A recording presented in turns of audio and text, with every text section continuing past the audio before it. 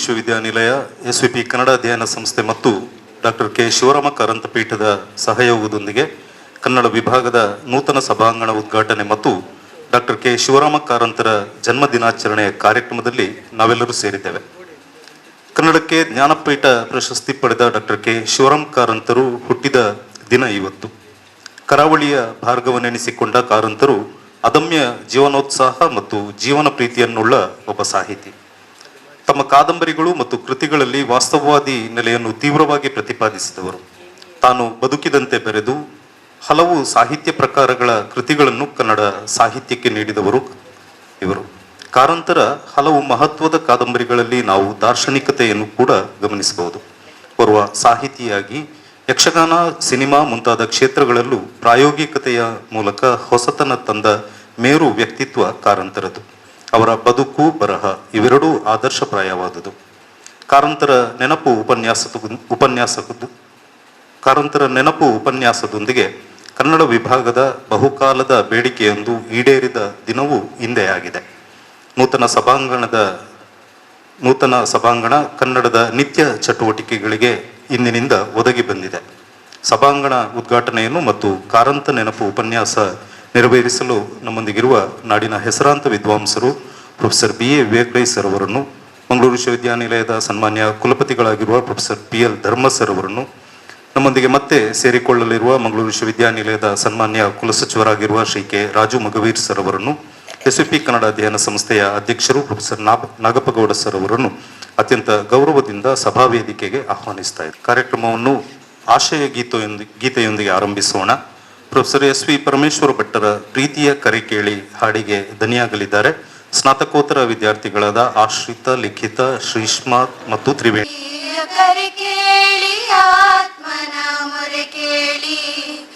ಬಂದು ನಿಂದಿಲ್ಲಿ ದೀಪ ಹಚ್ಚ, ಪ್ರೀತಿಯ ಕರೆ ಕೇಳಿ ಆತ್ಮನ ಮೊರೆ ಕೇಳಿ, ನೀ ಬಂದು ನಿಂದಿಲ್ಲಿ ದೀಪ ಹಚ್ಚ. ನಲ್ಲ ನೀ ಬಂದಂದು ಕಣ್ಣಾರೆ ಕಂಡಂದು, ಮನೆಯೆಲ್ಲ ಹೊಳೆದಂತೆ ದೀಪ ಹಚ್ಚ. ಪ್ರೀತಿಯ ಕರೆ ಕೇಳಿ ಆತ್ಮನ ಮೊರೆ ಕೇಳಿ, ನೀ ಬಂದು ನಿಂದಿಲ್ಲಿ ದೀಪ ಹಚ್ಚ.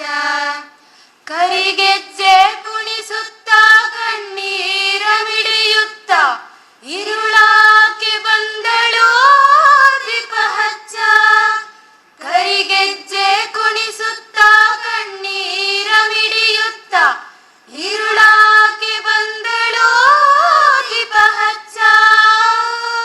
ಬಾನಿನಂಗಳದಲ್ಲಿ ಸುಖಿ ಹೊಳೆದೆಸೆವಂತೆ, ಬಾನಿನಂಗಳದಲ್ಲಿ ಸುಖಿ ಹೊಳೆದೆಸೆವಂತೆ, ನನ್ನ ಮನದಂಗಳದಿ ದೀಪ ಹಚ್ಚ.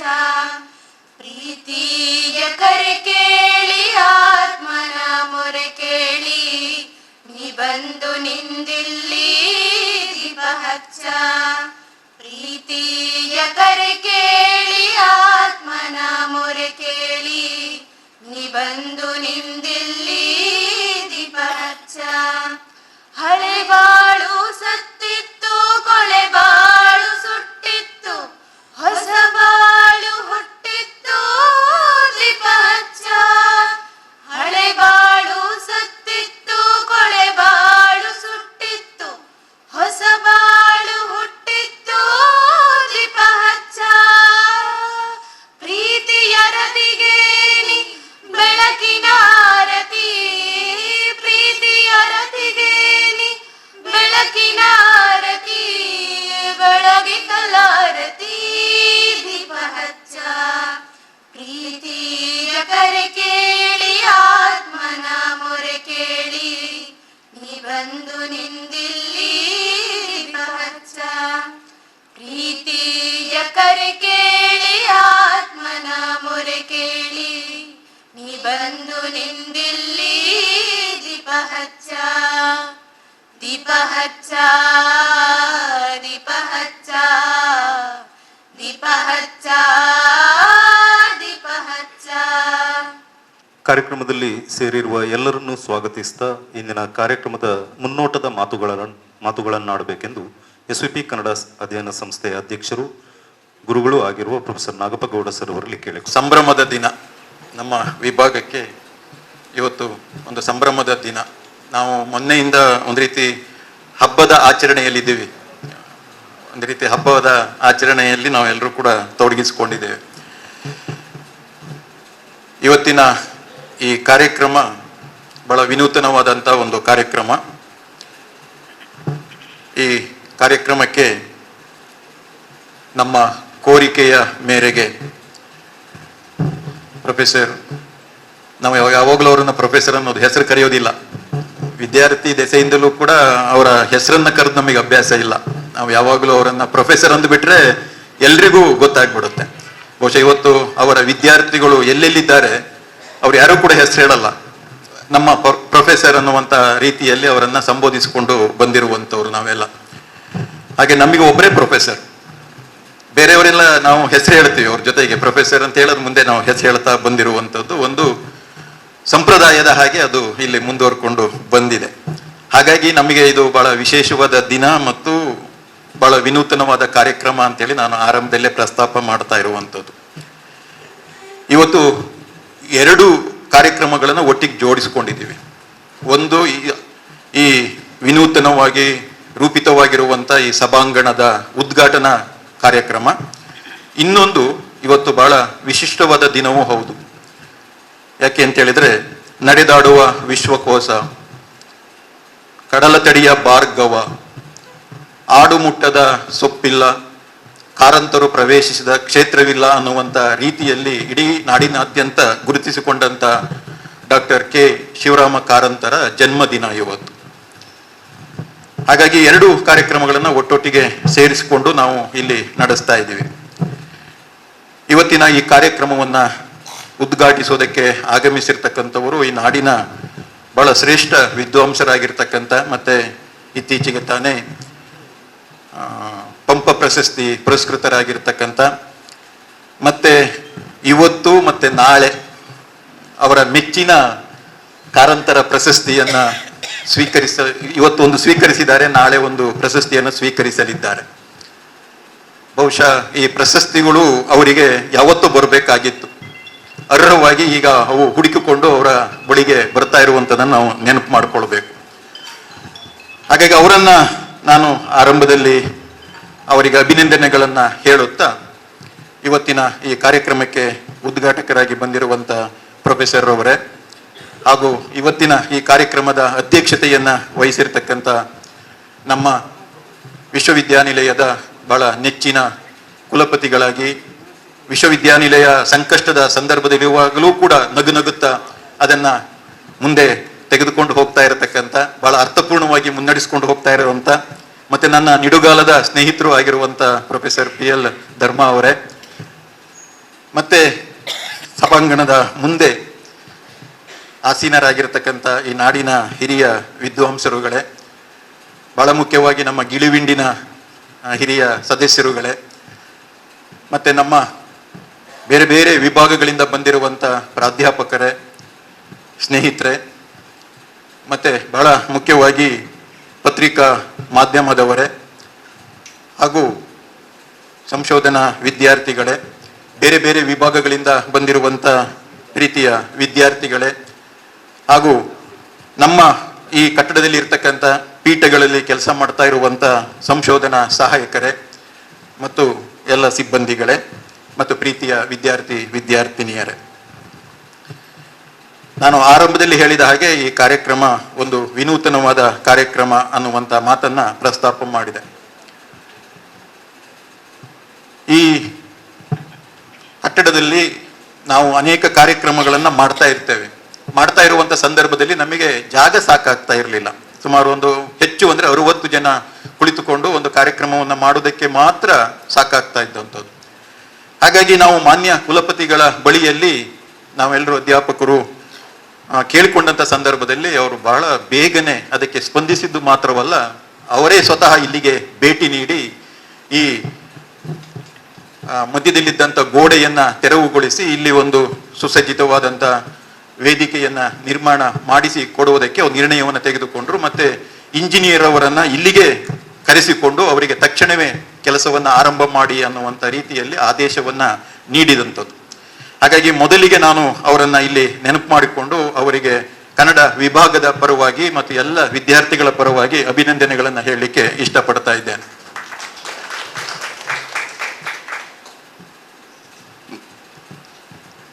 ಈಗ ನಾವು ಸ್ವಲ್ಪ ಎಲ್ಲ ಕಾರ್ಯಕ್ರಮಗಳನ್ನ ಇದೇ ಕಟ್ಟಡದಲ್ಲಿ, ನಮ್ಮಲ್ಲಿ ಬೇಕಾದಷ್ಟು ಪೀಠಗಳಿದಾವೆ, ಆ ಪೀಠದ ಕಾರ್ಯಕ್ರಮಗಳನ್ನ ಮತ್ತು ನಾವು ಬೇರೆ ಬೇರೆ ಕಾರ್ಯಕ್ರಮಗಳನ್ನ ಇಲ್ಲಿ ಹೆಚ್ಚಿನ ಜನರನ್ನ ಸೇರಿಸಿ ಕಾರ್ಯಕ್ರಮವನ್ನ ನಡೆಸೋದಕ್ಕೆ ಒಂದು ಅವಕಾಶವನ್ನ ಒದಗಿಸಿ ಕೊಟ್ಟಿದ್ದಾರೆ.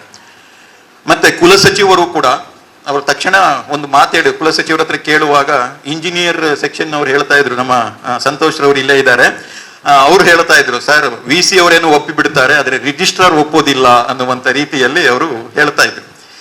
ಆಗ ನಾನು ರಿಜಿಸ್ಟ್ರಾರ್ ಹತ್ರ VC ಅವರ ಜೊತೆಯಲ್ಲಿರುವಾಗಲೇ ಮಾತನಾಡಿದಾಗ ರಿಜಿಸ್ಟ್ರಾರ್ ಹೇಳಿದ್ರು, ನಿಮ್ಮ ಸ್ನೇಹಿತರೇ ಇದ್ದಾರಲ್ಲ, ನಿಮ್ಮ ಸ್ನೇಹಿತರು ಹೇಳಿದ ಮೇಲೆ ಆಯ್ತು ಅನ್ನುವಂಥ ರೀತಿಯಲ್ಲಿ ಅವರು ಪ್ರತಿಕ್ರಿಯಿಸಿದಂಥದ್ದು. ತಕ್ಷಣವೇ ಅವರು ಕೂಡ ಒಪ್ಪಿಗೆಯನ್ನ ನೀಡಿ ಈ ಕಾಮಗಾರಿಯನ್ನ ಆರಂಭ ಮಾಡೋದಕ್ಕೆ ಇಂಜಿನಿಯರ್ ಅವರಿಗೆ ಆದೇಶವನ್ನ ನೀಡಿದಂಥದ್ದು. ಹಾಗಾಗಿ ಅದನ್ನ ತಕ್ಷಣಕ್ಕೆ ಸ್ಪಂದಿಸಿಬಿಟ್ಟು ಅವರು 1 ತಿಂಗಳ ಅವಧಿಯಲ್ಲಿ ಈ ಸಭಾಂಗಣವನ್ನ ಈ ರೀತಿಯಲ್ಲಿ ರೂಪಿಸಿ ಕೊಟ್ಟಿದ್ದಾರೆ. ಅವರಿಗೂ ಕೂಡ ನಾನು ಆರಂಭದಲ್ಲೇ ವಂದನೆಗಳನ್ನು ಹೇಳಲಿಕ್ಕೆ ಇಷ್ಟಪಡ್ತಾ ಇದ್ದೇನೆ. ಮತ್ತೆ ಈ ಸಭಾಂಗಣ ಉಂಟಲ್ಲ, ಸಭಾಂಗಣವನ್ನ ನೋಡಿದ್ರೆ ನಿಮಗೆ ಗೊತ್ತಾಗುತ್ತೆ. ಮೊನ್ನೆ ತಾನೇ ಕಳೆದ ವಾರ 2 ದಿನ ಇಲ್ಲಿ ಪಾವಂಜೆ ಪೀಠ ಮತ್ತು ನಮ್ಮ ಮಂಗಳೂರಿನ ಚಿತ್ರಕಲಾ ಪರಿಷತ್ತಿನ ವತಿಯಿಂದ 2 ದಿನ ಒಂದು ಶಿಬಿರವನ್ನ ಮಾಡಿದ್ರು. ಬಹಳ ವಿಶೇಷವಾದ ಅರ್ಥಪೂರ್ಣವಾದಂಥ ಶಿಬಿರ ಅದು. ಬಹುಶಃ 2 ದಿನ ನಮ್ಮ ಕ್ಯಾಂಪಸ್ ಬಹಳ ರಂಗಾಗಿತ್ತು, ಬಣ್ಣ ಬಣ್ಣಗಳಿಂದ ಕೂಡಿದಂತ ರೀತಿಯಲ್ಲಿ ಅದು ಇದ್ದದ್ದನ್ನ ನಾವು ನೆನಪು ಮಾಡ್ಕೊಳ್ಬೇಕು. ಮತ್ತೆ ನಮ್ಮ ವಿಭಾಗದಲ್ಲೂ ಕೂಡ ಕೆಲವು ಕಾರ್ಯಕ್ರಮಗಳನ್ನ ನಾವು ಅವರ ಜೊತೆಯಲ್ಲಿ ಸೇರಿ ಮಾಡಿದ್ವಿ. ಅದನ್ನ ಧನಂಜಯ ಕುಂಬ್ಳೆ ಅವರು ಬಹಳ ಅರ್ಥಪೂರ್ಣವಾಗಿ ಇಲ್ಲಿ ಆಯೋಜನೆಯನ್ನ ಮಾಡಿದ್ರು. ಮತ್ತೆ ಅಲ್ಲಿ ಅವರು ಕೊಟ್ಟಂತ ಈ ಕಲಾಚಿತ್ರಗಳಿದಾವಲ್ವ, ಈ ಕಲಾಚಿತ್ರಗಳನ್ನ ನಾವು ಇಲ್ಲಿ ಚೆನ್ನಾಗಿ ಜೋಡಿಸ್ಕೊಂಡಿದ್ದೇವೆ. ನಿನ್ನೆ ದಿನ ತಾನೇ ಧನಂಜಯ ಕುಂಬ್ಳೆ ಅವರು ಇವರನ್ನ ಕರೆಸಿಬಿಟ್ಟು ಅದೆಲ್ಲ ಇಲ್ಲಿ ನೋಡಿ ಗೋಡೆಯಲ್ಲೆಲ್ಲ ನಾವು ಆ ಚಿತ್ರಗಳನ್ನ ಈ ರೀತಿಯಲ್ಲಿ ಜೋಡಿಸಿದ ಕಾರಣದಿಂದ ಈ ಸಭಾಂಗಣಕ್ಕೆ ಇನ್ನಷ್ಟು ಮೆರುಗು ಬಂದಿದೆ ಅನ್ನೋದನ್ನ ಇಲ್ಲಿ ನೆನಪು ಮಾಡಿಕೊಳ್ಳಿಕ್ಕೆ ಇಷ್ಟಪಡ್ತಾ ಇದ್ದೇನೆ. ಬಹುಶಃ ಈ ರೀತಿಯ ಒಂದು ಸಭಾಂಗಣವನ್ನ ಯಾರಿಂದ ಉದ್ಘಾಟನೆ ಮಾಡಿಸ್ಬೇಕು ಅನ್ನುವಂಥದ್ದು ಬಹಳ ಮುಖ್ಯವಾಗಿ ಬಂದಂತ ಪ್ರಶ್ನೆ. ತಕ್ಷಣವೇ ಕುಲಪತಿಗಳು ಹೇಳಿದ್ರು, ಬೇರೆ ಯಾರು ಬೇಡ, ಪ್ರೊಫೆಸರನ್ನೇ ಕರೆಯೋಣ, ಪ್ರೊಫೆಸರನ್ನೇ ಕರೆದು ಬಿಟ್ಟು ಅವರಿಂದಲೇ ನಾವು ಇದನ್ನ ಉದ್ಘಾಟನೆ ಮಾಡಿಸೋಣ ಅನ್ನೋ ರೀತಿಯಲ್ಲಿ. ಅವರು ವಿದೇಶದಲ್ಲಿದ್ರು ಅವಾಗ. ನಾನು ಹಾಗೆ ಮಾತಾಡುವ ಸಂದರ್ಭದಲ್ಲಿ ಅವರು ಪ್ರೊಫೆಸರ್ ಹತ್ರನೇ ಮಾತಾಡು ಅನ್ನೋ ರೀತಿಯಲ್ಲಿ ನನಗೆ ಹೇಳಿದ್ರು. ಅದರ ಜೊತೆಗೆ ಇವತ್ತು 10ನೇ ತಾರೀಕು ಆದ್ರಿಂದ ಡಾಕ್ಟರ್ ಕೆ ಶಿವರಾಮ ಕಾರಂತರ ಜನ್ಮದಿನವೂ ಆಗಿರೋದ್ರಿಂದ ಅದನ್ನ ಒಟ್ಟಿಗೆ ಜೋಡಿಸಿಕೊಂಡು ಕಾರ್ಯಕ್ರಮವನ್ನ ಮಾಡೋಣ ಅಂತೇಳಿ. ಯಾಕೆ ಇದೆ ಅಂತೇಳಿ, ನಾನು ಇತ್ತೀಚೆಗೆ ತಾನೇ ಕಳೆದ 15 ದಿವಸಗಳ ಹಿಂದೆ ನನಗೆ ಒಂದು ಜವಾಬ್ದಾರಿಯನ್ನ ಮಾನ್ಯ ಕುಲಪತಿಯವರು ಕುಲಸಚಿವರು ಕೊಟ್ಟಿದ್ದಾರೆ. ಡಾಕ್ಟರ್ ಕೆ ಶಿವರಾಮ ಕಾರಂತರ ಪೀಠ ಏನಿದೆ, ಆ ಪೀಠವನ್ನ ಸ್ಥಾಪನೆ ಮಾಡಿದಂಥವರು ಪ್ರೊಫೆಸರ್ ಅವರೇ. ಬಹು ವರ್ಷಗಳ ಕಾಲ ಆ ಪೀಠವನ್ನ ಬಹಳ ಅರ್ಥಪೂರ್ಣವಾಗಿ ಮುನ್ನಡೆಸಿಕೊಂಡು ಹೋದಂಥವರು ಪ್ರೊಫೆಸರ್ ಅವರು. ಅದರ ಒಂದು ಜವಾಬ್ದಾರಿಯನ್ನ ನನಗೆ ಮಾನ್ಯ ಕುಲಪತಿಯವರು 15 ದಿವಸಗಳ ಹಿಂದೆ ನೀಡಿದರು. ಹಾಗಾಗಿ ನಾನು ಅಧ್ಯಕ್ಷನೂ ಆಗಿದ್ದೇನೆ, ಜೊತೆಗೆ ಆ ಕಾರಂತ ಪೀಠದ ನಿರ್ದೇಶಕನೂ ಆಗಿರೋದ್ರಿಂದ 2 ಕಾರ್ಯಕ್ರಮಗಳನ್ನ ಒಟ್ಟಿಗೆ ಜೋಡಿಸಿಕೊಂಡು ಮಾಡಿದರೆ ಅರ್ಥಪೂರ್ಣವಾಗುತ್ತೆ ಅನ್ನುವಂಥ ನೆಲೆಯಲ್ಲಿ ಈ ರೀತಿ ಕಾರ್ಯಕ್ರಮವನ್ನ ಯೋಜಿಸಿದ್ವಿ. ಆಗ ನಾನು ಪ್ರೊಫೆಸರ್ ಅವರಿಗೆ ಫೋನ್ ಮಾಡಿದೆ, ದೂರವಾಣಿಯ ಮೂಲಕ ಸಂಪರ್ಕಿಸಿದ ಸಂದರ್ಭದಲ್ಲಿ ಅವರು ನಾನೇ ಯಾಕೆ, ಬೇರೆ ಯಾರನ್ನಾರು ಕರಿಬಹುದಲ್ಲ ಅನ್ನೋ ರೀತಿಯಲ್ಲಿ ಆರಂಭದಲ್ಲಿ ಹೇಳಿದ್ರು. ಅವಾಗ ನಾನು ಇಲ್ಲ ಸರ್ ನೀವೇ ಬರಬೇಕು ಅನ್ನೋ ರೀತಿಯಲ್ಲಿ ಕೇಳಿಕೊಂಡಾಗ ತಕ್ಷಣ ಆಯ್ತು ನಾನು ಬರ್ತೇನೆ, ಕುಲಪತಿಗಳು ಕೂಡ ನೀವೇ ಬರಬೇಕು ಅಂತ ಹೇಳ್ತಾ ಇದ್ದಾರೆ ಅಂತ ಹೇಳಿದ ತಕ್ಷಣ ಆಯ್ತು ನಾನು ಬರ್ತೇನೆ ಅಂತೇಳಿ ಒಪ್ಪಿದ್ರು. 10ನೇ ತಾರೀಕು ದಿನಾಂಕ ನಿಗದಿ ಆಯಿತು. ಮತ್ತೆ ಬೆಳಿಗ್ಗೆ ಕಾರ್ಯಕ್ರಮವನ್ನ ಮಾಡೋದು ಅಂತೇಳಿ ನಾವು ನಿರ್ಧರಿಸ್ಕೊಂಡ್ವಿ. ಆಗ ಮಧ್ಯಾಹ್ನ ಮತ್ತೆ ಸಾಯಂಕಾಲ ಆಗುವ ಸಂದರ್ಭದಲ್ಲಿ ಪ್ರೊಫೆಸರ್ ಅವರು ಮತ್ತೆ ಫೋನ್ ಮಾಡಿದ್ರು. ಫೋನ್ ಮಾಡಿಬಿಟ್ಟು ನನಗೆ ಸ್ವಲ್ಪ ಆತಂಕ ಆಯಿತು. ಯಾಕೆ ಅಂತ ಹೇಳಿದ್ರೆ ಈಗ ಫೋನ್ ಮಾಡ್ತಾ ಇರೋದ್ರಿಂದ, ಬೆಳಿಗ್ಗೆ ಒಪ್ಪಿಗೆ ನೀಡಿದ್ದಾರೆ, ಈಗ ಫೋನ್ ಮಾಡ್ತಾ ಇರೋದ್ರಿಂದ ಎಲ್ಲಿ ಬರ್ತಾರೋ ಇಲ್ಲೋ ಅನ್ನೋ ರೀತಿಯಲ್ಲಿ ನಾನು ಆತಂಕಕ್ಕೆ ಒಳಗಾಗಿದ್ದೆ. ಆಗ ಅವರು ತಕ್ಷಣವೇ ಹೇಳಿದ್ರು, ಇಲ್ಲ ನನಗೆ ಪುತ್ತೂರಿನಲ್ಲಿ ಒಂದು ಕಾರ್ಯಕ್ರಮ ಇದೆ, ಬರಲೇಬೇಕು ಅಂತೇಳಿ ಒತ್ತಾಯ ಮಾಡ್ತಾ ಇದ್ದಾರೆ, ಹಾಗೆ ಬೆಳಿಗ್ಗೆ ನಾನು ಅಲ್ಲಿಗೆ ಹೋಗ್ತೇನೆ, ಮಧ್ಯಾಹ್ನ ಮೇಲೆ ಇಲ್ಲಿ ಆಗ್ಬೋದಾ ಅಂತೇಳಿ ಕೇಳಿದ್ರು. ಆಯ್ತು ಸರ್ ಆಯ್ತು ಮಾಡುವ ಅಂತ ಹೇಳಿದ್ರು. ಆಮೇಲೆ VC ಅವರಿಗೂ ಕೂಡ ನಾನು ಮಾತಾಡಿದಾಗ VC ಅವರು ತಕ್ಷಣವೇ ಆಯ್ತು, ಪ್ರೊಫೆಸರ್ ಬರೋದೇ ಮುಖ್ಯ, ನಮಗೆ ಯಾವ ಸಮಯ ಆದ್ರೂ ಬೇಕಾದ್ರೆ ಮಾಡೋಣ, ರಾತ್ರಿ ಆದ್ರೂ ಬೇಕಾದ್ರೆ ಮಾಡೋಣ ಅನ್ನೋ ರೀತಿಯಲ್ಲಿ ಅವರು ಹೇಳಿದಂಥದ್ದು. ಮತ್ತೆ ಕುಲಸಚಿವರು ಕೂಡ ಅದಕ್ಕೆ ಒಪ್ಪಿಗೆಯನ್ನ ನೀಡಿದ್ರು. ಹಾಗಾಗಿ ಇವತ್ತು ಈ ಕಾರ್ಯಕ್ರಮ ಕಾರಂತರ ಜನ್ಮದಿನದ ದಿನವೇ ಇಲ್ಲಿ ನಡೀತಾ ಇರುವಂಥದ್ದು ನಮಗೆಲ್ಲರಿಗೂ ಕೂಡ ಖುಷಿಯನ್ನ ಹೆಮ್ಮೆಯನ್ನ ಉಂಟು ಮಾಡಿರುವಂಥದ್ದು. ಹಾಗಾಗಿ ಇದರ ಉದ್ಘಾಟಕರಾಗಿ ಅವರು ಬಂದಿದ್ದಾರೆ. ಮತ್ತೆ ಕಾರಂತರ ಬಗ್ಗೆ, ಅವರ ನೆನಪುಗಳ ಬಗ್ಗೆ ಮಾತನಾಡುವುದಕ್ಕೆ ವಿಶೇಷವಾದ ಉಪನ್ಯಾಸವನ್ನ ನೀಡೋದಕ್ಕೂ ಕೂಡ ಅವರು ಇಲ್ಲಿ ಆಗಮಿಸಿದ್ದಾರೆ. ಅವರನ್ನ ನಾನು ನಿಮ್ಮೆಲ್ಲರ ಪರವಾಗಿ, ವಿಶ್ವವಿದ್ಯಾನಿಲಯದ ಪರವಾಗಿ ಮತ್ತು ನಮ್ಮ ವಿಭಾಗದ ಪರವಾಗಿ ಪ್ರೀತಿಯಿಂದ, ಗೌರವದಿಂದ ನಾನು ಅವರನ್ನ ಈ ಸಭೆಗೆ ಸ್ವಾಗತಿಸ್ತಾ ಇದ್ದೇನೆ. ಕುಲಪತಿಗಳ ಬಗ್ಗೆ ಒಂದು ಮಾತು ನಾನು ಹೇಳಲೇಬೇಕು. ಯಾಕೆ ಅಂತ ಹೇಳಿದ್ರೆ, ನಾನು ಮತ್ತೆ ಅವರು ಸಹಪಾಠಿಗಳು, ಒಟ್ಟಿಗೆ ಓದಿದಂಥವರು, ಹಾಸ್ಟೆಲ್ನಲ್ಲಿ ಒಟ್ಟಿಗೆ ಇದ್ವಿ. ನಾನು ಸೆಕ್ರೆಟರಿ ಆಗಿದ್ದೆ, ಅವರು ಜಾಯಿಂಟ್ ಸೆಕ್ರೆಟರಿ ಆಗಿದ್ರು. ಅದಕ್ಕಿಂತ ಹೆಚ್ಚಾಗಿ ನಮ್ಮ ನಡುವೆ ಬಹಳ ಆತ್ಮೀಯತೆ, ಅವತ್ತಿಂದಲೂ ಕೂಡ ಆ ಆತ್ಮೀಯತೆ ಉಂಟಲ್ಲ, ಅದನ್ನ ನಾವು ಮರಿಲಿಕ್ಕೆ ಸಾಧ್ಯವೇ ಇಲ್ಲ. ಇವತ್ತಿಗೂ ಕೂಡ ಅವರು ನನ್ನನ್ನ ಏಕವಚನದಲ್ಲಿ ಮಾತಾಡಿಸ್ತಾರೆ, ನನಗೂ ನೀ ಏಕವಚನದಲ್ಲಿ ಮಾತಾಡು ಅಂತ ಹೇಳ್ತಾರೆ. ಆದ್ರೆ ಮಾತಾಡೋದಕ್ಕೆ ನನಗೆ ಆಗಲ್ಲ, ಯಾಕೆಂದ್ರೆ ಅವರು ಕುಲಪತಿಗಳಾಗಿರೋದ್ರಿಂದ ನಾನು ಏಕವಚನದಲ್ಲಿ ಮಾತಾಡಿದ್ರೆ ಅದು ದೊಡ್ಡ ತಪ್ಪಾಗುತ್ತೆ ಅನ್ನೋ ರೀತಿಯಲ್ಲಿ ನಾನು ಅವರನ್ನ ಬಹುವಚನದಲ್ಲಿ ಈಗ ಮಾತಾಡಿಸ್ತಾ ಇದ್ದೇನೆ. ಅದಕ್ಕಿಂತ ಹೆಚ್ಚಾಗಿ ಅವರು ಬಹಳ ಕಷ್ಟದಿಂದ ಮೇಲೆ ಬಂದಿರುವಂಥವರು. ಮತ್ತೆ ಜನರ, ತಳ ಸಮುದಾಯದ ಜನರ ಕಷ್ಟಗಳು ಏನು, ನೋವುಗಳು ಏನು ಅನ್ನೋದನ್ನ ಅವರ ಹಾಗೆ ಅರ್ಥ ಮಾಡಿಕೊಂಡಂಥವ್ರು ಮತ್ತೊಬ್ಬರು ಇಲ್ಲ. ಆ ರೀತಿಯಲ್ಲಿ ಅವರು ಬೆಳೆದು ಬಂದಿರುವಂಥವ್ರು. ಮತ್ತೆ ಹಿಂದಿನದ್ದು ಯಾವುದನ್ನು ಕೂಡ ಅವರು ಮರೆಯೋದಿಲ್ಲ, ಈಗ ಅಧಿಕಾರ ಇದೆ ಅನ್ನೋ ಕಾರಣಕ್ಕೋಸ್ಕರವಾಗಿ ಸ್ನೇಹವನ್ನ ಇದನ್ನೆಲ್ಲ ಬಿಟ್ಟು ಯಾವತ್ತೂ ಕೂಡ ನಡೆದುಕೊಳ್ಳುವಂಥವರಲ್ಲ. ಈಗ ಗೆಸ್ಟ್ ಹೌಸ್ ಅಲ್ಲಿ ಪ್ರೊಫೆಸರ್ ಒಂದು ಮಾತು ಹೇಳಿದ್ರು, ನಾಗಪ್ಪ ನನ್ನನ್ನು ಮರ್ತು ಬಿಟ್ಟಿದ್ದಾನೆ ಅಂತ ಹೇಳಿ ಹೇಳಿದಾಗ, ಭಾಸ್ಕರ್ ರೈ ಇಲ್ಲೇ ಇದ್ದಾರೆ, ರವೀಂದ್ರ ಮಾಸ್ಟರ್ ಕೂಡ ಇಲ್ಲೇ ಇದ್ದಾರೆ. ಅವರು ಪ್ರೊಫೆಸರ್ ಹೇಳಿದ್ದು ನೋಡಿ, ನಿಮ್ಮನ್ನ ಯಾರಾದ್ರೂ ಮರೀತಾರೆ ಅಂತ ಹೇಳಿದ್ರೆ ಆಯ್ತಾ, ಅವರಂತ ಕೆಟ್ಟವರು ಯಾರು ಇಲ್ಲ, ಕೃತಜ್ಞರು ಯಾರು ಇಲ್ಲ ಅನ್ನುವಂಥ ರೀತಿಯಲ್ಲಿ ಅವರು ಹೇಳಿದ್ದು. ಬಹುಶಃ ಅದಕ್ಕೆ ನಾವು ಬೇರೆ ಯಾವುದೇ ರೀತಿಯ ವ್ಯಾಖ್ಯಾನವನ್ನು ಕೊಡುವಂತ ಅರ್ಥ ಇಲ್ಲ ಅನ್ನೋ ರೀತಿಯಲ್ಲಿ ನಾನು ಭಾವಿಸಿಕೊಂಡು, ಅವರ ವ್ಯಕ್ತಿತ್ವ ಏನು ಅನ್ನುವಂಥದ್ದು ಸಾಮಾನ್ಯ ಇಲ್ಲಿರೋರಿಗೆ ಎಲ್ರಿಗೂ ಕೂಡ ಗೊತ್ತಾಗಿದೆ ಅನ್ನುವಂಥದ್ದು. ಮತ್ತೆ ಸಂಕಷ್ಟದ ಕಾಲದಲ್ಲಿ ಕುಲಪತಿಗಳಾಗೋದುಂಟಲ್ಲ, ಅದು ಬಹಳ ಕಷ್ಟ. ಆದ್ರೂ ಅವರ ಮುಖದಲ್ಲಿ ನೋಡಿ ನಗು ಯಾವತ್ತೂ ಕೂಡ ಮಾಯ ಆಗೋದಿಲ್ಲ. ಎಂಥ ಸಂದರ್ಭದಲ್ಲೂ ಕೂಡ ನೀವು ಅವರನ್ನ ನೋಡಿದ್ರೆ ನಗುನಗುತ್ತಾನೆ ಇರ್ತಾರೆ. ಮತ್ತೆ ಯಾವುದೇ ಸಮಸ್ಯೆಯನ್ನ ಬಹಳ ಚೆನ್ನಾಗಿ ಗ್ರಹಿಸಿಕೊಂಡು ಅದಕ್ಕೆ ಪರಿಹಾರವನ್ನ ಸೂಚಿಸುವಂತ ಕೆಲಸವನ್ನ ಮಾಡ್ತಾ ಇರುವಂತ ಕುಲಪತಿಗಳು ಇವತ್ತಿನ ಈ ಕಾರ್ಯಕ್ರಮಕ್ಕೆ ಆಗಮಿಸಿ ಇದರ ಅಧ್ಯಕ್ಷತೆಯನ್ನ ವಹಿಸಿಕೊಂಡಿರುವಂತವರು. ಮತ್ತೆ ಬಹಳ ಮುಖ್ಯವಾಗಿ ಈ ನೂತನ ಸಭಾಂಗಣ ಆಗೋದಕ್ಕೆ ಪ್ರಮುಖ ಕಾರಣರಾಗಿರ್ತಕ್ಕಂಥವರು. ಅವರನ್ನ ನಾನು ನಮ್ಮ ವಿಭಾಗದ ಪರವಾಗಿ ಮತ್ತು ನಿಮ್ಮೆಲ್ಲರ ಪರವಾಗಿ ಪ್ರೀತಿಯಿಂದ, ಗೌರವದಿಂದ ಈ ಸಭೆಗೆ ಸ್ವಾಗತಿಸ್ತಾ ಇದ್ದೇನೆ. ಮತ್ತೆ ಈ ಸಭೆಯಲ್ಲಿ ತುಂಬಾ ಜನ ವಿದ್ವಾಂಸರುಗಳು, ನಮ್ಮ ಗುರುಗಳಾದಂಥ ಪ್ರೊಫೆಸರ್ ಚಿನ್ನಪ್ಪಗೌಡ ಸರ್ ಇದ್ದಾರೆ, ಪ್ರೊಫೆಸರ್ ಶಿವರಾಮ್ ಶೆಟ್ಟಿ ಅವರಿದ್ದಾರೆ, ನನ್ನ ಮೇಷ್ಟ್ರು. ಆಮೇಲೆ ನನ್ನ ಅನೇಕ ಜನ ಸ್ನೇಹಿತರು, ವಾಸುದೇವ್ ಉಚ್ಚಿಲ್ರವರಿದ್ದಾರೆ, ಸರೋಜಿನಿ ಅವರಿದ್ದಾರೆ, ಸೋಮಣ್ಣ ಅವರು ನಮ್ಮ ವಿಭಾಗದ ಹಿರಿಯ ಪ್ರಾಧ್ಯಾಪಕರಾಗಿರುವಂತ ಮತ್ತೆ ಈ ವಿಭಾಗದ ಅಧ್ಯಕ್ಷರಾಗಿ ಕೆಲಸ ಮಾಡಿದಂತ ಪ್ರೊಫೆಸರ್ ಸೋಮಣ್ಣ ಅವರಿದ್ದಾರೆ, ಡಾಕ್ಟರ್ ಧನಂಜಯ ಕುಂಬ್ಳೆ ಅವರಿದ್ದಾರೆ, ನರಸಿಂಹಮೂರ್ತಿ ಅವರಿದ್ದಾರೆ, ಕೃಷ್ಣಮೂರ್ತಿ ಇದ್ದಾರೆ, ಭಾಸ್ಕರ್ ರೈ ಅವರಿದ್ದಾರೆ, ರವೀಂದ್ರ ಮಾಸ್ಟರ್ ಇದ್ದಾರೆ, ಪ್ರಕಾಶ್ ಚಂದ್ರ ಅವರಿದ್ದಾರೆ, ಪ್ರಶಾಂತ್ ಅವರಿದ್ದಾರೆ, ವಿಶ್ವನಾಥ್ ಅವರಿದ್ದಾರೆ, ಆಮೇಲೆ ನಮ್ಮ ಸವಿತಾ ಅವರಿದ್ದಾರೆ, ಸತೀಶ್ ಅವರಿದ್ದಾರೆ. ಮಾಧ್ಯಮದವರನ್ನ ಈ ಸಭೆಗೆ ನಾನು ಪ್ರೀತಿಯಿಂದ ಸ್ವಾಗತಿಸ್ತಾ ಇದ್ದೇನೆ. ಆಮೇಲೆ ಸಂಶೋಧನಾ ವಿದ್ಯಾರ್ಥಿಗಳನ್ನ ಮತ್ತೆ ಬೇರೆ ಬೇರೆ ವಿಭಾಗದ ವಿದ್ಯಾರ್ಥಿಗಳನ್ನ, ಸಂಶೋಧನಾ ಸಹಾಯಕರು, ವಿವಿಧ ಪೀಠಗಳಲ್ಲಿ ಕೆಲಸ ಮಾಡ್ತಾ ಇರುವಂತವರನ್ನ ಬಹಳ ವಿಶೇಷವಾಗಿ ಅವರನ್ನು ಕೂಡ ನಾನು ಈ ಸಭೆಗೆ ಪ್ರೀತಿಯಿಂದ ಕಾರಂತರ ಬಗ್ಗೆ ಒಂದು ಮಾತು ಹೇಳಿಬಿಟ್ಟು ನನ್ನ ಸ್ವಾಗತ ಭಾಷಣವನ್ನ ಇಲ್ಲಿಗೆ ನಿಲ್ಲಿಸ್ತೇನೆ. 10/10/2025 ಕಾರಂತರು ಹುಟ್ಟಿದ್ದು 10/10/1902ರಲ್ಲಿ. ಅವರು ನಮ್ಮನ್ನ ಅಗಲಿದ್ದು 9/12/1997ರಲ್ಲಿ. ಸುಮಾರು 95 ವರ್ಷ ಮತ್ತು 2 ತಿಂಗಳು ಅವರು ನಮ್ಮ ಜೊತೆಯಲ್ಲಿ ಬದುಕಿದಂಥದ್ದು. ಮತ್ತೆ ಈ ನಾಡಿನಲ್ಲಿ ಅವರು ನಡೆದಾಡಿದಂಥದ್ದು, ವಿಶ್ವಕೋಶದ ರೀತಿಯಲ್ಲಿ ಇಡೀ ಜನರಲ್ಲಿ ಒಂದು ರೀತಿಯ ಜಾಗೃತಿಯನ್ನ ಉಂಟು ಮಾಡಿದಂಥವರು. ಬಹಳ ಮುಖ್ಯವಾಗಿ ನಾವು 20ನೇ ಶತಮಾನದಲ್ಲಿ 3 ಜನ ಸಾಹಿತಿಗಳನ್ನ ನಾವು ಬೇರೆ ಬೇರೆ ಪ್ರದೇಶಗಳಿಂದ ನಾವು ಗುರುತಿಸ್ಕೊಳ್ಬೇಕಾದದ್ದು. ಕರಾವಳಿಯ ಪ್ರದೇಶದಲ್ಲಿ ಕಾರಂತರಾದ್ರೆ, ಮೈಸೂರು ಪ್ರದೇಶದಲ್ಲಿ ಕುವೆಂಪು ಅವರು ಹೇಗೆ ನಮಗೆ ಮುಖ್ಯರಾಗ್ತಾರೋ ಅದೇ ರೀತಿಯಲ್ಲಿ ಧಾರವಾಡ ಆ ಪ್ರದೇಶದಲ್ಲಿ ಬೇಂದ್ರೆಯವರು ಇದಂತ ರೀತಿ ಮತ್ತು ಅವರು ನಡೆದಂತ ದಾರಿ ಉಂಟಲ್ಲ, ಅದು ಬೇರೆ ಎಲ್ಲರಿಗಿಂತ ಭಿನ್ನವಾದಂಥದ್ದು. ಆನೆ ನಡೆದುದೇ ದಾರಿ ಅನ್ನುವ ಹಾಗೆ ಅವರು ನಡೆದದ್ದೇ ಒಂದು ದಾರಿಯಾಗಿ ಇದ್ದಂಥದ್ದು. ಮೊನ್ನೆ ಪ್ರೊಫೆಸರ್ ಅವರ ಮನೆಗೆ ಹೋದಂತ ಸಂದರ್ಭದಲ್ಲಿ ಕಾರಂತರ ಬಗ್ಗೆ ಅವರು ಮಾತಾಡ್ತಾ ಇರುವ ಸಂದರ್ಭದಲ್ಲಿ ತುಂಬಾ ವಿಷಯಗಳನ್ನ ಹೇಳ್ತಾ ಹೋದ್ರು, ಆ ನೆನಪುಗಳನ್ನೆಲ್ಲ ಹೇಳ್ತಾ ಹೋದ್ರು. ಗಣನಾಥ್ ಯಕ್ಕರ್ ಅವರಿದ್ರು. ಅವಾಗ ಹೇಳುವಾಗ ನಾನು ಇವತ್ತು 3 ಭಾಷಣ ಮಾಡ್ಲಿಕ್ಕಿದೆ ಕಾರಂತರ ಬಗ್ಗೆ. ಒಂದು ಪುತ್ತೂರಿನಲ್ಲಿ ಎಷ್ಟು ಮಾತಾಡ್ಲಿಕ್ಕೆ ಆಗುತ್ತೋ ಗೊತ್ತಿಲ್ಲ, ಪುತ್ತೂರಿನಲ್ಲಿ ಮಾತಾಡ್ತೇನೆ. ಮತ್ತೆ ಉಳಿದದ್ದನ್ನ ಹೆಚ್ಚು ನಾನು ಮಾತಾಡೋದು ವಿಶ್ವವಿದ್ಯಾನಿಲಯದಲ್ಲಿ. ಯಾಕೆಂದ್ರೆ ವಿಶ್ವವಿದ್ಯಾನಿಲಯ ನನ್ನ ಮನೆ ಇದ್ದ ಹಾಗೆ. ಮತ್ತೆ ನಾನು ಇವತ್ತು ಏನಾಗಿದ್ದೇನೆ ಅದಕ್ಕೆ ವಿಶ್ವವಿದ್ಯಾನಿಲಯವೇ ಕಾರಣ, ಕನ್ನಡ ವಿಭಾಗವೇ ಕಾರಣ ಅನ್ನೋ ರೀತಿಯಲ್ಲಿ ಅವರು ನೆನಪು ಮಾಡಿಕೊಂಡು ಮಾತಾಡಿದ್ರು.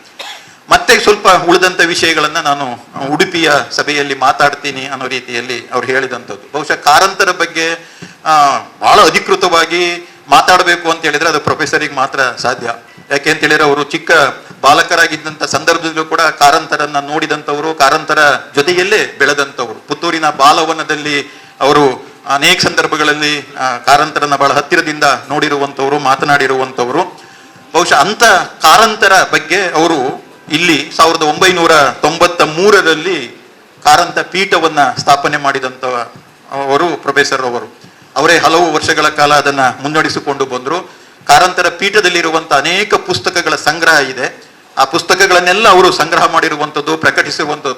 ಪ್ರಸಾರಾಂಗದ ನಿರ್ದೇಶಕರಾಗಿಯೂ ಕೂಡ ಅವರು ಅನೇಕ ಪುಸ್ತಕಗಳನ್ನ, ಸಂಪುಟಗಳನ್ನ ಕಾರಂತರಿಗೆ ಸಂಬಂಧಪಟ್ಟ ಹಾಗೆ ಅವರು ಪ್ರಕಟ ಮಾಡಿರುವಂಥದ್ದು. ಇದೆಲ್ಲವನ್ನ ಮತ್ತೆ ಅದ್ರ ಜೊತೆಗೆ ಅವರ ಸಂದರ್ಶನ ಮಾಡಿರುವಂಥದ್ದು, ಅವರ ಸಂದರ್ಶನದ ಅನೇಕ ಸಿಡಿಗಳು ನಮ್ಮಲ್ಲಿ ಅಲ್ಲಿ ಪೀಠದಲ್ಲಿ ಇರುವಂಥದ್ದನ್ನ ನಾವು ಗಮನಿಸ್ತಾ ಹೋದ್ರೆ ಬಹುಶಃ ಕಾರಂತರ ಬಗ್ಗೆ ಎಲ್ಲವನ್ನೂ ಕೂಡ ತಲಸ್ಪರ್ಶಿಯಾಗಿ ತಿಳಿದುಕೊಂಡಿರುವಂಥವ್ರು ಅಂತ ಹೇಳಿದ್ರೆ ಈ ನಾಡಿನಲ್ಲಿ ಪ್ರೊಫೆಸರ್ ಒಬ್ಬರೇ ಅನ್ನೋ ರೀತಿಯಲ್ಲಿ ನಾವು ಯೋಚನೆ ಮಾಡಬೇಕು.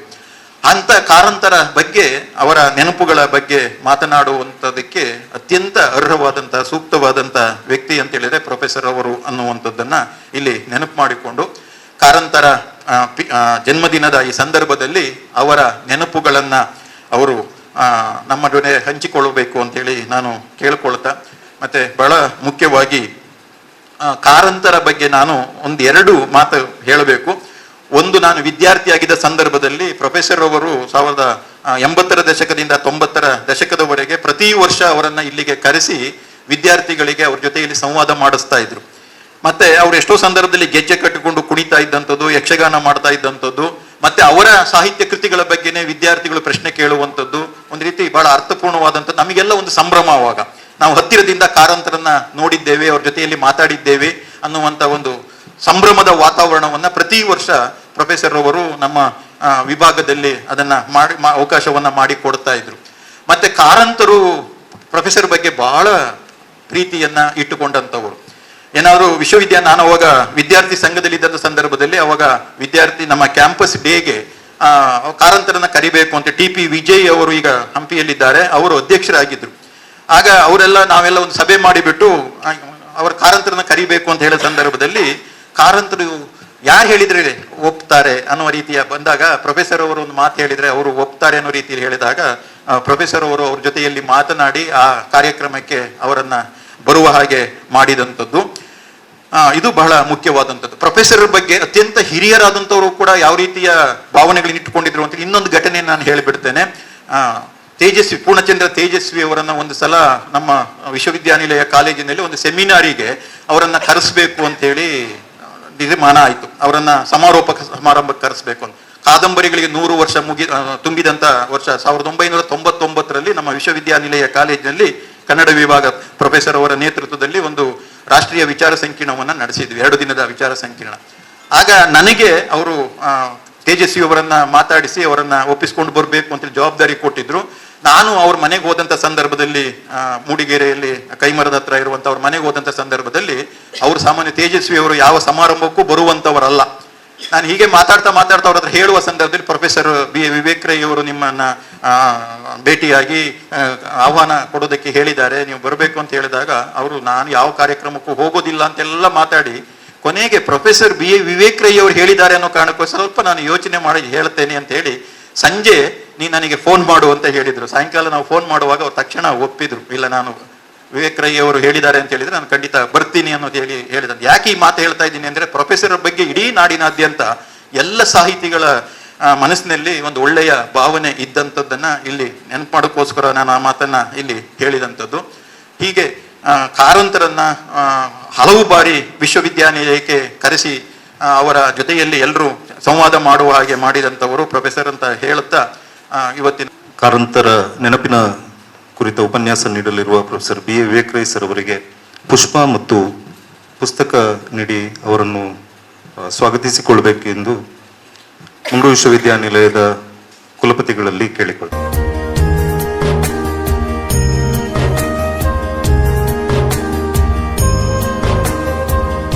ಕಾರ್ಯಕ್ರಮದ ಅಧ್ಯಕ್ಷತೆ ವಹಿಸಿಕೊಂಡಿರುವ ಮಂಗಳೂರು ವಿಶ್ವವಿದ್ಯಾನಿಲಯದ ಗೌರವಾನ್ವಿತ ಕುಲಪತಿಗಳಿಗೆ ವಿಭಾಗದ ಅಧ್ಯಕ್ಷರು ಪುಷ್ಪ ಮತ್ತು ಪುಸ್ತಕ ಸ್ಮರಣಿಕೆ ನೀಡಿ ಸ್ವಾಗತಿಸಬೇಕು.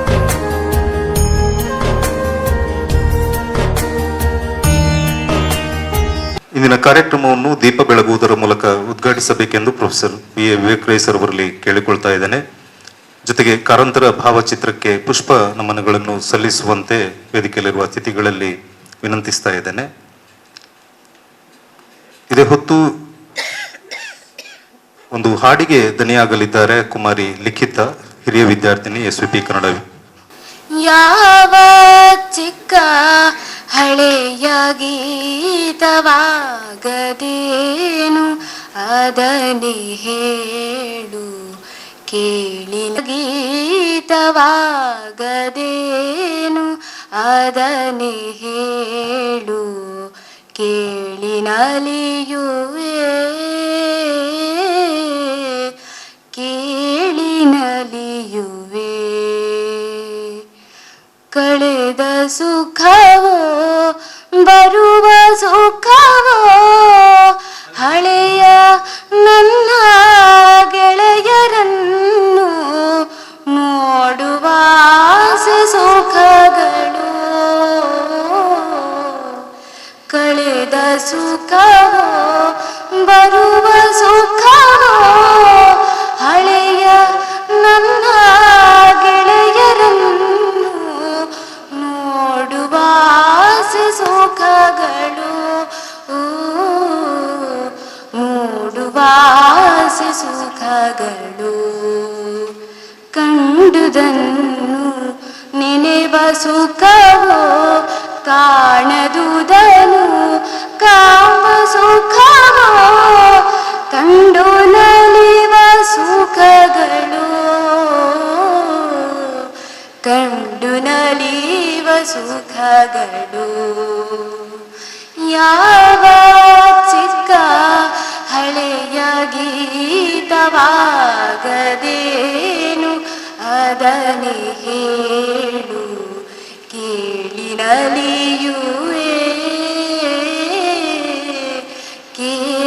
ಕೇಳಿನಲಿಯುವೆ ಹಳೆಯ ವೀಣೆಯಾದರೇನು ಶ್ರುತಿಗೆ ಹೊಂದಿದಂತೆ ಮಧುರ ನುಡಿಯ ನುಡಿಸಿ ಸಾಲದೆ ಹಳೆಯ ವೀಣೆಯಾದರೇನು ಶ್ರುತಿಗೆ ಹೊಂದಿದಂತೆ ಮಧುರ ನುಡಿಯ ನುಡಿಸಿ ಸಾಲದೆ ರಾಗರಸಗಳೊಡತೆ ಮೂಡಿ ಹೃದಯದನುಭವ ಗಳ ಹಾಡೆ ಕೇಳಲಾತ್ಮ ನಲಿಯದೆ ಕೇಳಲಾತ್ಮ ನಲಿಯದೆ ಯಾವ ಚಿಕ್ಕ ಹಳೆಯ ಗೀತವಾಗದೇನು ಅದನ್ನೇ ಹೇಳು ಕೇಳಿನಲಿಯುವೆ ಕೇಳಿನಲಿಯುವೆ ಕೇಳಿನಲಿಯುವೆ ಕೇಳಿನಲಿಯುವೆ. ಕುಲಪತಿಗಳಾದ ಪ್ರೊಫೆಸರ್ PL ಧರ್ಮ ಅವರೇ, SVP ಕನ್ನಡ ಸಂಸ್ಥೆಯ ಅಧ್ಯಕ್ಷರಾದ ಪ್ರೊಫೆಸರ್ ನಾಗಪ್ಪ ಗೌಡ್ರೆ, ಇಲ್ಲಿರುವ ನನ್ನೆಲ್ಲ ಸ್ನೇಹಿತರೆ, ಸಾಮಾನ್ಯವಾಗಿ ಕಾರಂತರು ನಾನು ಅವರ ಅನೇಕ ಭಾಷಣ ಕೇಳಿದ್ದೇನೆ. ಅವರು ಆರಾಮ ಮಾಡೋದು ಅಲ್ಲಿ ಮುಖ್ಯಮಂತ್ರಿ ಕೂತರು ಕೂಡ ಸ್ನೇಹಿತರೆ ಅಂತ ಬಿಟ್ಟರೆ ಬೇರೆ ಯಾವುದೇ ಯಾರನ್ನು ಮುಖ್ಯಮಂತ್ರಿಯನ್ನು ಬಿಟ್ಟು ಯಾರು ಕೂತರೂ ಅವರ ಹೆಸರು ಹೇಳುವುದಿಲ್ಲ ಸ್ನೇಹಿತರೆ ಅಂತ. ಒಂದು ಬಾರಿ ಹಾಗೆ ಆಯಿತು. ನಮ್ಮ ಈ ಕಾರಂತ ಪೀಠದಿಂದ ಈ ಅವರ ಬಿಡಿಲೇಖನಗಳ 8 ಸಂಪುಟಗಳ ಬಿಡುಗಡೆ ಮಾಡೋದ್ರಲ್ಲಿ ಒಂದು ಬಾರಿ ಅನಂತಮೂರ್ತಿ ಬಂದಿದ್ದರು, ಒಂದು ಬಾರಿ ಜವರೇಗೌಡರು, ಹಾಮಾನಾಯಕರು, ಬೇರೆ ಬೇರೆಯವರು ಬಂದಿದ್ದರು. ಅನಂತಮೂರ್ತಿ ಹೇಳಿದರು, ನಾನು ಇಷ್ಟು ಬಾರಿ ಕಾರಂತೊಟ್ಟಿಗೆ ಕೂತೆ, ಒಂದು ದಿನ ನನ್ನ ಹೆಸರೇ ಹೇಳಲಿಲ್ಲ ನಾನು ಸ್ಟೇಜಲ್ಲಿ ಕೂತರು ಅಂತ. ಆದರೆ ಅದು ಒಂದು ಎಲ್ರಿಗೆ ಗೊತ್ತಾದ ಮೇಲೆ ಎಲ್ಲರೂ ಅದಕ್ಕೆ ಅಡ್ಜಸ್ಟ್ ಆಗಿ ಹೋಗ್ತಾರೆ. ಆದರೆ ನಮ್ಗೆ ಕಷ್ಟ ಆಗ್ತದೆ, ಯಾಕೆಂದರೆ ನಾವು VC ಅವರ ಹೆಸರು ಹೇಳೋದು ಬೇರೆ ಸ್ನೇಹಿತರು ಅಂತ ಹೇಳಿಬಿಟ್ರಲ್ಲ, ಅವರ ಸ್ನೇಹಿತರು ಹೌದು ಅಂತ. ಒಂದು ರೀತಿಯಲ್ಲಿ ಒಂದು ಸಂಭ್ರಮದ್ದಿದು, ಯಾಕಂದರೆ ಕನ್ನಡ ವಿಭಾಗದಲ್ಲಿ ಗೋಡೆಗಳನ್ನು ಒಡೆಯುತ್ತಾರೆ ಅನ್ನೋದೇ ಒಂದು ಸಂಭ್ರಮ. ಹೇಗೆ ಇವತ್ತು ಗೋಡೆಗಳನ್ನು ಕಟ್ಟುವಂಥ ಕಾಲ ಇದು ಎಲ್ಲ ಕಡೆಗಳಲ್ಲಿ ಕೂಡ. ಆದರೆ ಇಲ್ಲಿ VC ಅವರು ಗೋಡೆ ಹೊಡಿಲಿಕ್ಕೆ ಶುರು ಮಾಡಿದ್ದಾರೆ ಅಂದರೆ ಮಂಗಳೂರು ವಿಶ್ವವಿದ್ಯಾಲಯಕ್ಕೆ ಒಳ್ಳೆಯ ಗಿನಗಳು ಬಂದಿವೆ ಅಂತ ಅರ್ಥ ಅವುಗಳು. ಬರ್ಲಿನ್ನಲ್ಲಿ ಗೋಡೆಯನ್ನ ಒಡೆಯುವ ಅದಕ್ಕೆ ಹಿಂದಿನ ವರ್ಷ ನಾನು ಹೋಗಿದ್ದೆ.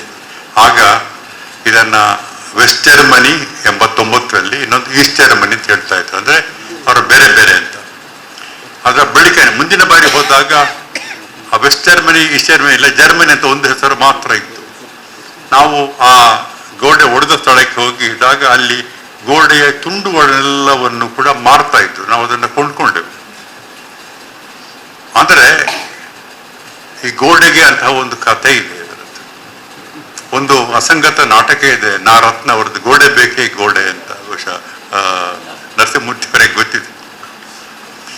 ಅಂದರೆ ನಾವು ಯಾವಾಗಲೂ ಒಂದು ಆಲಯ ಮತ್ತು ಬಯಲು ಅನ್ನುವ ಕಲ್ಪನೆಯನ್ನ, ಅಲ್ಲಮನ ಒಂದು ಇಡೀ ಪರಿಕಲ್ಪನೆ ಮಾತಾಡುವಾಗ ಅದು ಯಾವಾಗಲೂ ಕೂಡ ಏನಾಗ್ತದೆ ಅಂದರೆ, ಒಂದು ಬಯಲಿನಲ್ಲಿ ಇದ್ದಾಗ ನಾವು ಎಲ್ಲವನ್ನು ಕೂಡ ಯಾವುದೇ ಥರದ ನಿರ್ಬಂಧಗಳು ಇಲ್ಲದೆ ನಾವು ಇರಲಿಕ್ಕೆ ಸಾಧ್ಯ, ಬದುಕಲಿಕ್ಕೆ ಸಾಧ್ಯ, ಮಾತಾಡಲಿಕ್ಕೆ ಸಾಧ್ಯ ಅನ್ನೋದು. ಆದ್ರಿಂದಲೇ ಈ ಥರದ ಒಂದು ಕಲ್ಪನೆ ಇದೆ ಅಲ್ಲ, ಬಯಲು ಆಲಯದೊಳಗೋ ಆಲಯ ಬಯಲೊಳಗೋ ಅನ್ನುವ ಮಾತು, ಇವನ್ನ ಶರಣರು ಹೇಳಿದರು, ಆಮೇಲೆ ದಾಸರುಗಳು ಕೂಡ ಹೇಳಿದರು. ಸೊ ಈ ದೃಷ್ಟಿಯಲ್ಲಿ ಒಂದು ಭೌತಿಕವಾಗಿ ಇಲ್ಲಿ ಇಂಜಿನಿಯರ್ ಸಂತೋಷ್ ಅವರಿದ್ದಾರೆ, ಅವರು ಬಹಳ ಒಳ್ಳೆಯ ಕೆಲಸ ಮಾಡಿದ್ದಾರೆ. ಆದರೆ ಇದು ಒಂದು ಅನುಕೂಲತೆಯನ್ನು ಈ ಥರಿಗೆ ಕಾರ್ಯಕ್ರಮ ಮಾಡಲಿಕ್ಕೆ ಒಂದು ನಿರಾಳವಾಗಿ ಕೂತ್ಕೊಂಡು ಒಂದು ಅಚ್ಚುಕಟ್ಟಾಗಿ ಕೇಳುವಂಥದ್ದು. ಸಾಮಾನ್ಯವಾಗಿ ಮೈಸೂರು ವಿಶ್ವವಿದ್ಯಾಲಯ ಅಂತ ಹೇಳಲೆಲ್ಲ ಒಂದು ವಿಭಾಗಕ್ಕೆ ಅದರದ್ದೇ ಆದ ಒಂದು ಆಡಿಟೋರಿಯಂ ಇರ್ತದೆ. ಈಗಂತೂ ಅದನ್ನು ಆಡಿಯೋ ವಿಜುವಲ್ ಆಡಿಟೋರಿಯಂಗಳಾಗಿ ಅದನ್ನು ಪರಿವರ್ತಿಸಿದ್ದಾರೆ. ಆದರೆ ಹಿಂದೆ ಕೂಡ IKS ಕನ್ನಡ ಅಧ್ಯಯನ ಸಂಸ್ಥೆಯಲ್ಲಿ ಆ ಥರದ ಒಂದು ದೊಡ್ಡ ಹಾಲ್ ಇತ್ತು. ನಾವೆಲ್ಲ ಎಷ್ಟೋ ಬಾರಿಯಲ್ಲಿ ಪ್ರೇಕ್ಷಕರಾಗಿ ಅಥವಾ ಭಾಷಣಕಾರಾಗಿ ಹೋಗ್ತಾ ಇದ್ದೆವು. പക്ഷേ ಇದು SVP ಕನ್ನಡ ಸಂಸ್ಥೆಗೆ ತುಂಬ ಒಳ್ಳೆಯ ಕೊಡುಗೆ. ಇದಕ್ಕಾಗಿ ನಾನು ಕುಲಪತಿಗಳಿಗೆ ಕೃತಜ್ಞತೆ ಹೇಳ್ತೇನೆ, ಕೃತಜ್ಞತೆ ಹೇಳ್ತೇನೆ. ಯಾಕಂದರೆ ಕನ್ನಡದ ಕೆಲಸಗಳಿಗೆ ಕುಲಪತಿಗಳು ಈ ಥರದ ನೆರವನ್ನು ಮುಂದೆ ಮಾಡ್ತಾ ಬರಬೇಕು. ಮತ್ತು ಈ ಥರದ ಸಭಾಂಗಣಗಳು ನಿರಂತರವಾಗಿ ಅದು ಸದುಪಯೋಗ ಆಗ್ತಾ ಇರಬೇಕು ಅನ್ನೋದು ಕೂಡ. ಯಾಕೆಂದರೆ ಈಗ ಅದನ್ನು ಹೇಳಿದರು ಇವರು ಪಾವಂಜೆ ಪೀಠದಿಂದ ಧನಂಜಯ ಅವರು ಮಾಡಿದ ಕಾರ್ಯಕ್ರಮ, ಅದು ನಾನು ಅದನ್ನು ಓದಿದ್ದೆ. ಈಗ ಈ 2ನೇ ಕಾರ್ಯಕ್ರಮ ಇದೊಂದು ನಿರಂತರವಾಗಿ ಆಗ್ತಾ ಹೋಗಬೇಕು. ನಾನು ಇವತ್ತು ಅದನ್ನೇ ಬಾಲವನದಲ್ಲಿ ಅಲ್ಲಿಯ ಶಾಸಕರಿಗೆ ಹೇಳಿದೆ, ನೀವು ಇವತ್ತು ನಮಗೆ ಪ್ರಶಸ್ತಿ ಕೊಡೋದು ದೊಡ್ಡ ವಿಷಯ ಅಲ್ಲ, ಆದರೆ ಬಾಲವನ ಅನ್ನೋದು ಕಾರಂತರ ಕರ್ಮಭೂಮಿ. ಅಲ್ಲಿ ಪ್ರತಿ ವಾರಾಂತ್ಯದಲ್ಲಿ ಒಂದು ಚಿತ್ರಕಲಾ ಶಿಬಿರವೋ, ಮಕ್ಕಳ ಆಟವೋ, ಸಿನಿಮಾ ತೋರಿಸುವುದು ಇಂಥದ್ದು ನಡೆಸಬೇಕು ಅಂತ. ಅಂದರೆ ಏನಾಗ್ತದೆ, ನಾವು ಸ್ಪೇಸ್ ಇರ್ತದೆ, ಬಟ್ ನಾವು ಅದನ್ನು ಉಪಯೋಗ ಮಾಡ್ತಾ ಇಲ್ಲ ಅಂತ. ಅದು ಯಾವುದಕ್ಕೆ ಇರ್ಬೋದು, ಈಗ ಇಲ್ಲಿರೋ ಈ ಒಂದು ಸ್ಪೇಸ್ ಅನ್ನೋದು ಯಾಕಿರ್ತದೆ, ಸ್ಥಳ ಅವಕಾಶ ಯಾಕಿದೆ ಅಂದರೆ ಅದನ್ನು ಉಪಯೋಗ ಮಾಡಿಕೊಳ್ಳಿಕ್ಕಿರುವಂಥದ್ದು, ಖಾಲಿ ಬಿಡಲಿಕ್ಕಲ್ಲ, ಅದನ್ನು ಬೀಗ ಹಾಕಿ ಇಡಲಿಕ್ಕಲ್ಲ. ಒಂದು ಕಾಲಕ್ಕೆ ನಮ್ಗೆ ಹೇಗಿತ್ತು ಅಂದರೆ, ಅದು ಬಹಳ ಹಿಂದೆ ಹಳೆ ಯೂನಿವರ್ಸಿಟಿಗಳಲ್ಲಿ ಅವರವರ ವಿಭಾಗಗಳಿಗೆ ಬೀಗ ಹಾಕಿಡುವಂಥದ್ದು, ಅಂದರೆ ಬೇರೆ ಪ್ರವೇಶ ಮಾಡಬಾರ್ದು ಅಂತ ಇತ್ತು. ಬಟ್ ನಾವು ಆ ಥರ ಮಾಡಲಿಲ್ಲ. ಕನ್ನಡ ವಿಭಾಗ, ಕನ್ನಡ ವಿಭಾಗದವರು ಪೊಲಿಟಿಕ್ಸ್ ಸೈನ್ಸಿಗೆ ಅವಕಾಶ ಕೊಟ್ಟೆವು, ಹಿಸ್ಟ್ರಿಯವರಿಗೆ ಕೊಟ್ಟೆವು, ಇಂಗ್ಲೀಷಲ್ಲಿ ಕೊಟ್ಟೆವು.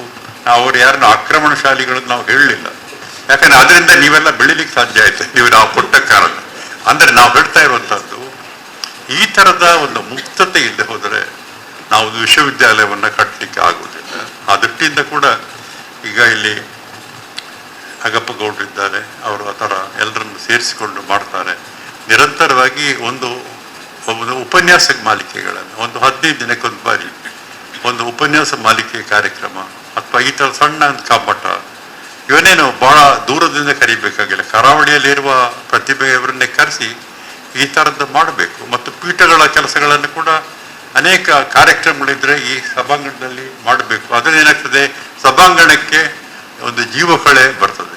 ಸಭಾಂಗಣಕ್ಕೆ ಜೀವಕಳೆ ಬರೆಯುವಂಥದ್ದು ನೀವಿಲ್ಲಿ ಮಾಡುವ ವಿದ್ಯುತ್ ದೀಪ ಅಲಂಕಾರಗಳು ಅಥವಾ ನಿಮ್ಮ ಪೀಠೋಪಕರಣಗಳಿಂದಲ್ಲ, ಅಲ್ಲಿ ಮಾಡುವ ಚಟುವಟಿಕೆಗಳಿಂದ ಅದಕ್ಕೆ ಜೀವಕಳೆ ಬರುತ್ತೆ. It takes life when action is taken. ಅಲ್ಲಿ ಕೆಲಸಗಳು ಆಗ್ತಾ ಹೋದಾಗ ಅದಕ್ಕೆ ಜೀವ ಬರೋದು, ಇದು ಅದಕ್ಕೆ ಜೀವ ಇರುವುದಿಲ್ಲ, ಅದು ಅಳ್ತಾ ಇರ್ತದೆ, ನನಗೆ ಯಾರು ನನ್ನ ಹತ್ರ ಬರುವುದಿಲ್ಲ ಅಂತ. ಹಾಗೆ ಅದನ್ನು ಹಾಗೆ ಮಾಡಬಾರ್ದು ಅಂತ ಒಂದು ಕೋರಿಕೆಯನ್ನು ನಾನು ಹೇಳ್ತಾ ಇದ್ದೆ. ಬಹಳ ಸಂತೋಷದಿಂದ ನಾನು ಇದನ್ನು ಉದ್ಘಾಟನೆ ಮಾಡಿದ್ದೇನೆ. ಇಲ್ಲಿ ಕಾರಂತರ ಜನ್ಮದಿನದ ನೆನಪಿನಲ್ಲಿ ನಾನು ಮಾತಾಡಬೇಕು ಅಂತ ಹೇಳಿದ್ದಾರೆ.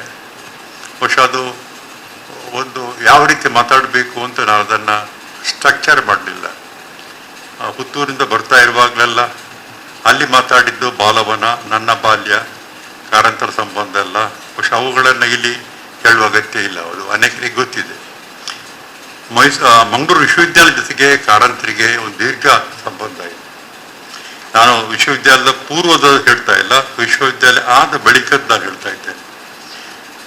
ಮಂಗಳೂರು ವಿಶ್ವವಿದ್ಯಾಲಯ 1983ರಲ್ಲಿ ಅದರ ಮೊದಲನೇ ಘಟಿಕೋತ್ಸವವನ್ನು ಆಚರಣೆ ಮಾಡಿತ್ತು.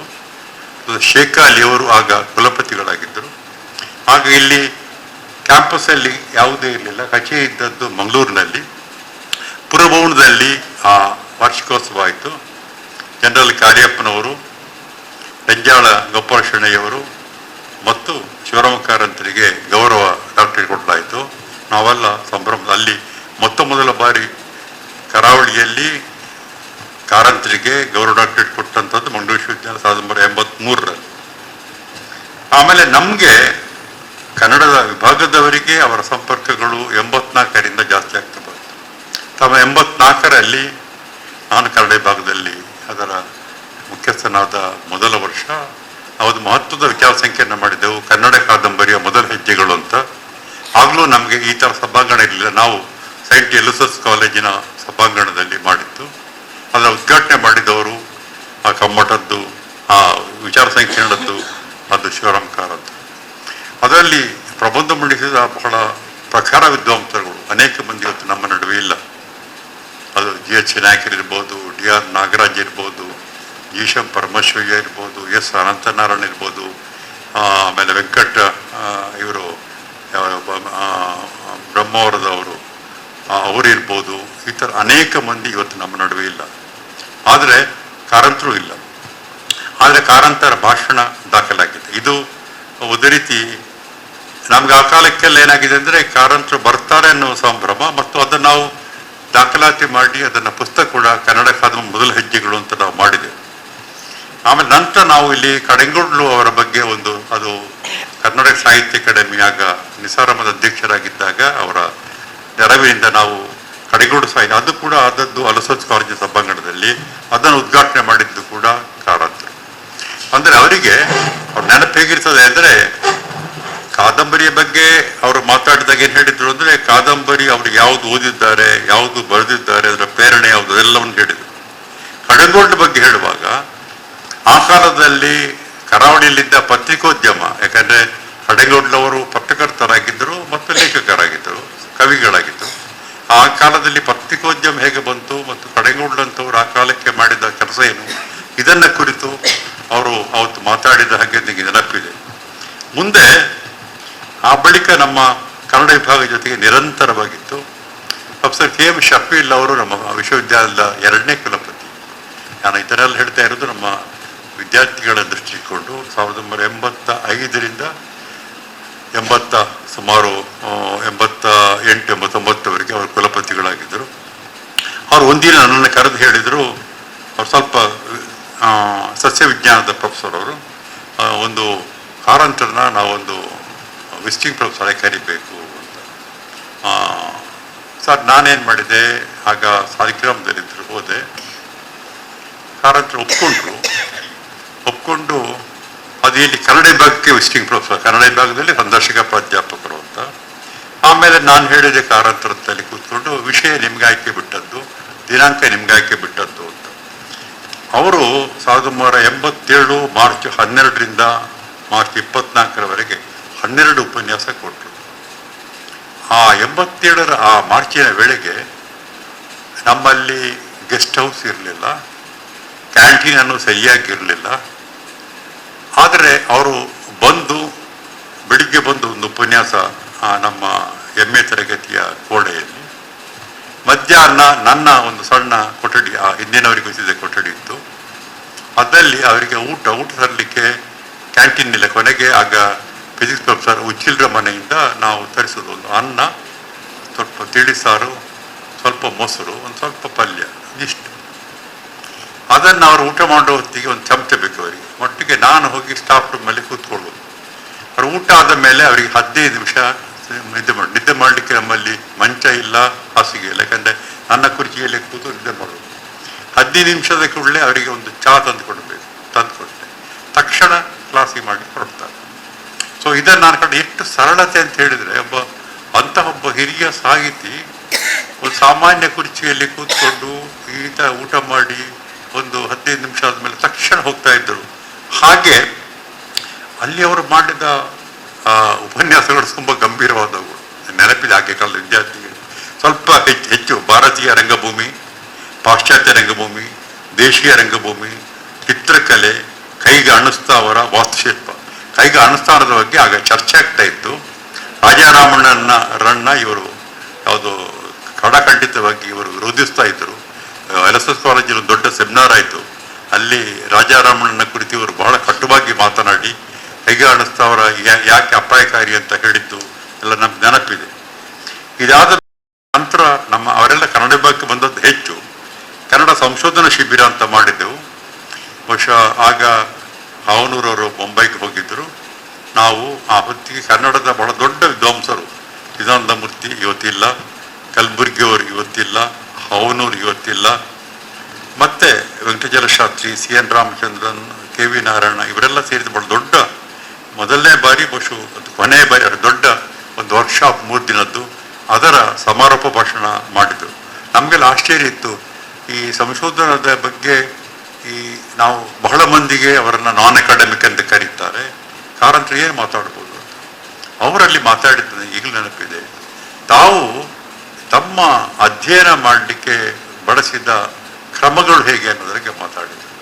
ಅದು ವಾಸ್ತುಶಿಲ್ಪ ಇರ್ಬೋದು, ಶಿಲ್ಪ ಇರ್ಬೋದು, ಚಿತ್ರ ಇರ್ಬೋದು, ಅಥವಾ ಅವರು ಅವರ ಕಾದಂಬರಿ ಬರೆಯುವುದಕ್ಕೆ ಬಳಸಿದ ಸಂಗ್ರಹ ಮಾಡಿದ ವಿಷಯದ ಮಾದರಿ ಇರ್ಬೋದು, ಇವುಗಳ ಬಗ್ಗೆ ಮಾತಾಡಿರು. ಅಂದರೆ ಒಂದು ನಮಗೆ ಸಂಶೋಧನೆ ಅನ್ನುವುದು ಒಂದು ಸಾಹಿತ್ಯಕ್ಕೆ ಸಂಬಂಧಪಟ್ಟ ಒಂದು ಮೆಥಾಡಾಲಜಿ ಅನ್ನುವುದಕ್ಕಿಂತ ಹೆಚ್ಚಾಗಿ ಯಾವುದಕ್ಕೂ ಅನ್ವಯವಾಗ್ಬೋದು ಅನ್ನೋ ಮಾತುಗಳನ್ನು ಅವತ್ತು ಆಡಿದ್ದ ನೆನಪಿದೆ. ಆಮೇಲೆ ಅವರು ಕನ್ನಡ ವಿಭಾಗಕ್ಕೆ ಈಗ ತಾನೇ ನಾಗಪ್ಪ ಗೌಡರು ಹೇಳಿದರು, ನಮ್ಮಲ್ಲಿ ಕುವೆಂಪು ಸ್ಪೆಷಲ್ ಆಥರ್ ಇತ್ತು, ಆಮೇಲೆ ಬೇಂದ್ರೆ ಇತ್ತು, ಪೂತಿಯನ ಇದ್ದರು, ಆಮೇಲೆ ಮಾಸ್ತಿ ಇದ್ದರು, ಹಾಗೇನೆ ಹೊಸಗನ್ನಡದಲ್ಲಿ ಒಬ್ಬರು, ಅದರಲ್ಲಿ ಕಾರಂತರಿದ್ದರು 3 ವರ್ಷ ಕಾಲ. ಆ ಕಾಲಕ್ಕೆ ನಾನು ಕೇಳಿದೆ, ಸರ್ ನಮ್ಮಲ್ಲಿ ನಿಮ್ಮ ನನ್ನ ಬಗ್ಗೆ ಓದ್ತಾರ, ಸ್ವಲ್ಪ ತಮಾಷೆ ಮಾತಾಡಿ ಬರಬೇಕು ಅಂತ. ನಿಮ್ಗೆ ಗೊತ್ತಿರ್ಬೋದು, ಆ ಸಣ್ಣ ನಮ್ಮ ಕ್ಲಾಸ್ ರೂಮು, ಒಂದು ಮರದ ಕುರ್ಚಿ, ಅಲ್ಲಿ ನಾನು, ಇಲ್ಲಿ ಇವರು. ಅಲ್ಲಿ ಅವರು ಸ್ವಲ್ಪ ಹೊತ್ತು ಮಾತಾಡೋದು, ವಿದ್ಯಾರ್ಥಿಗಳು ಪ್ರಶ್ನೆ ಕೇಳೋದು. ಇಲ್ಲಿ ಅಧ್ಯಾಪಕರು ಕೆಲವರಿಗೆ ಗೊತ್ತಿದೆ, ಚೌಮಂದಿ ಟೆಕ್ಸ್ಟ್ ಇತ್ತು. ಒಬ್ಬ ಹುಡುಗ ಕೇಳಿಯೇ ಬಿಟ್ಟ, ಸರ್ ನೀವು ನಿಮ್ಮ ಕಾದಂಬರಿಯಲ್ಲಿ ಚೌಮನಿಗೆ ಭೂಮಿ ಕೊಟ್ಟಿಲ್ಲ ಯಾಕೆ ಅಂತ ಕೇಳಿದ್ರು. ನಮಗೆ ಗಾಬರಿ ಆಯ್ತು, ಯಾಕೆ ನಾವು ಯೋಚಿಸ್ತಾರ ಆಯ್ತು, ನಮ್ಗೆ ಹೆದರಿಕೆ. ಕೊಡ್ಬೋದಾಗಿತ್ತು, ಏನಾದರೂ ಭೂಮಿ ಇರಲಿಲ್ಲ ಅಂತ ಹೇಳಿದ್ರು. ಅಷ್ಟೇ ಉತ್ತರ, ಭೂಮಿ ಇರಲಿಲ್ಲ, ವಾಸ್ತವಿಕವಾಗಿ ಭೂಮಿ ಇರಲಿಲ್ಲ. ವಾಸ್ತವಿಕ ಹಿರಿಯರಿಂದ ಬಂದ ಅವರ ತಂದೆ ಜವಳಿ ವ್ಯಾಪಾರಿ, ಯಾರ್ದು ಕಾರಂತರ ತಂದೆ ಜವಳಿ ವ್ಯಾಪಾರಿ, ಅವರ ಹತ್ರ ಏನು ಭೂಮಿ ಅವರಿಗೆ ಎಂದೂ ಇರಲಿಲ್ಲ. ಅವ್ರು ಆಕ್ಚುಲಿ ಭೂಮಿ ಅಂತ ಇದ್ದದ್ದೇ ಬಾಲವನದಲ್ಲಿ 6 ಎಕರೆ ಮಾಡಿದ್ದು ಮಾತ್ರ, ಬೇರೆಯವ್ರದ್ದು ಭೂಮಿ ಇರಲಿಲ್ಲ. ಸೊ ಆ ಥರದ ಸ್ವಾರಸ್ಯಗಳು ತುಂಬ ಆಯ್ತು ಅವ್ರ ಹತ್ರ. ಅದ್ರ ಬಟ್ ಸರಳತೆ ಹೇಗೆ ಅಂತ ಹೇಳಿದರೆ ಅದನ್ನು ಉದ್ದಕ್ಕೂ ನಾವು ಆ ಥರ ಕಾಣ್ತಾ ಹೋಗಿದ್ದೇವೆ ಅವರ. ಆದರೆ ಈಗ ಇವತ್ತು ಹೇಳಿದ ಹಾಗೇನೆ ಪ್ರತಿ ಬಾರಿ ಒಂದು ಯಾವುದೊಂದು ವಿಷಯದ ಬಗ್ಗೆ ಸರಳವಾಗಿ ನಮ್ಮ ಮರದ ಕುರ್ಚಿಯಲ್ಲಿ ಕೂತ್ಕೊಳ್ಳೋದು, ಭಾಷಣ ಮಾಡೋದು, ಹೋಗ್ಬೋದು. ಆಮೇಲೆ 1993 ಏನಾಯಿತು ಅಂತ ಹೇಳಿದರೆ ಒಂದು ಬಾರಿ ವೀರಪ್ಪ ಮೊಯ್ಲಿಯವರು ಮತ್ತು ಸೌದತ್ತಿಯವರು ಕುಲಪತಿಗಳು ಭೇಟಿಯಾದಾಗ ಈ ಪ್ರಸ್ತಾವ ಬಂತಂತೆ. ಆಮೇಲೆ ಸೌದತ್ತಿಯವ್ರನ್ನ ಅಂತ ಹೇಳಿದರು, ಅವರೇ ನೀವೊಂದು ಪದವರ ಪ್ರಸ್ತಾವನೆ ತಯಾರು ಮಾಡಬೇಕು. ನಾನು ಪ್ರಸ್ತಾವನೆ ಎಲ್ಲ ಮಾಡಿ ಕೊಟ್ಟೆ. ಅದು ಅವರ ಮುಖ್ಯಮಂತ್ರಿ ಆಗಿದ್ದ ಕಾರಣ ಅಂಗೀಕಾರ ಆಯಿತು. 5 ಲಕ್ಷ ಹಣ ಬಂತು. ಏನು ಮಾಡೋದು ಅಂತಾಯಿತು. ನನ್ನ ಕಾರಂತರ ಇಲ್ಲಿಗೆ ಅದಕ್ಕೆ ಸಾಲಿಗ್ರಾಮಕ್ಕೆ ಹೋದೆ. ಆಗ ಅವರು ಮತ್ತು ಮಾಲಿನ್ಯ ಮಾತಾಡಿ ಅವರ ಬಿಡಿ ಲೇಖನಗಳ ಸಂಕಲನ ತರುವುದು ಅಂತಾಯಿತು.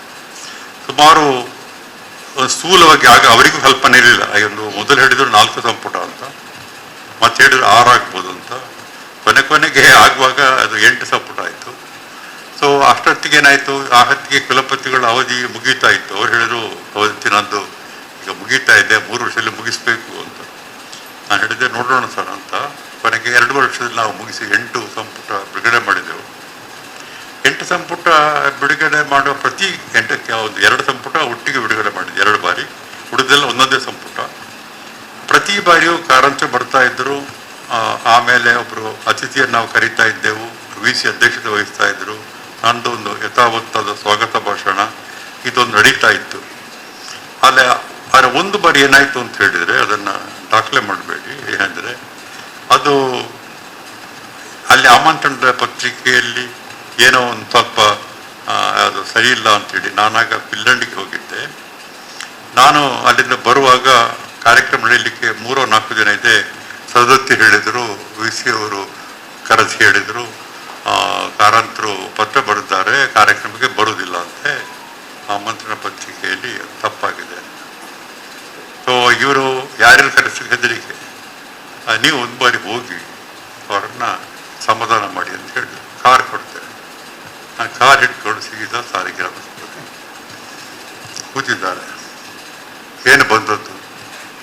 ಮತ್ತೆ ನಾಡ್ದು ಪುಸ್ತಕ ಬಿಡುಗಡೆ ಕಾರ್ಯಕ್ರಮ. ನಾನು ಬರುವುದಿಲ್ಲ ಅಂತ ಹೇಳಿದ್ದೇನೆ, ನಿಮ್ಮ VCಗೆ ಹೇಳಿದ್ದೆ, ಬರುವುದಿಲ್ಲ, ಹೋಗಿ. ಸಾಧಾರಣ ಬೇರೆಯವರಾಗಿದ್ದರೆ ಓಡಿಕೊಂಡು ಬರ್ತಾ ಇದ್ರು. ಆದರೆ ನಾನು ಸ್ವಲ್ಪ ಈ ಕಾರಂತರಿಂದ ಕೆಲವು ವಿದ್ಯೆ ನಾನು ಕಲಿತಿದ್ದೇನೆ. ಹಠ ಮಾಡಿತನ ಉಂಟಲ್ಲ, ಅದು ಕೆಲವು ಆಗಬೇಕು ಅಂದರೆ ಆಗಲೇಬೇಕು. ಅದನ್ನು ಹೆಂಡತಿಗೆ ಮಾತ್ರ ಗೊತ್ತು. ಕೆಲವು ವಿಷಯದಲ್ಲಿ ತುಳಿನಲ್ಲಿ ಚೊರೆ ಅಂತ ಹೇಳ್ತಾರಲ್ಲ, ಆ ಕೆಲವು ಗುಣ. ಅದು ಕೆಲಸ ಆಗಬೇಕು ಅಂದರೆ ಅದು ಅಟ್ ಎನಿ ಕಾಸ್ಟ್ ಊಟ ಗೀಟ ಮಾಡದೆ ಎಷ್ಟೋ ಬಾರಿ ಅದು ಆಗುವವರೆಗೆ ನಾನು ನನಗೆ ಸ್ವಸ್ಥೆ ಇಲ್ಲ. ಹೌದು, ಅದು ನಾನು ಊರಲ್ಲಿ ಇರಲಿಲ್ಲ, ಅದು ತಪ್ಪಾಗಿದೆ, ಅದು ನನಗೆ ಗೊತ್ತಿದೆ. ಆದರೆ ನಾನು ಬರುವುದಿಲ್ಲ. ಏನು ಮಾಡೋದು? ನಾನು ಕೊನೆಗೆ ಒಂದು ಬಾಣ ಬಿಟ್ಟು, ಅಲ್ಲ ಈಗ ನೀವು ಬರುವುದಿಲ್ಲ ಅಂತ ಆದರೆ ಸರ್, ನಾವು ಈಗ ಪತ್ರಕರ್ತರಿಗೆಲ್ಲ ಕೊಟ್ಟಾಗಿದೆ. ಅವರು ಕೇಳ್ತಾರೆ ಏನು ಕಾರಣ ಬಂದಿಲ್ಲ ಅಂತ, ನಾವು ಹೇಳಬೇಕಾಗ್ತದೆ. ನಾನು ನಿಮಗೆ ಒಂದು ಕೇಳ್ತೇನೆ, ನಾನು ರಿಕ್ವೆಸ್ಟ್ ಮಾಡೋದು ಸರ್, ನಾವು ಅದನ್ನು ತಿದ್ದುಪಡಿ ಮಾಡಿ ನಿಮಗೆ ನಾಳೆ ಬೆಳಿಗ್ಗೆ ಮುಟ್ಟಿಸ್ತೇವೆ. ನಾವು ಮುಟ್ಟಿಸಿದ್ರೆ ನೀವು ಬಂದರೆ ನಮಗೆಲ್ಲ ಬಹಳ ಸಂತೋಷ. ಆಯ್ತು, ಹೋಗಿ. ನಾನೇನು ಮಾಡಿ ಸೀದಾ ಪ್ರೆಸ್ಸಿಗೆ ಹೋದೆ, ಕರೆಕ್ಷನ್ ಮಾಡಿದೆ. ನನಗೆ ಸ್ವಲ್ಪ ಸಿಟ್ಟಿತ್ತು, ನಾನು ಹೋಗಲಿಲ್ಲ, ಬೇರೆಯವರ ಮೂಲಕ ಅದನ್ನು ಕಳಿಸಿಕೊಟ್ಟೆ. ಕಾರಂತರು ಆ ದಿನ ಬಂದರು. VC ಅವರಿಗೆ ಹೆದರಿಕೆ, ಈಗ ನಮ್ಮನ್ನು ತೊಳಿತಾರೆ ಇವರು, ಸಾಮಾನ್ಯ ಮಾಡಿ. ಬಟ್ ಕಾರಂತರ ದೊಡ್ಡ ಗುಣ ಏನಂದರೆ, ಇಡೀ ಭಾಷಣದಲ್ಲಿ ಒಂದೇ ಒಂದು ರೀತಿಯ ವ್ಯಂಗ್ಯ, ಕೊಂಕು, ವಿಡಂಬನೆ ಯಾವುದೂ ಇಲ್ಲ. ಅವರ ಅನೇಕ ನಾನು ನೋಡಿ, ಅವರ ಅನೇಕ ಅವರಲ್ಲಿ ವಿಡಂಬನೆ ಗುಣ ಎಲ್ಲ ಇದು ಹೇಳ್ತಾರೆ. ಆ ಪ್ರಸಂಗದ ಪ್ರಸ್ತಾವನೆ ಮಾಡಿಲ್ಲ. ಅವರ ಪುಸ್ತಕದ ಬಗ್ಗೆ ಮಾತ್ರ ಅಂದರೆ ಅನೇಕ ವಿಷಯಗಳಲ್ಲಿ ನಾವು ಕಂಡ ಹಾಗೆ ಆ ಥರದ ಒಂದು ಸಂಕುಚಿತವಾದ ಮನೋಧರ್ಮ ಅವರ ಹತ್ರ ಇಲ್ಲ. ನಾನು ಆ ಒಂದು ನೋಡಿ. ಇನ್ನೊಂದು ಸಂದರ್ಭ ಯಾವುದೋ ನೆನಪಿಡ್ತಾ ಇಲ್ಲ, ಆ ಕಾರ್ಯಕ್ರಮಕ್ಕೆ ನಂದಕ್ಕೋ. ಸಾಮಾನ್ಯವಾಗಿ ನಾವು ಆ ಕಾಲಕ್ಕೆ ಈ TA ಬಿಲ್ ₹1.20 ಇರುವುದು ಕಿಲೋಮೀಟರ್ಗೆ. ಅದು ಲೆಕ್ಕ ಹಾಕಿ ನಾವು ಸಾಲಿಗ್ರಾಮದಿಂದ ಕೊಂಡಂಜಿಗೆ ಅಂತ ಹಾಕಿ, ನಾನು ಅದಕ್ಕೆ ಸ್ವಲ್ಪ ಆ್ಯಡ್ ಮಾಡಿ ಅದನ್ನು ಆಗ ಕ್ಯಾಶ್ ಕೊಡೋ ಕ್ರಮ ಇತ್ತು. ಕವರ್ನಲ್ಲಿ ಹಾಕಿ ಅವರವರ ಈ ಪೈರನ್ನು ಇದಕ್ಕೆ ಸಿಕ್ಕಿಸಿಕೊಳ್ಳೋದು ಕೊಡ್ತಾಯಿದ್ದೆ. ಒಂದು ಬಾರಿ ನನಗೊಂದು ಕವರ್ ಬಂತು, ಅದರಲ್ಲಿ ಒಂದು ಚೆಕ್ ಇತ್ತು. ನೀವು ಕೊಟ್ಟ ಕೊಟ್ಟಿರುವ ಹಣ ನನ್ನ ಕಾರಿನ ಪೆಟ್ರೋಲಿಗಿಂತ ಹೆಚ್ಚಾಗಿದೆ, ಹೆಚ್ಚಾದ ಹಣವನ್ನು ನಿಮಗೆ ಚೆಕ್ ಮೂಲಕ ಕಳಿಸಿದ್ದೇನೆ. ಬಹುಶಃ ನಮ್ಮ ಎಷ್ಟು ಸಾಹಿತಿಗಳು ಆ ಥರ ಕೊಡ್ತಾರೋ ಗೊತ್ತಿಲ್ಲ, ವಾಪಸ್ ಕೊಡುತ್ತದು. ಇದು ನಾನು ಒಂದು ಸಣ್ಣ ಇನ್ಸಿಡೆಂಟ್ ಯಾಕೆ ಹೇಳ್ತೇನೆ ಅಂದರೆ, ಅವರಲ್ಲಿ ಈ ಥರದ ಕೆಲವು ಸಣ್ಣ ಸಣ್ಣ ವಿಷಯಗಳಲ್ಲಿ ಕೂಡ ಸೂಕ್ಷ್ಮತೆ ಉಂಟಲ್ಲ, ಬಹಳ ಸೂಕ್ಷ್ಮತೆ ಅವರು. ಅದಕ್ಕೆ ನಾನೀಗ ಸುಮ್ಮನೆ ನನ್ನ ಬಾಲ್ಯದ ಹೇಳಬೇಕು. ನನ್ನ ತಾಯಿ ಮತ್ತು ಕಾರಂತರ ಹೆಂಡತಿ ಬಹಳ ಆತ್ಮೀಯರು. ಯಾರು ಎಲ್ಲ ಕಾರಂತರು ನನ್ನ ತಾಯಿಯ. ನಾನು ಚಿಕ್ಕಂದಿದ್ದಾಗ ಅವರು ಕಾರಂತ ಮನೆಗೆ ಹೋಗ್ತಾ ಇದ್ದರು. ಒಂದಿನ ಅಲ್ಲಿ ವಿ ಸೀತಾರಾಮಯ್ಯ ಬಂದಾಗ ಅವರಿಗೇನಾಗಿದೆ, ಈ ಸಾಹಿತಿಗಳು ಬಂದಾಗ ಅವರಿಗೆ ಒಟ್ಟಿಗೆ ಒಂದು ಮಾತಾಡಲಿಕ್ಕೆ ಜನ ಬೇಕು. ನಮ್ಮ ತಂದೆಯನ್ನ ತಾಯಿಯನ್ನ ಬೇರೆ ಪುತ್ತೂರಿನ ಕೆಲವರನ್ನೆಲ್ಲ ಕರೀತಾ ಇದ್ರು. ಅಲ್ಲಿ ಎಲ್ರಿಗೂ ಬಡಿಸ್ತಾ ಬಂದ್ರಾದ್ರು ಇಲ್ಲ ಕಾರಂತರು.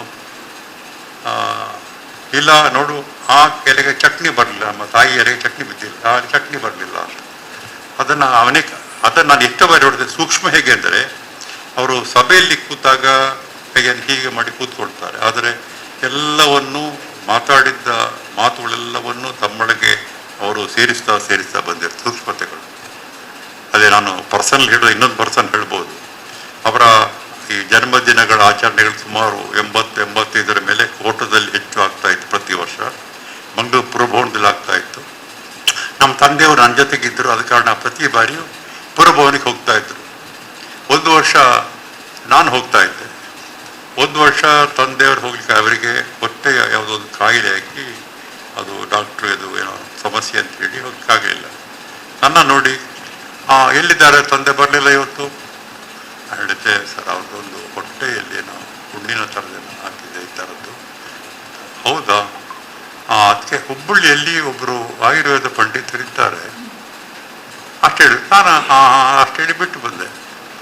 15 ದಿನ ಆದಾಗ ನನ್ನ ಹೆಸರಿಗೆ ಅಡ್ರೆಸ್ಸಿಗೆ ಒಂದು ಕವರ್ ಬಂತು. ಅದರಲ್ಲಿ ಪತ್ರ ಏನಿಲ್ಲ, ಒಂದು ಇಲ್ಯಾಂಡ್ ಕವರ್ ಇತ್ತು. ಆ ಇಲ್ಯಾಂಡ್ ಕವರು ಹುಬ್ಬಳ್ಳಿಯ ಪಂಡಿತರು ಕಾರಂತರಿಗೆ ಬರೆದದ್ದು ಯಾವುದು ಇದರ ಬಗ್ಗೆ. ನಾನು ಮರ್ತೇ ಬಿಟ್ಟಿದ್ದೆ. ನಾನು ಹೇಳ್ತಾ ಇಂಥದ್ದು ಸಣ್ಣ ವಿಷಯ, ಆದರೆ ನಾನು ನನ್ನ ವೈಯಕ್ತಿಕ ಬದುಕಿನಲ್ಲಿ ಕಂಡ ಇಂತಹ ಸಂಗತಿಗಳಿವೆಲ್ಲ. ಇವುಗಳು ಅನೇಕ ಬಾರಿ ನಮ್ಮ ವ್ಯಕ್ತಿಯನ್ನು ನಾವು ಈ ಕಾರಂತ ಪೀಠ ಆದಾಗಲೂ ಆಗ ನನ್ನ ಜೊತೆಗೆ ಮೊದಲು ನಿಕೇತನ ಇದ್ದರು, ಆಮೇಲೆ ಶೈಲ ಇದ್ದರು, ಆಮೇಲೆ ನಾವು ಅನೇಕ ಬಾರಿ ಅಲ್ಲಿ ಹೋಗಿ ರೆಕಾರ್ಡ್ ಮಾಡ್ತಾ ಇದ್ದೆವು. ನಾನು ಮಾತಿಗೆ ಮರೆಯದು ಮೊದಲು ಕುಲಪತಿ ಹೇಳ್ತಾ ಇರೋದು, ಪೀಠಗಳನ್ನು ಅವುಗಳೆಲ್ಲ ತುಂಬ ಒಳ್ಳೆಯ ಉದ್ದೇಶದಿಂದ ಆರಂಭವಾದವುಗಳನ್ನು ಬೇಕಾಬಿಟ್ಟಿಯಾಗಿ ಅದನ್ನು ಬಿಡಬಾರ್ದು. ನಾನು ಯಾವುದೇ ಕಾರಂತ ಪೀಠದ ಬಗ್ಗೆ ಅಂತ ಹೇಳ್ತೇನೆ ಅಂತ ದಯವಿಟ್ಟು ಭಾವಿಸಬೇಡಿ. ನಾವೆಲ್ಲ ಯಾವುದೇ ಸಂಭಾವನೆ ತೊಳ್ಳದೆ ಆ ಪೀಠವನ್ನು, ಅವರ ಅಮೂಲ್ಯ ಸಾಮಗ್ರಿಯನ್ನು ಸಂಗ್ರಹ ಮಾಡಿ, ಅವರ ಅನೇಕ ಹಸ್ತಪ್ರತಿಗಳನ್ನು, ಅವರ ಡಾಕ್ಟರೇಟ್ ಡಿಲಿಟ್ನ ದಾಖಲೆಗಳನ್ನು ಎಲ್ಲವನ್ನು ಸಂಗ್ರಹ ಮಾಡಿದವು. ಅವುಗಳನ್ನು ನೀವು ಸರಿಯಾಗಿ ನೋಡಿಕೊಳ್ಳಲಿಕ್ಕೆ ಸಾಧ್ಯ ಆಗದವರ ಕೈಯಲ್ಲಿ ಕೊಟ್ಟರೆ ಏನಾಗ್ತದೆ ಅಂದರೆ, ಪ್ರೊಫೆಸರ್ ಧರ್ಮ, ಕಾರಂತರ ಗೌರವ ಕಡಿಮೆ ಆಗೋದಿಲ್ಲ, ನಿಮ್ಮ ವಿಶ್ವವಿದ್ಯಾಲಯದ ಗೌರವ ಕಡಿಮೆ ಆಗ್ತದೆ. ಅವೆಲ್ಲ ನಾಮಕೆ ವಾಸ್ತೆ ಅಲ್ಲ. ನೀವು 4 ಉಪನ್ಯಾಸ ಮಾಡುವುದು ಒಂದು ಪೀಠದ ಕೆಲಸ ಅಲ್ಲ, ಅದು ಯಾರು ಮಾಡಿಸ್ಬೋದು. ಅದಕ್ಕೆ ತುಂಬ ಇಂಟಲೆಕ್ಚುವಲ್ ಯಾವುದೂ ಇರಬೇಕಾಗಿಲ್ಲ. ಪೀಠ ಅನ್ನೋದು ಹೇಗೆ ಅಂತ ಹೇಳಿದರೆ, ಅದರ ಜೊತೆಯಲ್ಲಿ ಒಂದು ಬರೀ ಡಾಕ್ಯುಮೆಂಟ್ಸ್, ಒಂದು ರಿಸರ್ಚ್ ಕೆಲಸಗಳು, ಪಬ್ಲಿಕೇಶನ್ಸ್ ಇದನ್ನು ಮಾಡ್ತಾ ಹೋಗಬೇಕು. ಕಾರಂತ ಪೀಠದ ಬಗ್ಗೆ ನನಗೆ ಆ ಥರದ ಒಂದು ತೃಪ್ತಿ ಇಲ್ಲ. ಅದಕ್ಕೆ ನಾನು ಸುಮ್ಮನೆ ನಿಮ್ಮ ಈಗ ನಾಗಪ್ಪಗೌಡರು ಸಿಕ್ಕಿದೆ, ಅವರು ಮಾಡ್ತಾರೆ ಅಂತ ನನಗೆ ವಿಶ್ವಾಸ ಇದೆ. ಇದು ನಾನು ಯಾಕೆ ಮಧ್ಯೆ ಹೇಳ್ತೇನೆ ಅಂದರೆ, ನಾವು ಬಹಳ ಕಷ್ಟಪಟ್ಟು ಯಾವುದೇ ಅನುಕೂಲತೆಗಳಿಲ್ಲದಾಗ ಒಂದು ಹಳೆಯ VHS ಕ್ಯಾಮರಾ ಕೊಂಡೋಗಿ ಅಲ್ಲಿ ಕೂತ್ಕೊಂಡು ಅವರ ದಾಖಲೆ ಮಾಡಿದ್ದೇವೆ. ಅವರು ಈ ಯಾವುದನ್ನು ಗೀತನಾಟ್ಯಗಳನ್ನು ಹಾಡಿದ್ದನ್ನು ನಾವು ಆಡಿಯೋ ದಾಖಲೆ ಮಾಡಿದ್ದೇವೆ. ಅವರು ಕುಣಿದದ್ದನ್ನು ನಾವು ವಿಡಿಯೋ ದಾಖಲೆ ಮಾಡಿದ್ದೇವೆ. ಆಮೇಲೆ ಅವರ ಅಪೂರ್ವವಾದ ಹಸ್ತಪ್ರತಿಗಳನ್ನು ನಾವು ಸಂಗ್ರಹ ಮಾಡಿದ್ದೇವೆ. ಅವೆಲ್ಲ ಉಳಿದಿದೆ ಇಲ್ವೋ ನನಗೆ ಗೊತ್ತಿಲ್ಲ.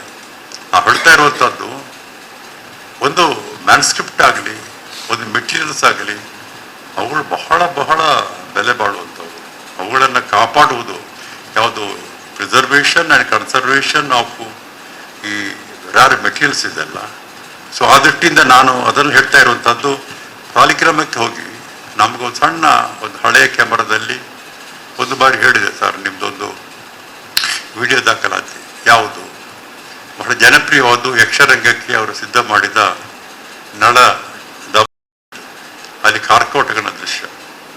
ಇವರು ಅಂಗೆ ತೆಗೆದರು, ಬನಿಯನ್ ಕಚ್ಚೆ, ಬನಂಜೆ ಸಂಜೀವ ಸುವರ್ಣ ಭಾಗವತರು, ಪಾಠಕರು ಮದ್ದಳೆ ಅಲ್ಲಿ ಸಾಲಿಗ್ರಾಮದ ಮನೆಯಲ್ಲಿ. ಇವರು ಕುಡಿಲಿಕ್ಕೆ ಸ್ವಲ್ಪ ಗೆಡ್ಡೆ ಕಟ್ಟಿದ್ದಾರೆ, ಕಾಲಿಗೆ ಕುಡಿ ಶುರು ಮಾಡಿದರು. ಅದು ಹೀಗೆ ಮಾಡಿಕೊಂಡು ಅವರು ಕುಣಿಯುವ ಒಂದು ರಭಸಕ್ಕೆ ಅಷ್ಟೊತ್ತಿಗೆ ಮಾಲಿನ್ಯನ ಹತ್ರ ಬಂದು ಹೇಳಿದ್ರು, ಸರ್ ಮೊನ್ನೆ ಡಾಕ್ಟರ್ ಹೇಳಿದ್ದಾರೆ ಸಣ್ಣ ಅಟ್ಯಾಕ್ ಆಗಿದೆ, ಇದು ಅವ್ರು ತಿರುಗಿ ಹೋಗೋದಕ್ಕಿಂತ ಒಂದು ಅದಕ್ಕೆ ಭಾಳ ಹಿಂದೆ, ಐ ಥಿಂಕ್ 94 or 95 ಅಷ್ಟೇ. ಆಮೇಲೆ ನಾವು ಅವರ ಹೇಳಿಕಾಗ್ತದೆ.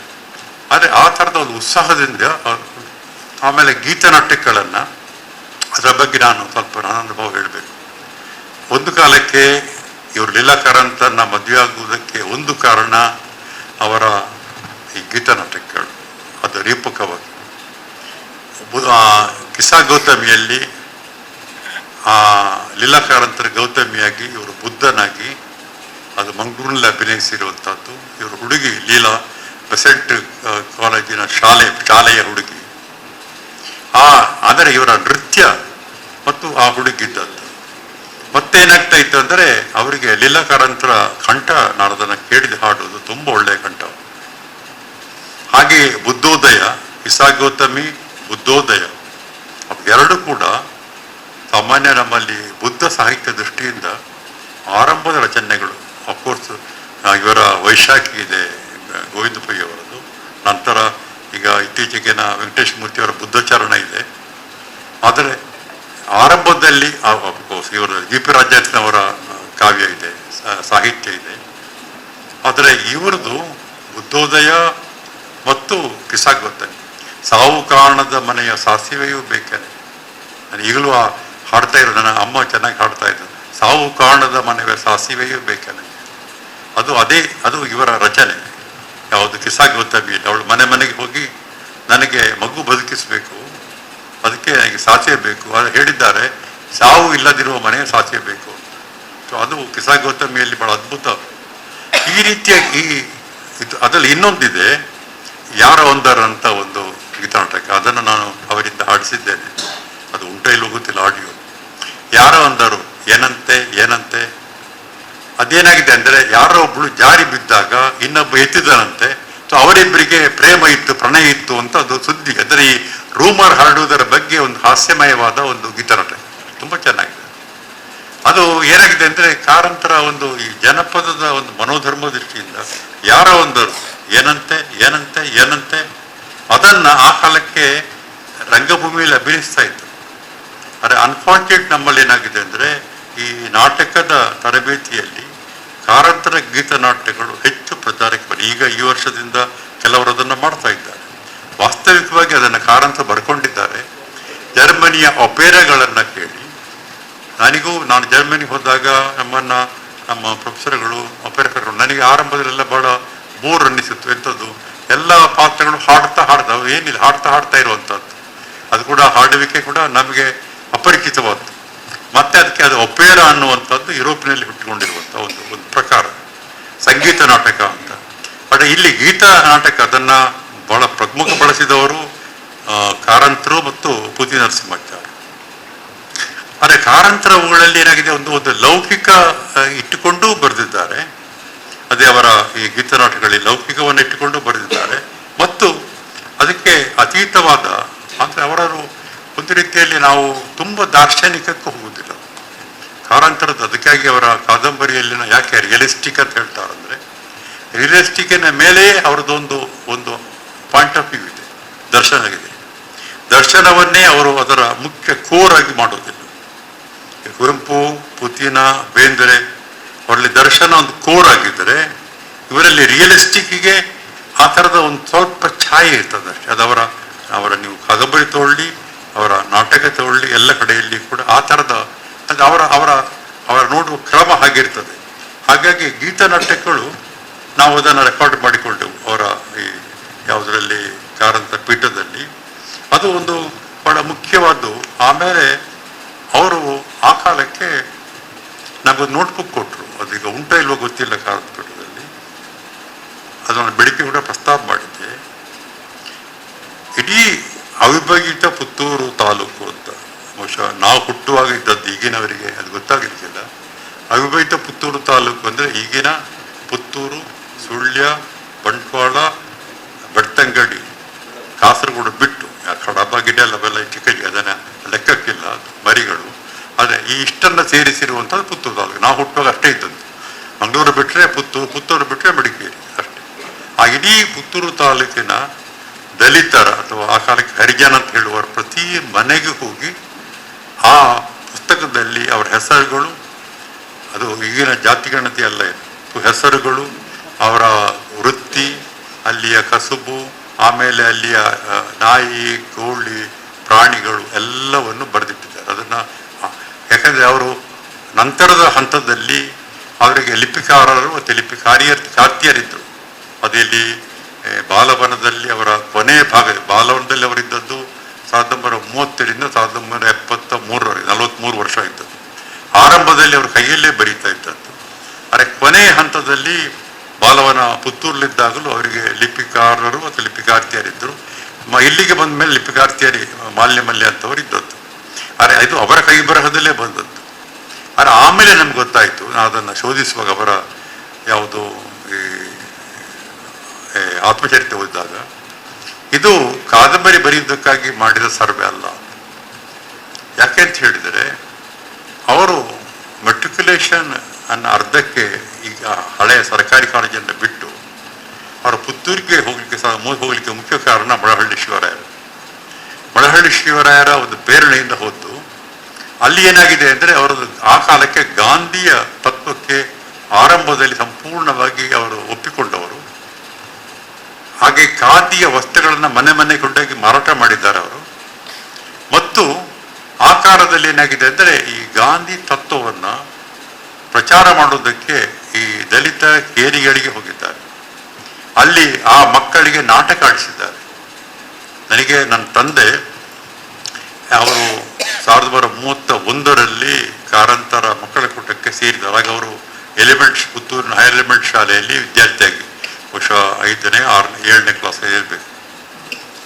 ಹಾಗೆ ಆ ಕಾಲಕ್ಕೆ ನನಗೆ ಈ ಉಪ್ಪಿನಂಗಡಿ ಮತ್ತು ಕಡಬ, ಸುಳ್ಯ ಈ ಕಡೆಯಲ್ಲೆಲ್ಲ ಹೋಗಿ ಅಲ್ಲಿ ದಲಿತರು, ಸ್ಪೃಶ್ಯ ಪಟ್ಟಣದ ಎಲ್ಲರನ್ನು ಮಕ್ಕಳು ಕರ್ಕೊಂಡು ನಾಟಕ ಆಡಿಸಿದ್ದಾರೆ. ಅವರ ನಾಟಕ ಮಕ್ಕಳ ನಾಟಕ.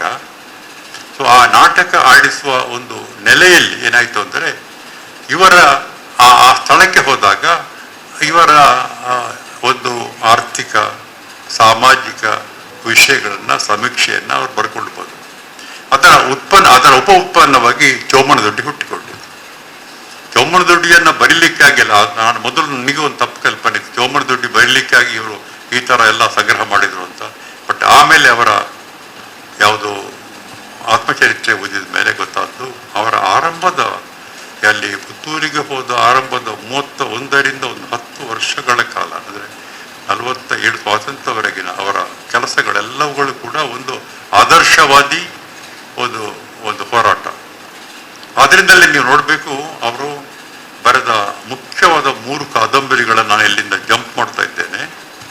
ಒಂದು ಅದು ಚೊಮ್ಮನದುಡ್ಡಿ ಅನ್ನುವಂಥದ್ದು. ಚೊಮ್ಮನದುಡ್ಡಿ ಅವರು ಬರೆದ ಮಹತ್ವದ ಕಾದಂಬರಿ ಪುತ್ತೂರಿಗೆ ಹೋದ್ಮೇಲೆ ಬರೆದದ್ದು. ನಾನು ಬೆಳಿಗ್ಗೆ ಹೇಳಿದೆ, ಪುತ್ತೂರಿಗೆ ಹೋಗೋದಿದ್ದರೆ ಸಾಲಿಗ್ರಾಮ ಇದ್ದರೆ ಚೊಮ್ಮನದುಡ್ಡಿ ಬರ್ತಾ ಇರಲಿಲ್ಲ ಅಂತ. ಯಾಕೆ ಅಂತ ಹೇಳಿದರೆ, ಅದು ಇಡೀ ಆಂಬಿಯನ್ಸ್ ಅಥವಾ ಪರಿಸರ ಇದೆಯಲ್ಲ, ಅದು ಅವಕಾಶ ಮಾಡಿಕೊಟ್ಟಿರುವಂಥದ್ದು. ಯಾವುದು ಆ ರೀತಿಯ ಅಲ್ಲಿ ನಡೆದಾಡಿಕೊಂಡು ಓಡಾಡಿಕೊಂಡು ಅವರು ಬರೆದಂಥದ್ದು. ನಡೆದಾಡಿಕೊಂಡು ಓಡಾಡಿಕೊಂಡು ಬರೀಲಿಕ್ಕೆ ಸಾಧ್ಯ ಆಗಿದ್ದದ್ದು ಅವರಿಗೆ ಅಲ್ಲಿ.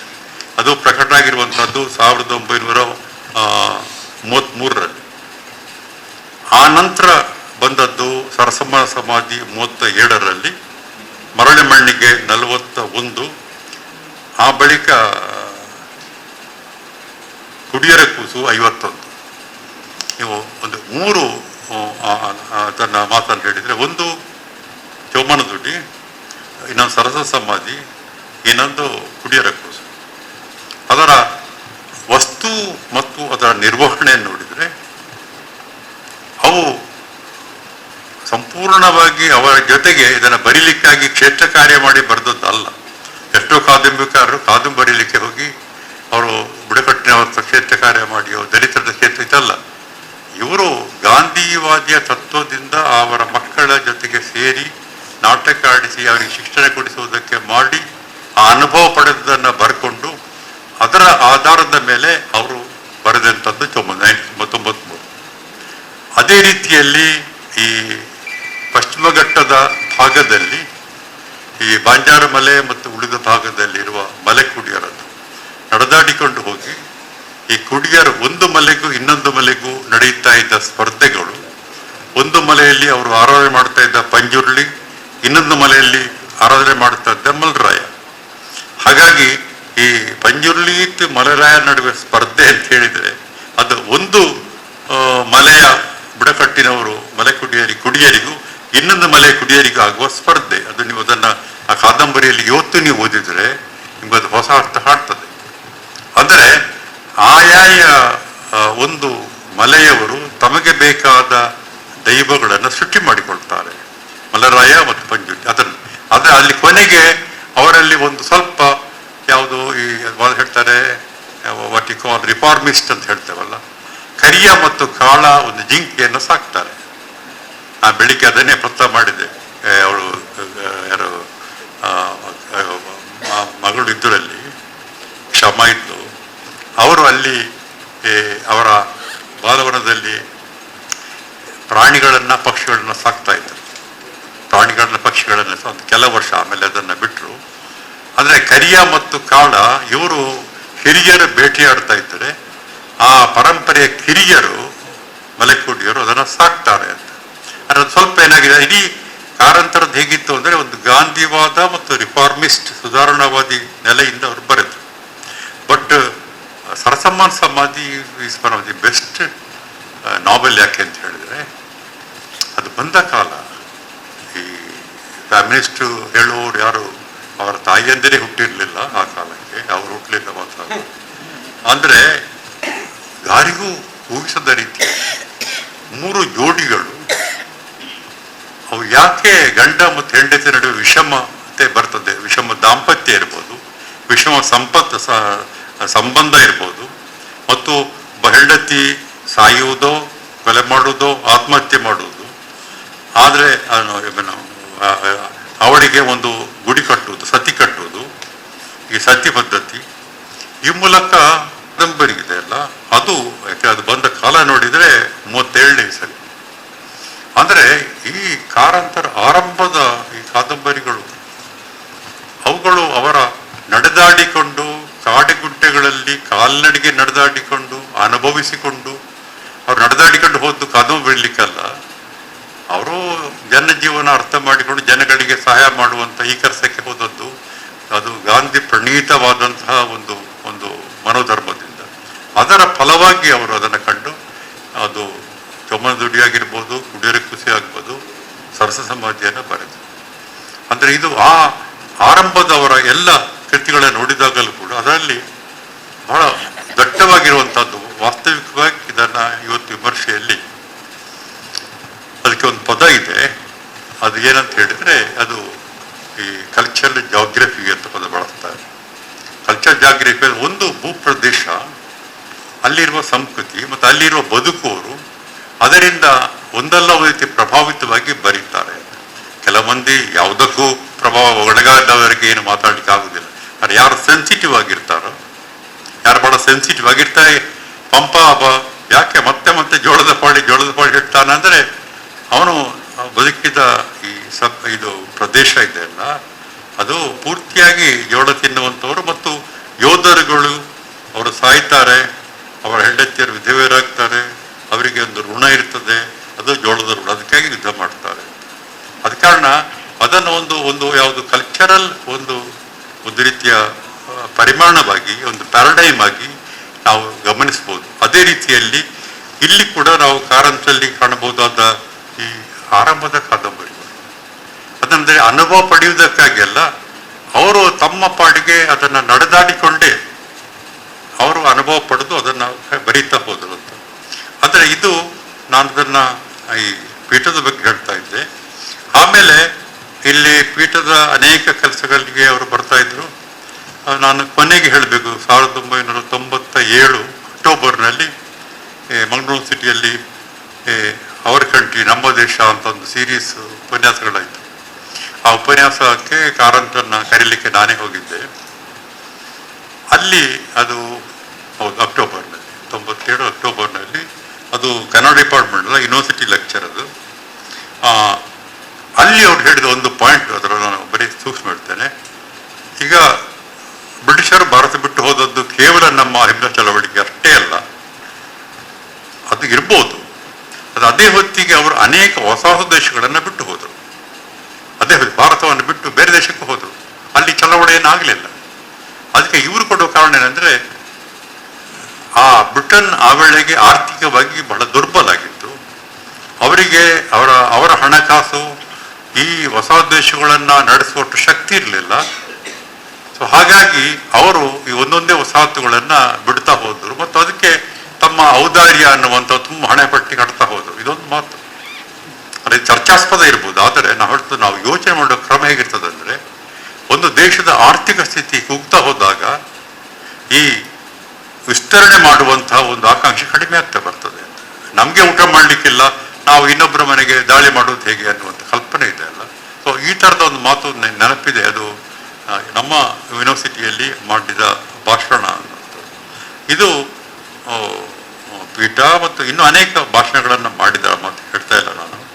ಆದರೆ ನಾನು ಇದಕ್ಕೆ ಪೂರಕವಾಗಿ ನನಗೆ ಸಂಬಂಧಪಟ್ಟಾಗಿ ಅವರ ಕೊನೆಯ ಭಾಷಣದ ಬಗ್ಗೆ ಒಂದು ಮಾತಾಡಬೇಕು. ನಾನು ತುಳು ಸಾಹಿತ್ಯ ಅಕಾಡೆಮಿಯ ಮೊದಲ ಅಧ್ಯಕ್ಷನಾಗಿದ್ದ ಕಾಲಕ್ಕೆ 1997ರಲ್ಲಿ ನಾನು ಅಮೃತ ಸೋಮೇಶ್ವರರು ಮತ್ತು ಅಲ್ಲಿಯ ಉಳ್ಳಾಳದ ಸಹ ಇಲ್ಲಿ ಭಾಸ್ಕರಿ ಕುಕ್ಕವಳ್ಳಿ ಅದರ ಪ್ರತ್ಯಕ್ಷ ಸಾಕ್ಷಿ ಇದ್ದಾರೆ. ನಾವೆಲ್ಲ ಒಂದು ಅಕಾಡೆಮಿಯಲ್ಲಿ ಮೀಟಿಂಗ್ ಮಾಡಿದ್ದೆವು, ಉಳ್ಳಾಳದಲ್ಲಿ ಮೀಟಿಂಗ್ ಮಾಡಿದ್ದೆವು, ಉತ್ಸವ ಮಾಡಬೇಕು ಅಂತ. ಬಹುಶಃ ಅದನ್ನು ಆರಂಭ ಮಾಡಿದ್ದು ನಾವು ಅಂತ ಇವತ್ತು ಯಾರು ನಮ್ಮ ಹೆಸರು ಹೇಳುವುದಿಲ್ಲ ಭಾಸ್ಕರಿಗಳೇ. ಆದರೆ ಈಗೆಲ್ಲರೂ ಕೂಡ ಅದು ಯಾವುದು ಚಕ್ರವನ್ನು ನಾವೇ ಸೃಷ್ಟಿ ಮಾಡಿದ್ದು ಅಂತ ಹೇಳ್ತಾರಲ್ಲ ವಿಜ್ಞಾನದಲ್ಲಿ, ಹಾಗೆ. ಬಟ್ ನಾವು ಅದಕ್ಕೆ ಎಷ್ಟು ಕಷ್ಟಪಟ್ಟು ಮಾಡಿದ್ದೇವೆ ಅಂತ ನಮಗೆ ಗೊತ್ತು. ಹಣ ಇರಲಿಲ್ಲ. ಆಗ ನನಗೆ ಒಂದು ಯೋಚನೆ ಬಂದು, ಕಾರಂತನ ಕರೆದ ಹೇಗೆ ಅಂತ.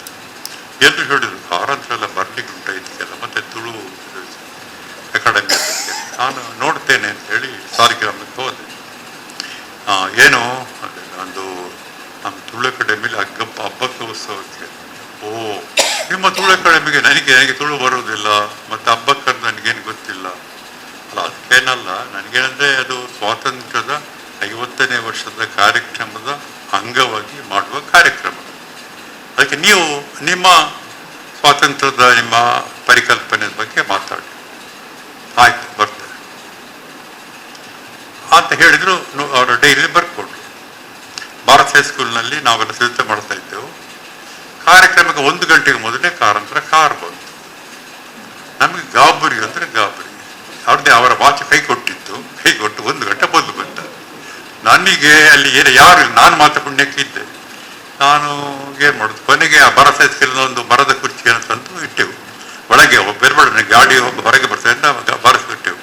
ಇವನ್ ನೋಡಿ, ಈ ಮಕ್ಕಳೆಲ್ಲ ಎಲಿಮೆಂಟ್ ಶಾಲೆಯ ಮಕ್ಕಳೆಲ್ಲ ಬಂದರು. ಮಕ್ಕಳ ಹತ್ರ ನಿನಗೇನು ಕತೆ ಗೊತ್ತುಂಟು, ನಿನಗೆಂತ ಗಾದೆ ಗೊತ್ತುಂಟು ಅಂತ ಮಕ್ಕಳಿಂದ ಕತೆ ಹೇಳುವುದು. ಇವರು 1 ಗಂಟೆ ಕಳೆದು ಆಮೇಲೆ ಅಲ್ಲಿ ವೇದಿಕೆಯಲ್ಲಿ ಒಂದು ಅದ್ಭುತ ಭಾಷಣ ಮಾಡಿದ್ರು. ನಾನು ಹೇಳ್ತಾ ಇರೋದು ಡೌನ್ ಟು ಅರ್ತ್ ಅಂತ ಹೇಳ್ತೇವಲ್ಲ ನಾವು ಸಾಹಿತಿಗಳು. ಇಂಥದ್ದು ನಾವು ಅನೇಕ ಮಾತು ಸಾಹಿತ್ಯದ ಬಗ್ಗೆ ಅನೇಕ ಚರ್ಚೆ ಮಾಡ್ಬೋದು, ಕಾರಂತರ ಬಗ್ಗೆ ಅಲ್ಲ ಅಂತ ಹೇಳ. ಆದರೆ ಈ ಥರದ ಅನೇಕ ಉದಾಹರಣೆಗಳನ್ನ ನಾನು ಹೇಳಬಲ್ಲೆ. ಅದೇ ಇನ್ನೊಂದು ಅಲ್ಲಿ ಹೇಳಬೇಕು, ಅದು ಬಹುಶಃ ಸರಿ ನೆನಪಿಲ್ಲ. ಈ ಅಕ್ಟೋಬರ್ ಕಾರ್ಯಕ್ರಮ ಕರೀಲಿಕ್ಕೆ ಹೋದಾಗಲೋ ಅಥವಾ ನವೆಂಬರ್ಗೆ, ಯಾಕಂದ್ರೆ ನವೆಂಬರ್ ಅವರು ಉಳ್ಳಾಳಕ್ಕೆ ಬಂದದ್ದು ನವೆಂಬರ್ 8ಕ್ಕೆ, ಅವರು ತೀರಿಕೊಂಡದ್ದು ಸರಿಯಾಗಿ ಡಿಸೆಂಬರ್ 9ಕ್ಕೆ 30 ದಿನ. ಇದು ಆ ಉಳ್ಳಾಳದ್ದು ಅವರ ಕೊನೆಯ ಸಾರ್ವಜನಿಕ ಕಾರ್ಯಕ್ರಮ. ಆ ವೇಳೆಗೆ ಅದೇ ವರ್ಷ ಡಿಸೆಂಬರ್ದಲ್ಲಿ 8-9 ಹೊತ್ತಿಗೆ ಇಲ್ಲಿ ಅಖಿಲ ಕರ್ನಾಟಕ ಸಾಹಿತ್ಯ ಸಮ್ಮೇಳನ ಕೈರಜ್ಞಿನ ಅಧ್ಯಕ್ಷತೆಯಲ್ಲಿತ್ತು. ಅದರ ಸ್ಮರಣ ಸಂಚಿಕೆ ಪೊನ್ನಕಂಟಿಗೆ ನಾನು ನಂದವ ಸಂಪಾದಕರಾಗಿದ್ದೆವು. ನಾನು ಕಾರಂತರಿಗೆ ಒಂದು ಪತ್ರ ಬರೆದಿದ್ದೆ 1 ತಿಂಗಳು. ನನಗೊಂದು ಅವರ ಲೇಖನ ಬಂದಿತ್ತು, ಅದು ಪಟ್ಟಾಗಿ. ಆದರೆ ಡಿಸೆಂಬರ್ ಸುಮಾರು 5ನೇ ತಾರೀಕಿಗೆ ಅವರು ಮಣಿಪಾಲ್ ಆಸ್ಪತ್ರೆಗೆ ಸೇರಿದರು. 6-7 ಆಗಿ 9ಕ್ಕೆ ತೀರಿಕೊಂಡರು. ಕೋಟದಲ್ಲಿ ಒಂದು ಒಂದು ತಿಂಗಳಲ್ಲಿ ನಡೆದ ಕಥೆಗಳು. ಆದರೆ ನಾನು ಹೇಳ್ತಾ ಇರೋದು ಇದು ಅಕ್ಟೋಬರ್ನ ಕಾರ್ಯಕ್ರಮಕ್ಕೂ ಅಥವಾ ಈ ನವೆಂಬರ್ ಕಾರ್ಯಕ್ರಮ ನಾನು ಕರೀಲಿಕ್ಕೆ ಸಾಲಿಗ್ರಾಮಕ್ಕೆ ಹೋಗಿದ್ದೆ. ಟೀಪಾಯಿ ಮೇಲೆ ಕೆಲವು ಎನ್ಸೈಕ್ಲೋಪೀಡಿಯಾ ಹಾಕ್ಕೊಂಡು ಕೂತಿದ್ರು. ಏನು ಸರ್ ಅಂತ ಹೇಳಿದೆ. ಅಲ್ಲ, ಒಂದು ಲೇಖನ ಬರಿಬೇಕಾಗಿತ್ತು, ಅದಕ್ಕೆ ಸ್ವಲ್ಪ ಮೆಟೀರಿಯಲ್ಸ್ ಬೇಕು, ಅದಕ್ಕೆ ನಾನು ಅದನ್ನು BPP ತರಿಸಿದೆ ಅಂತ ಹೇಳಿದೆ. ಪ್ರೊಫೆಸರ್ಗಳು ತಪ್ಪಿಕೊಳ್ಳದೆ ಇರುವುದಾದರೆ ಯಾವುದು ಸಾಯುವುದಕ್ಕೆ ಒಂದು ತಿಂಗಳ ಮೊದಲು ಕಾರಂತರು ಒಂದು ಲೇಖನ ಬರೀಲಿಕ್ಕೆ BPP ಪುಸ್ತಕ ನೋಡ್ಬೋದು. ನಮ್ಮ ಎಷ್ಟು ಟೀಚರ್ಸ್ಗಳು ಬಹುಶಃ ಪ್ರಿಪ್ರೇಷನಿಗೆ ಈ ಥರದ ಪುಸ್ತಕ ಧರಿಸ್ತಾರೆ ಗೊತ್ತಿಲ್ಲ ನನಗೆ. ಆ ಥರ ನಾನು ಹೇಳ್ತಾ ಇರೋದು ನಾನು. ಆದರೆ ಒಂದು ಸತತವಾದ ಓದು, ಅವರ ಓದುವಿಕೆ, ನಾನು ಅದನ್ನು ಅನೇಕ ಬಾರಿ ಕಂಡಿದ್ದೇನೆ. ಪುಸ್ತಕಗಳ ಓದುವಿಕೆ ಮತ್ತು ಪ್ರವಾಸ ಅಂತ ಹೇಳಿದರೆ ಖಾಲಿ ಚಕ್ರ ಕಟ್ಟಿಕೊಂಡು ಅದು ಅವರ ಪ್ರವಾಸ ಸಾಹಿತ್ಯ ಬರೆದಿದ್ದಾರೆ ಅಂತ ಅಷ್ಟಕ್ಕೆ ಅಲ್ಲ. ಮತ್ತು ಇನ್ನೊಂದು ಅವರ ಆರ್ಥಿಕ ಸ್ಥಿತಿಯ ಬಗ್ಗೆ ಹೇಳಬೇಕು. ಕಾರಂತರು ಆರಂಭದ ಒಂದು ಅವರ ಜೀವಮಾನದಲ್ಲಿ ಆರ್ಥಿಕವಾಗಿ ಬಹಳ ಬಹಳ ಕಷ್ಟದಲ್ಲಿತ್ತು. ಎಷ್ಟು ಕಷ್ಟ ಇದ್ದಾದರೆ ಅವರ ಪುಸ್ತಕಗಳನ್ನು ಯಾರೂ ಪ್ರಕಟ ಮಾಡ್ತಾ ಇರಲಿಲ್ಲ. ಅದಕ್ಕೆ ಅವರು ಹರ್ಷ ಮುದ್ರಣಾಲಯ ಅಂತ ಮಾಡಿ ಅದರಲ್ಲಿ ಅವರು ಪುಸ್ತಕ ಪ್ರಕಟ ಮಾಡಿದ್ರು. ಯಾರು ಈಗ ನಾವು ಹೇಳ್ಬೋದು ಕಾರಂತರು ಅವರ ಜ್ಞಾನಪೀಠ ಎಲ್ಲ ಆರಂಭದ ಎಲ್ಲ ಪುಸ್ತಕಗಳನ್ನು ನಾನು ಅದರ ನೋಡಿದ್ದೇನೆ. ಎಲ್ಲ ಹರ್ಷ ಮುದ್ರಣಾಲಯ ಇವರೇ ಅದಕ್ಕೆ ಮೊಳೆ ಜೋಡಿಸುವುದು, ಯಾರೋ ಒಬ್ಬ ಮಾಡೋದು, ಪ್ರಿಂಟ್ ಹೊಡಿದು, ಅದನ್ನು ಕೆಲವು ಪುಸ್ತಕ ಮಾರಾಟ ಅಷ್ಟೇ. ಅಂದರೆ ನಂತರ ಪ್ರಶಸ್ತಿಗಳೆಲ್ಲ ಬಂದ ಮೇಲೆ, ಜ್ಞಾನಪೀಠ ಬಂದ ಮೇಲೆ ಪ್ರಚಾರ ಆಯಿತು, ಪುಸ್ತಕಗಳಿಗೆ ಇವರು ಪ್ರಕಾಶಕರು ಬಂದು. ಅಲ್ಲಿಯವರೆಗೆ ಆರ್ಥಿಕವಾಗಿ ದೊಡ್ಡ ಹಣ ಇರಲಿಲ್ಲ. ಹಾಗೆ ಪ್ರವಾಸ ಹೋಗ್ಬೇಕಾದ್ರೂ ಅವ್ರ ಹತ್ರ ದುಡ್ಡು ಇರಲಿಲ್ಲ, ಎಲ್ಲೂ ಇರಲಿಲ್ಲ. ಆದರೆ ಇವರು ಏನಾಗ್ತದೆ ಅಂದರೆ ಬಹಳ ಮಿತವಾದ ಒಂದು ವೆಚ್ಚದಲ್ಲಿ ಪ್ರವಾಸವನ್ನು ಆಬುವಿಂದ ಬರಮಕ್ಕೆಂದು ಹಿಡಿದು, ಪಾತಾಳಕ್ಕೆ ಪಯಣದಿಂದ ಹಿಡಿದು, ಪೂರ್ವದಿಂದ ಅಪೂರ್ವಕ್ಕೆಂದು ಹಿಡಿದು, ಅಪೂರ್ವ ಪಶ್ಚಿಮದಂತ ಎಲ್ಲ ಪುಸ್ತಕಗಳು ಬಂತಲ್ಲ, ಬಂದಾಗ ಅದು ಒಂದು ಇನ್ನೊಂದು ಅವ್ರ ದಾಖಲೀಕರಣ. ಎಲ್ಲಿ ಪ್ರವಾಸ ಮಾಡಿದ್ರು ಅದೆಲ್ಲ ವಿವರಗಳನ್ನ ಬರ್ಕೊಂಡು ಒಂದು ಒಳ್ಳೆಯ ಕಥೆ ಕಟ್ತಾರೆ, ಒಂದು ಒಳ್ಳೆಯ ಒಂದು ನರೇಟಿವನ್ನು ಸೃಷ್ಟಿ ಮಾಡ್ತಾರೆ. ಅದರಿಂದ ಪ್ರವಾಸ ಒಂದು, ಓದುವಿಕೆ ಒಂದು, ಸೂಕ್ಷ್ಮ ಗ್ರಹಣ ಶಕ್ತಿ ಒಂದು, ಇವೆಲ್ಲವುಗಳು ಏನು ಮಾಡಿವೆ ಅಂದರೆ ಅವರನ್ನು ಯಾವುದೇ ಒಂದು ಕ್ಷೇತ್ರ ಬೇಕು ಅಂದರೆ ಅದು ಅವರ ಕ್ಷೇತ್ರವನ್ನು ಅವರು ಬಾಚಿಕೊಳ್ತಾ ಇದ್ರು. ಇಲ್ಲದೆ ಹೋಗಿದ್ದರೆ ಪ್ರಾಣಿ ಪ್ರಪಂಚ ಅಂತ ಪುಸ್ತಕ, ವಿಜ್ಞಾನ ಪ್ರಪಂಚದಂಥ ಪುಸ್ತಕ, ಮಕ್ಕಳ ಪ್ರಪಂಚದಂಥ ಪುಸ್ತಕ, ವಾಸ್ತುಶಿಲ್ಪ, ಚಿತ್ರಕಲೆ. ಅಂದರೆ ಈಗ ಎಷ್ಟೋ ಮಂದಿ ಅವರ ವಿಜ್ಞಾನ ಪ್ರಪಂಚದ ಬಗ್ಗೆ ಟೀಕೆ ಮಾಡೋದು, ಅದರಲ್ಲಿ ವಿಜ್ಞಾನದ ವಿಷಯಗಳಲ್ಲಿ ಮಾಹಿತಿ ಸರಿ ಇಲ್ಲ ಅಂತ. ಬಹುಶಃ ಇಲ್ಲಿ ಪ್ರೊಫೆಸರ್ ಆಫ್ ಪೊಲಿಟಿಕಲ್ ಸೈನ್ಸ್ ಇದ್ದಾರೆ, ಅರಿಸ್ಟಾಟಲ್ನ ಪೊಲಿಟಿಕ್ಸ್ ಒಂದು ಹೇಳ್ತಾನೆ, ಅದು ಪೊಯಿಟಿಕ್ ಟ್ರುತ್ ಬೇರೆ, ಹಿಸ್ಟಾರಿಕಲ್ ಟ್ರುತ್ ಬೇರೆ. ಜಿಂಕೆಗಳಿಗೆ ಹೆಣ್ಣು ಜಿಂಕೆಗಳಿಗೆ ಕೊಂಬುಂಟೋ ಇಲ್ಲೋ ಅನ್ನೋದು ಅದು ಪೊಯಿಟಿಕ್ ಟ್ರುತ್ತಿನಲ್ಲಿ ಅದಿರ್ಬೋದು, ಹಿಸ್ಟಾರಿಕ್ ಟ್ರುತ್ತಲ್ಲಿ ಇಲ್ಲದಿರ್ಬೋದು. ಅರಿಸ್ಟಾಟಲ್ ಕೊಡುವಂಥ ಉದಾಹರಣೆ ನೀವು ಅರಿಸ್ಟಾಟಲ್ ಓದಿದ ಕಾರಣ. ಹಾಗೆಯೇ ಏನಾಗ್ತದೆ ಅಂತ ಹೇಳಿದ್ರೆ, ಕಾರಂತರು ಹೇಗಿದೆ ಅಂದರೆ ವಿಜ್ಞಾನ ಪುಸ್ತಕ ಇಂಗ್ಲಿಷ್ ಓದೋದು, ಕನ್ನಡದಲ್ಲಿ ಮಾಡಿ ಅವರ ತಿಳುವಳಿಕೆ. ಆದ ಕಾರಣ ಅವರ ಎಲ್ಲ ಪ್ರಾಣಿ ಪ್ರಪಂಚ, ವಿಜ್ಞಾನ ಪ್ರಪಂಚ ಇವೆಲ್ಲವುಗಳು ಕೂಡ. ಆದರೆ ಹಣ ಇಲ್ಲ.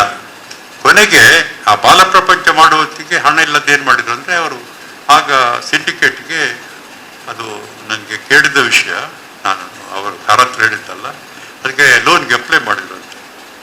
ಹಾಗೇನು 10,000 15,000 ಆ ಕಾಲಕ್ಕೆ.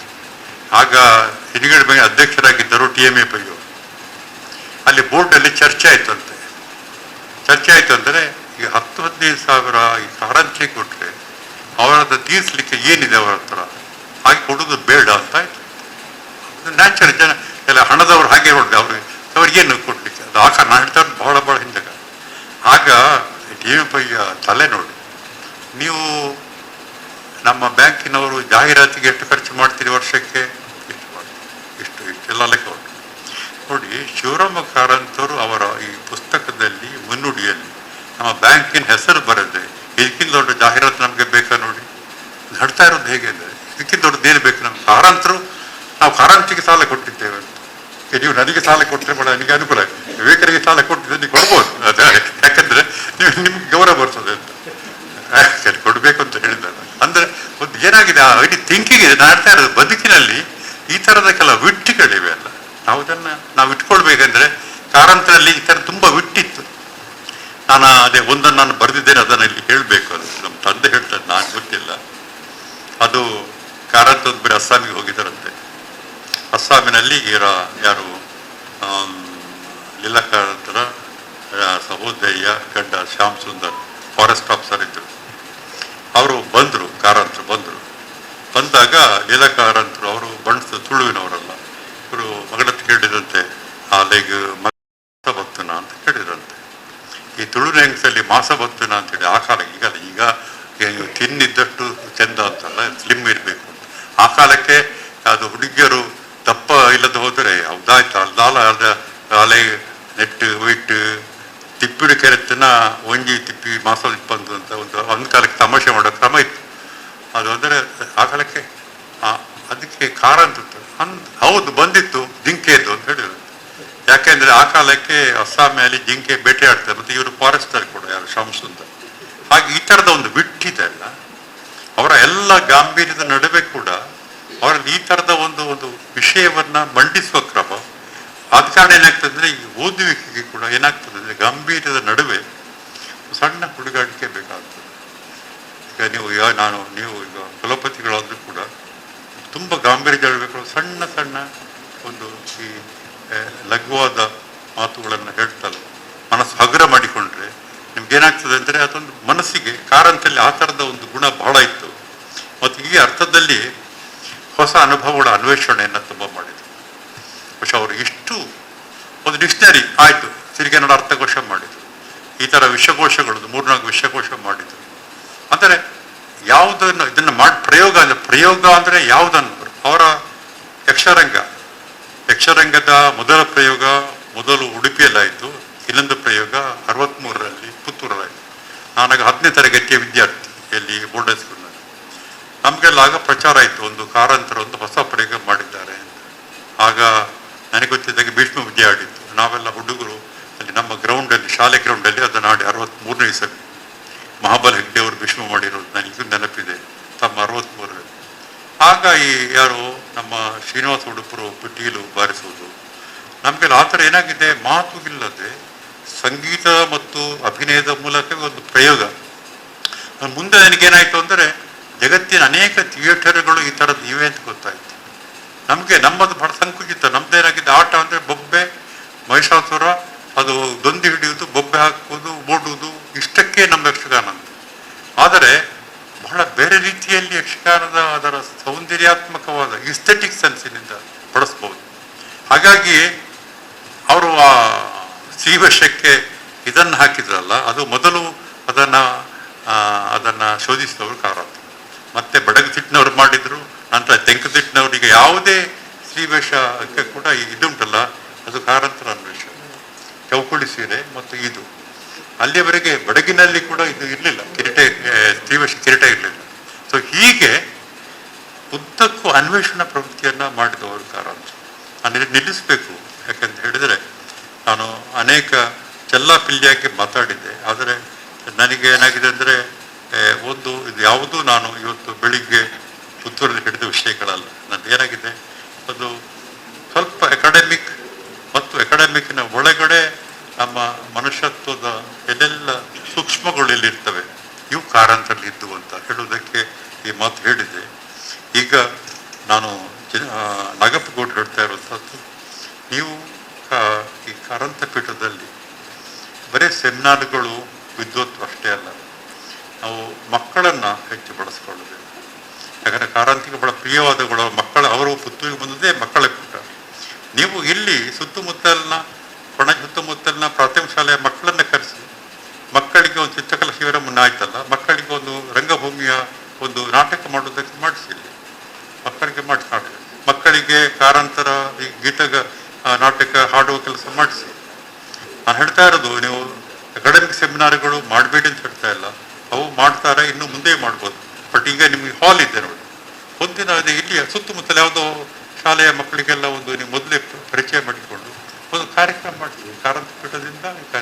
ಅದನ್ನು ನೀವು ವಿಡಿಯೋ ಡಾಕ್ಯುಮೆಂಟ್ ಮಾಡಿ, ದಾಖಲಾತಿ ಆಗ್ತದೆ. ಆದರೆ ಏನಾಗ್ತಂದರೆ ಕಾರಂತರ ಟೆಕ್ಸ್ಟ್ ಇಟ್ಕೊಂಡು, ನೀವು ಇಲ್ಲಿ ಸಿನಿಮಾ ನೋಡಿದೆ ನಾನು ಅದರ ಬಗ್ಗೆ, ಕಾರಂತರ ಯಾವುದೋ ಒಂದು ಈಗ ಸೌಮ್ಯ ಸೌಭಾಗ್ಯ ಅಥವಾ ಯಾರೋ ಒಂದವರು ಬಹಳ ತುಂಬ ಎನಾಕ್ಟಿವ್ ಮಾಡುವ ತುಂಬ ಡ್ರಾಮ್ಯಾಟಿಕ್ ಆದ ಟೆಕ್ಸ್ಟ್ ಅದು. ಸೊ ಇದನ್ನು ಮಕ್ಕಳನ್ನ ಇಟ್ಕೊಂಡು ಮಾಡಿಸಿದ್ರು. ಸೊ ಈ ಥರದ್ದನ್ನು ನೀವು ಮಾಡಿಸಿದ್ರೆ ಒಂಥರ ನಾವು ಯಾವಾಗಲೂ ಉಂಟಲ್ಲ, ಯಾವಾಗಲೂ ನೀವು ಒಬ್ಬ ಹಿರಿಯರುಗಳನ್ನು ವಿಧೇಯವಾಗಿ ಪಾಲಿಸಬಾರ್ದು. ಪ್ರೊಫೆಸರ್ ಅಂತ ಹೇಳಿ ನೀವು ಎಲ್ಲ ಕಾಲಕ್ಕೂ ಅವರ ರೀತಿಯಲ್ಲೇ ಬದುಕಬಾರ್ದು. ಗೊತ್ತಾಯ್ತಲ್ಲ ಹೇಳಿ ಕೇಳೋದು, ನಾನು ಹೇಳೋದು ಕೇಳಿ. ಇಲ್ಲದೆ ಹೋದರೆ ನೀವು ಹೊಸ್ತಾನೆ ಸೃಷ್ಟಿ ಮಾಡಲಿಕ್ಕೆ ಆಗೋದಿಲ್ಲ. ನಾನು ನಿಜ ಹೇಳ್ತಾರೆ, ನಮ್ಮ ಕಾಲದಲ್ಲಿ ನಮಗೆ ಸಿಕ್ಕಿದ ಅವಕಾಶ ನಾವು ಒಂದು ರೀತಿ ಒಂದು ಕೆಲಸ ಮಾಡ್ತಾ ಹೋದೆವು. ನೀವು ಈಗ ಬೇರೆ ರೀತಿಯಲ್ಲಿ ಮಾಡ್ತಾ ಹೋಗ್ಬೇಕು. ಅಂದರೆ we have to change our term. ಇಂಗ್ಲೀಷಲ್ಲಿ ಒಂದು ಗೊತ್ತಿದೆ, we have to change our consistencies ಅಂತ ಹೇಳ್ತಾರೆ. ಅದು ಪೊಲಿಟಿಕಲ್ ಅಲ್ಲ, ನಮ್ಮ ಕ್ಷೇತ್ರಗಳನ್ನು ನಾವು ಬದಲಾಯಿಸ್ತಾ ಹೋಗ್ಬೇಕು. ಹಾಗಿದ್ರೆ ಮಾತ್ರ ನಾವು ಸೃಜನಾತ್ಮಕಕ್ಕೆ ಬೆಳೀಲಿಕ್ಕೆ ಸಾಧ್ಯ ಆಗ್ತದೆ. ಅದು ಆಗಲಿ ಅಂತ ನಾನು ಆಶಿಸ್ತೇನೆ. ಮತ್ತು ಈ ಥರದ ಅವಕಾಶ ಮಾಡಿಕೊಟ್ಟ ಕುಲಪತಿಗಳಿಗೆ ಮತ್ತು ಇಡೀ ನನ್ನ ಕನ್ನಡ ವಿಭಾಗದ ಸ್ನೇಹಿತರಿಗೆ ವಂದಿಸ್ತೇನೆ. ನಮಸ್ಕಾರ. ಎಲ್ಲ ಕಿರಿಯ ಸ್ನೇಹಿತರೆ ಮತ್ತು ಹಿರಿಯ ಸ್ನೇಹಿತರೆ, ವೇದಿಕೆಯಲ್ಲಿ ಈ ಕಾರ್ಯಕ್ರಮವನ್ನು ಉದ್ಘಾಟನೆ ಮಾಡಿ, ಈ ಸಭಾಂಗಣವನ್ನು ಉದ್ಘಾಟನೆ ಮಾಡಿ, ಈಗೊಂದು ರೀತಿಯಲ್ಲಿ ವ್ಯಕ್ತಿತ್ವ ಪರಿಚಯ ಮಾಡಿಕೊಡ್ಬೋದು ಅಂತ ಒಂದು ಹೊಸ ದೃಷ್ಟಿಕೋನವನ್ನು ನಮಗೆ ಕೊಟ್ಟಂಥ ಪ್ರೊಫೆಸರ್ ವಿವೇಕ ರೈ ಸರ್ ಅವರೇ, ನನ್ನ ಸ್ನೇಹಿತ ಮತ್ತು ವಿಭಾಗಾಧ್ಯಕ್ಷ ಪ್ರೊಫೆಸರ್ ನಾಗಪ್ಪಗೌಡ್ರೆ ಮತ್ತು ಎಲ್ಲ ನನ್ನ ಮಾಧ್ಯಮ ಸ್ನೇಹಿತರೆ. ರೈ ಸರ್ ಮಾತಾಡಿದ ಮೇಲೆ ಕಾರಂತರ ಬಗ್ಗೆ ನಮಗೆ ಅಂತಿದೆ ಮಾತಾಡಲಿಕ್ಕೆ. ಅವ್ರು ಹೇಳಿದ ಎಲ್ಲ ಘಟನೆಗಳು ನಾನು ಕೂಡ ಸಾಕ್ಷಿಯಾಗಿದ್ದೆ ಕ್ಯಾಂಪಸ್ನಲ್ಲಿ. ನಾನು ಮತ್ತು ನನ್ನ ಸ್ನೇಹಿತ ಮತ್ತು ಕೃಷ್ಣಮೂರ್ತಿ ಅವರು 3 ಜನರು ಕ್ಲಾಸ್ಮೇಟ್ಸ್ ಆಗಿದ್ವಿ. ಹಾಗಾಗಿ ಅದೊಂದು ಬಹಳ ಮುಖ್ಯವಾದ ಗಳಿಗೆ. ನಮಗೆ ಒಂದಷ್ಟು ಸಾಹಿತ್ಯವನ್ನು ತಿಳ್ಕೊಳ್ಬೇಕು ಅಂತಂದರೆ ಅದಕ್ಕೆ ನಮ್ಮ ವಿಶ್ವವಿದ್ಯಾಲಯದ ಕನ್ನಡ ವಿಭಾಗವೇ ಸಾಕ್ಷಿ ಅನ್ನೋದನ್ನು ನಾನು ಎಲ್ಲೂ ಕೂಡ ಅದನ್ನು ಹೇಳ್ಕೊಳ್ಳೋಕೆ ಸಾಧ್ಯ ಆಗುತ್ತೆ. ಸರ್ ತಮ್ಮ ಮಾತುಗಳಲ್ಲಿ ಅದಕ್ಕಿಂತ ಮುಂಚೆ ಈ ನಾಗಪ್ಪಗೌಡ ಯಾವತ್ತೂ ಹಿಂಗೆ ಒಂದು ಹೊಸದೆಲ್ಲ ಹುಟ್ಟು ಹಾಕೋದು, ನಮ್ಮ ಪ್ರೊಫೆಸರ್ ಅಂತ ಹೇಳ್ಬಿಡೋದು. ಅದು ನಿಮಗೆ ಯಾರಿಗೂ ಗೊತ್ತಿಲ್ಲ ಮಕ್ಕಳೇ, ಈ ಗೋಡೆಯನ್ನು ಈ ಹಿಂದೆ ಕನ್ನಡ ವಿಭಾಗದಲ್ಲಿ ಯಾವಾಗಲೂ ಹೊಡೆದಾಕ್ಬಿಟ್ಟಿದ್ರು. ಹಾಗಾಗಿ ಅರಿಸ್ಟಾಟಲ್ ಅಂತ ನನ್ನ ಪ್ರೊಫೆಸರ್ ಪಾಠ ಮಾಡುವಾಗ, ಪ್ರೊಫೆಸರ್ ರಾಘವೇಂದ್ರ ರಾಯರು ದೈವಾಧೀನರಾಗಿದ್ದಾರೆ, ಅವರು ಪಾಠ ಮಾಡುವಾಗ ಯೂಸ್ಲೆಸ್ ಫೆಲೋ ಹೋಗಿ ಅಲ್ಲಿ ಕೂತ್ಕೋ, ಇಲ್ಲಿಂದ ಕೂತ್ಕೊಂಡಿದ್ದೆ ನೀನು ಅಂತ ನಮಗೆ ಹೇಳಿ ಕಳಿಸೋರು. ಹಾಗಾಗಿ ಅರಿಸ್ಟಾಟಲ್ ಹೆಚ್ಚು ನಮಗೆ ಪರಿಚಯ ಆದದ್ದು ಕನ್ನಡ ವಿಭಾಗದಲ್ಲೇ ಹೊರತು ಪೊಲಿಟಿಕಲ್ ಸೈನ್ಸ್ ವಿಭಾಗದಲ್ಲ. ಈ ಹಿನ್ನೆಲೆಯಲ್ಲಿ ನಾನು ಬಹಳ ಗಂಭೀರವಾದ ಒಂದು ಮಾತನ್ನಿಲ್ಲಿ ಹೇಳಬೇಕು. ಗೋಡೆಯನ್ನು ಹೊಡೆದ್ರು, ಬಹಳ ಇಟ್ಸ್ ಅಬ್ಸಲ್ಯೂಟ್ಲಿ ಇಂಟ್ರೆಸ್ಟಿಂಗ್. ನಮ್ಗೆ ಯಾರು ಇದನ್ನು ಆಲೋಚನೆ ಮಾಡಲಿಲ್ಲ. ನನಗೆ ಈ ವೇದಿಕೆ ಒಂದು ಹೊಸ ಆಲೋಚನೆಗಳನ್ನು ಸೃಷ್ಟಿ ಮಾಡಬೇಕು. ಇಲ್ಲಿ ಹೊಸ ವಿದ್ಯಾರ್ಥಿಗಳು ಬರಬೇಕು. ನೋವಾದಾಗ, ಸಂತೋಷ ಆದಾಗ ಇಲ್ಲಿ ಬಂದು ಕಿರ್ಚಾಡ್ಬೋದು, ಏನು ತೊಂದರೆ ಏನಿಲ್ಲ. ಇಂಥದ್ದೇ ಅಂತ ವಸ್ತು ವಿಷಯ ಈ ಬಗೆಯಲ್ಲಿ ಪೋಸ್ಟ್ ಮಾಡೋ ಆಲ್ಮೋಸ್ಟ್ ಆಯ್ತದು. ಆದ ಕಾಲದಲ್ಲಿ ನಮಗೆ ಈ ಥರದೊಂದು ವಿಷಯವನ್ನು ಇಟ್ಕೊಂಡು ಇಲ್ಲಿ ಚರ್ಚೆ ಮಾಡೋಣ. ಈಗ ಕಾರಂತರ ಬಗ್ಗೆ ಮಾತಾಡಿದ್ರು, ಎಲ್ಲಾದರೂ ಕಾರಂತರು ಈ ಪುಸ್ತಕ ಈಗ ಹೇಳಿದ್ರು, ಈ ಪುಸ್ತಕವನ್ನು ನನಗೆ ದೃಷ್ಟಿಕೋನದಲ್ಲಿ ನೋಡ್ತೀನಿ ಅಂತ ಹೇಳಿದ್ರೆ ಸರ್, ನಮ್ಗೆ ನನ್ಗೆ ಅರ್ಥ ಆದದ್ದು, ಹೀಗೆ ಒಬ್ಬ ಪ್ರಾಧ್ಯಾಪಕರು ಹೀಗೆ ಕಾರಂತರನ್ನ ಚಿತ್ರಿಸಿ ನಮಗೆ ಕೊಡೋದುಂಟಲ್ಲ, ಇದು ನಿಮಗೆ ಪ್ರೇರೇಪಣೆ ಆಗಬೇಕು. ಬಹಳ ದೊಡ್ಡ ವಿಶೇಷವಾದದ್ದು. ನಾನು ನಾಗಪ್ಪಗೌಡರಿಗೆ, ನನ್ನ ಎಲ್ಲ ವಿಭಾಗದ ಸ್ನೇಹಿತರಿಗೆ ಅಭಿನಂದನೆ ಸಲ್ಲಿಸಬೇಕು. ಯಾಕಂದ್ರೆ ಈ ಥರದ ಒಂದು ಹೊಸ ಪ್ರಯೋಗವನ್ನು ಮಾಡಿದ್ದಕ್ಕೆ. ನಮ್ಮ ಮಕ್ಕಳಲ್ಲಿ ಎದ್ದು ನಿಂತ್ಕೊಳ್ಳಿ, ಎಲ್ಲ ಮಕ್ಕಳಲ್ಲಿ ಎದ್ದು ನಿಂತ್ಕೊಳ್ಳಿ, ಹೊರಗಡೆ ಹೋಗಿ ಎದ್ದು ನಿಂತ್ಕೊಳ್ರಿ. ಹೇಳಮ್ಮ ರಾಜ್ಕುಮಾರಿ, ಏನ್ ಮಾಡ್ತಿದ್ಯಾ? ನಮ್ಮ ಸರ್, ಅವ್ರ ಪ್ರೊಫೆಸರ್ ನಮ್ಮ ಸರ್ ಅಂತ ಕರೆದ್ರು, ನಮ್ಮ ಪ್ರೊಫೆಸರ್ ಅಂತ ಕರೆದ್ರು. ಈ ವಿಶ್ವವಿದ್ಯಾನಿಲಯವನ್ನ ಬ್ರಿಕ್ ಬೈ ಬ್ರಿಕ್ ನೋಡಿದವರು. ಹೊಸ ಹಳೆ ಅಲೋಷಿಯಸ್ ವಿಭಾಗದಿಂದ ಇಲ್ಲಿಗೆ ಟ್ರಾನ್ಸ್ಫರ್ ಆಗುವಾಗ ನಮ್ಮ ಮನೆ ಪಕ್ಕದಲ್ಲಿ ಒಬ್ಬರು ಪ್ರೊಫೆಸರ್ ಉಚ್ಚಿಲ್ ಅಂತ ಇದ್ರು. ಯಾವತ್ತೂ ಆ ಪ್ರೊಫೆಸರ್ ಉಚ್ಚಿಲನ್ನು ಎದುರಾಕೊಂಡೇ ಇಲ್ಲ ನಾವು. ಭಯಂಕರ ಭಯ ಆಗ್ತಾ ಇತ್ತು ನಮಗೆ. ಇದು ಸರ್ ನಿಮಗೆ ಗೊತ್ತು, ನಾವು ಯಾವತ್ತೂ ಎದುರಾಕೊಳ್ತಾ ಇರಲಿಲ್ಲ. ಆವಾಗ ನಮ್ಮನ್ನೆಲ್ಲ ಡಿಪಾರ್ಟ್ಮೆಂಟ್ಗೆ ಕರೆದು, ಸರ್ ನಮಗೆ ಭಾಳ ಒಳ್ಳೆಯ ಸಾಹಿತ್ಯದ ಉಣಬಡಿಸಿದವರು. ಭಾಷೆ, ನಾವೆಲ್ಲ ಕನ್ನಡ ಮೀಡಿಯಂ ಸರ್, ಹೇಳಿ ಕೇಳಿ ಕೊಡಗಿಂದ ಬಂದಿರ್ತೀವಿ. ನಮ್ಮ ಉಚ್ಚಾರ ಭಾಳ ವಿಚಿತ್ರವಾಗಿರ್ತದೆ. ಸಾ ಹಾ ಸಾ ಇವೆಲ್ಲ ನಿಮಗೆ ಗೊತ್ತು, ಆ ಹಾ ಇವೆಲ್ಲವೂ ಇತ್ತು. ಇಲ್ಲಿ ನಮಗೆ ಅದನ್ನು ಫೈನ್ ಟ್ಯೂನ್ ಮಾಡಿಕೊಟ್ಟದ್ದು ನಮ್ಮ ಕನ್ನಡ ವಿಭಾಗ. ಆ ಕೀರ್ತಿ ನನ್ನ ಗುರುಗಳಾದ ಪ್ರೊಫೆಸರ್ ಚಿನ್ನಪ್ಪಗೌಡರಿಗೂ ಸಲ್ಲತ್ತೆ. ಗೋಡೆ ಯಾಕೆ ಹೊಡೆದದ್ದು ಅಂತ ನಾನು ನಿಮಗೆ ಹೇಳಿಬಿಡ್ತೇನೆ. ಈ ವಿಭಾಗದಲ್ಲಿ, ಈ ಬಿಲ್ಡಿಂಗ್ನಲ್ಲಿ ನಮಗೆ ಸುಮಾರು 9 ಪೀಠಗಳು ಕಾರ್ಯನಿರ್ವಹಿಸ್ತಾ ಇದೆ. ಈ ಪೀಠಗಳು ದಿನನಿತ್ಯ ಏನಾದರೂ ಸರ್ ಬಹಳ ಸ್ಪಷ್ಟ ಮಾಡಿದ್ರು. ನಾಗಪ್ಪಗೌಡರು ಬಂದಾಗ ಈ ಪ್ರಸ್ತಾಪ, ನೀವು ಈಗ ಕೂತ್ಕೊಳ್ಳಿ, ನಾವು ಇನ್ನೊಂದು ಕರಿತೀನಿ, ಯಾಕೆ ಅಂತ ಹೇಳ್ತೀನಿ.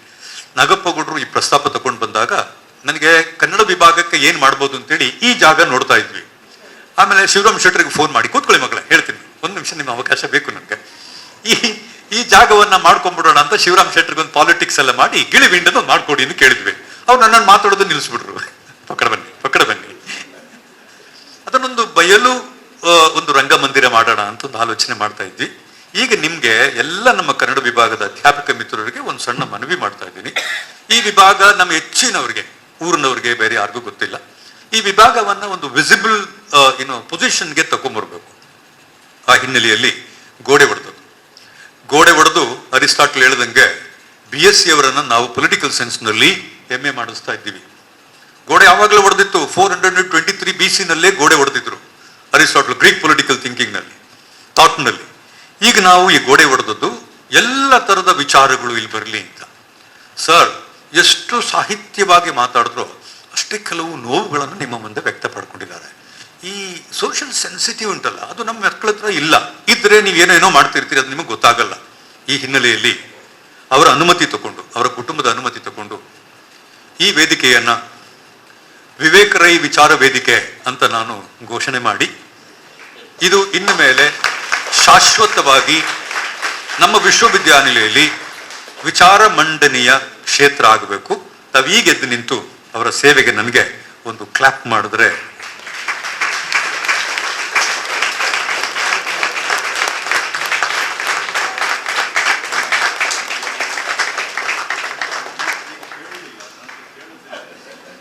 ಅನುಮತಿ ತಗೊಂಡಿದ್ದೀನಿ ಸರ್. ಸರ್ ಕ್ಷಮೆ ಇರಲಿ ಸರ್, ನಿಮ್ಮ ವಿದ್ಯಾರ್ಥಿ ಅಂತ ನನ್ಗೊಂದು ಅವಕಾಶ ಮಾಡಿಕೊಡ್ತೀರಿ. ಕಾರಂತರ ತರ ಕಾಲವಾಗಿ ಏನು ಹೇಳಬೇಡಿ, ನಾನು ಅನುಮತಿ ತಗೊಂಡಿದ್ದೇನೆ. ನಾನು ಇದನ್ನು ಯಾಕೆ ಹೀಗೆ ಮಾಡಿದ್ದೇನೆ ಅಂತಂದ್ರೆ, ಇದು ನೆನಪಾಗಬೇಕು. ಅದೇ ತರ ನಮ್ಮ ಬೇರೆ ಬೇರೆ ಅಧ್ಯಾಪಕ ಮಿತ್ರರು ಈ ವಿಭಾಗದಲ್ಲಿ ಕೆಲಸ ಮಾಡಿ ನಿವೃತ್ತಿ ಆಗಿದ್ದಾರೆ. ಬಹಳ ದೊಡ್ಡ ಮಟ್ಟದ ಒಂದು ಪರಂಪರೆಯನ್ನ ಇಲ್ಲಿ ಬಿಟ್ಟು ಹೋಗಿದ್ದಾರೆ. ಅವ್ರನ್ನೆಲ್ಲ ಬೇರೆ ಬೇರೆ ರೂಪದಲ್ಲಿ ನೆನಪು ಮಾಡ್ಕೊಳ್ಬೇಕು. ಮಕ್ಕಳೇ, ನಿಮಗೆ ಅಲ್ಲಿ ನಿಂತಿದ್ದಾಗ ಬನ್ನಿ ಸ್ವಾಗತ ಮಾಡಿ ಅಂತಂದೆ, ಯು ಡೋಂಟ್ ಈವನ್ ನೋ. ಯಾವ ಹಿರಿಯರು ಬಂದಾಗ ಹೇಗೆ ನಾವು ಅವ್ರನ್ನ ಸ್ವಾಗತ ಮಾಡಬೇಕು ಅದು ಗೊತ್ತಿಲ್ಲ. ಏನು ಮೂಲಿಲ್ಲ, ಹಂಗಲ್ಲ ಅದು. ಅವರು ಹಿರಿಯರು ಯಾರೋ ಏನೋ ಹೋದ ತಕ್ಷಣನೇ ಸರ್ ಬನ್ನಿ ನಮ್ಮ ವಿಭಾಗಕ್ಕೆ ಅಂತ ಸ್ವಾಗತ ಮಾಡ್ತೀವಿ ಅಂತ ಅಂದ್ಬಿಟ್ರೆ ಮನಸ್ಸೆಷ್ಟು ಸಮಾಧಾನ ಆಗುತ್ತೆ. ಸುಮಾರು ನಮ್ದು ಎಟಿಕೇಟರ್ಸ್ಗಳೆಲ್ಲ ನಾವು ಕಲಿಬೇಕಾಗಿದೆ. ಬಹಳ ದೊಡ್ಡ ಸಂತೋಷ ನನಗೆ. ಈ ಉದ್ಘಾಟನೆ ಆಗಿದೆ ಅಂತ ತಿಳ್ಕೊಂಡು ಧನಂಜಯ್ಗೆ ಮತ್ತು ನಾಗಪ್ಪ ಅವ್ರಿಗೆ ಮೊನ್ನೆ ನಮ್ದು ಪಾವಂಜೆ ಚೇರ್ನಲ್ಲಿ ರಚಿತವಾದಂಥ ಎಲ್ಲ ತೈಲ ವರ್ಣಗಳು, ವಾಟರ್ ಕಲರ್, ಇದನ್ನೆಲ್ಲ ಇಲ್ಲಿ ನೀವು ಡಿಸ್ಪ್ಲೇ ಮಾಡಬೇಕು ಅಂತ ಕೇಳ್ಕೊಂಡೆ ನಾನು. ಅವರು ಈಗ ಅದನ್ನು ಡಿಸ್ಪ್ಲೇ ಮಾಡಿದ್ದಾರೆ. ಇದೊಂದು ಗ್ಯಾಲರಿ ಕೂಡ ಆಗಬೇಕಾಗುತ್ತೆ. ಒಳ್ಳೆಯ ಗ್ಯಾಲರಿ ಆದರೆ ಬಹಳ ಸಂತೋಷ. ನೀವು ಬರಿಬಹುದು. ಈ ವಿಚಾರ ವೇದಿಕೆಯಲ್ಲಿ ನಿಮ್ಮ ಹೊಸ ಹೊಸ ಆಲೋಚನೆಗಳು ಬರಲಿ. ಸಾಹಿತ್ಯವನ್ನ ಶ್ರೀಮಂತಗೊಳಿಸಿ. ಸಾಹಿತ್ಯ ಅಲ್ಲೇ ನಿಂತು ಬಿಟ್ಟಿದೆ ಅಂತ ಬೇಡ, ಅದು ಹಂಗೆ ನಿಂತಿಕ್ಲಿಕ್ಕೆ ಸಾಧ್ಯ ಇಲ್ಲದಿರುವ ವಸ್ತು. ಅದು ಭಾಷೆಯಲ್ಲಿ ಎಷ್ಟು ಬದಲಾವಣೆ ಇದೆ. ಪೊಲಿಟಿಕಲ್ ಸೈನ್ಸ್ ಓದಿದ್ರೆ, ನನಗೀಗ ನನ್ನ ಮಕ್ಕಳಿಗೆ ಪಾಠ ಮಾಡ್ತಾ ಇದ್ರೆ ನಮಗೆ ಒಳಗಡೆ ಭಯ ಆಗುತ್ತೆ. ಯಾಕಂದ್ರೆ they know better than what we studied and what we thought. ಬಹಳಷ್ಟು ನಮ್ಮ ಕ್ಷೇತ್ರದಲ್ಲಿ ಬದಲಾವಣೆ ಆಗಿದೆ.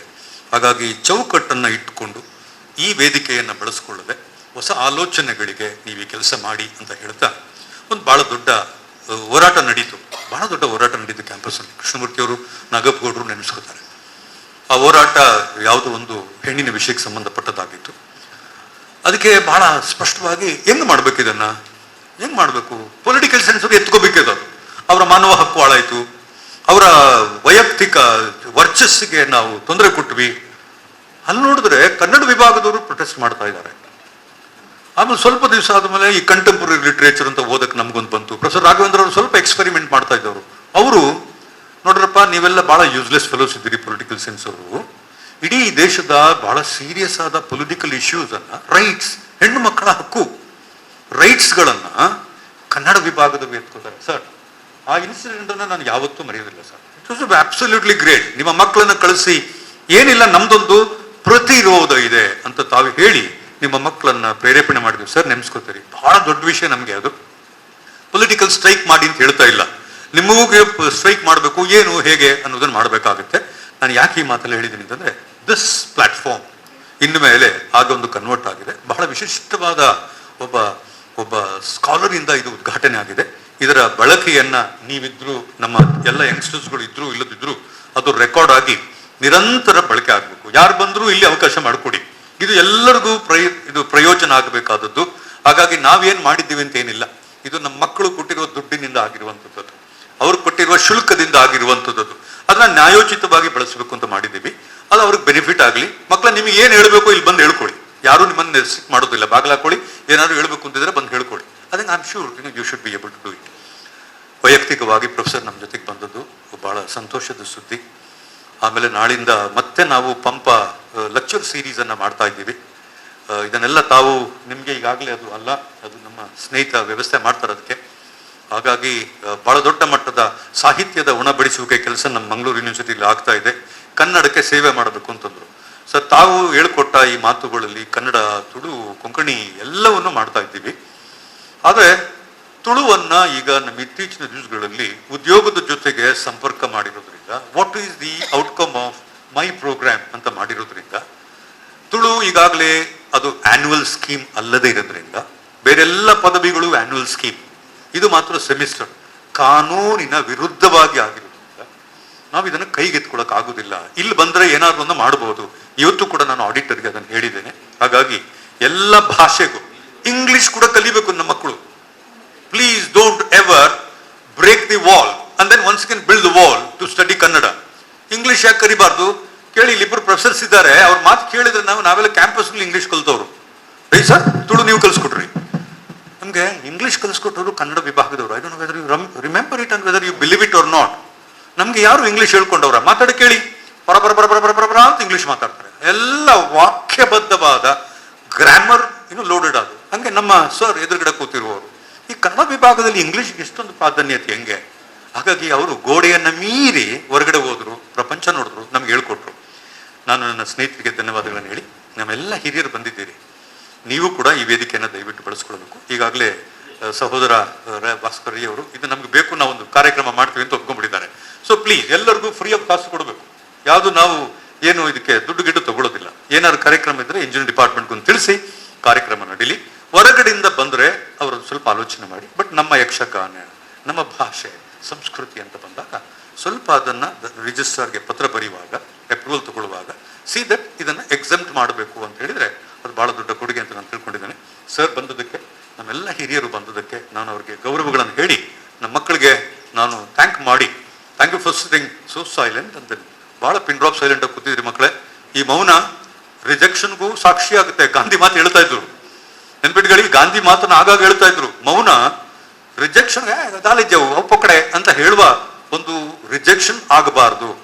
ನೀವು ಸಣ್ಣ ಮಕ್ಕಳು, ಇದಕ್ಕೆ ಕೆಲಸ ಕೊಡಲೇಬೇಕು, ಇಲ್ಲೂ ಗೋಡೆ ಮುರಿದಾಕಿ ಅಂತ ಹೇಳ್ತಾ ಥ್ಯಾಂಕ್ ಯು ಡಾಕ್ಟರ್ ನಾಗೇಶ್. ಧನ್ಯವಾದಗಳು ಸರ್. ಪ್ರೊಫೆಸರ್ BA ವಿವೇಕ್ರೈ ವಿಚಾರ ವೇದಿಕೆಯಲ್ಲಿ ಡಾಕ್ಟರ್ ಕೆ ಶಿವರಾಮ ಕಾರಂತರ ನೆನಪು ಉಪನ್ಯಾಸ ನಡೆಸಿಕೊಟ್ಟು ಈ ಕಾರ್ಯಕ್ರಮಕ್ಕೆ ಬೌದ್ಧಿಕ ಶೋಭೆ ತಂದುಕೊಟ್ಟ ಕಾರಂತ ಬಾಲವನ ಪ್ರಶಸ್ತಿ ಮತ್ತು doctor K Shivarama Karanth trust ಪ್ರಶಸ್ತಿಯನ್ನು ಪಡೆದಿರುವ ಪ್ರೊಫೆಸರ್ BA ವಿವೇಕ್ರೈ ಸರ್ ಅವರಿಗೆ SVP ಕನ್ನಡ ಅಧ್ಯಯನ ಸಂಸ್ಥೆ ಮತ್ತು ವಿಶ್ವವಿದ್ಯಾನಿಲಯದ ಪರವಾಗಿ ಗೌರವಾರ್ಪಣೆಯನ್ನು ಸಲ್ಲಿಸಬೇಕೆಂದು ಸನ್ಮಾನ್ಯ ಕುಲಪತಿಗಳಲ್ಲಿ ಮತ್ತು ವಿಭಾಗದ ಅಧ್ಯಕ್ಷರಲ್ಲಿ ವಿನಂತಿಸ್ತಾ ಇದ್ದೇನೆ.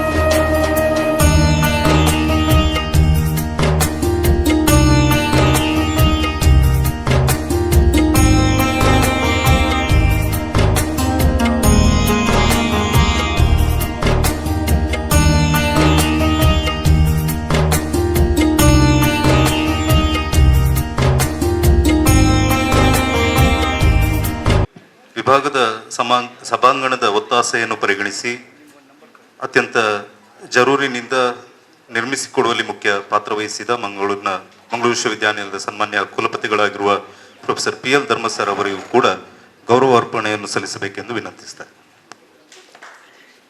Professor BA Vivek Rai sir ಅವರು ಗೌರವ ಅರ್ಪಣೆಯನ್ನು ಮಾಡಬೇಕು.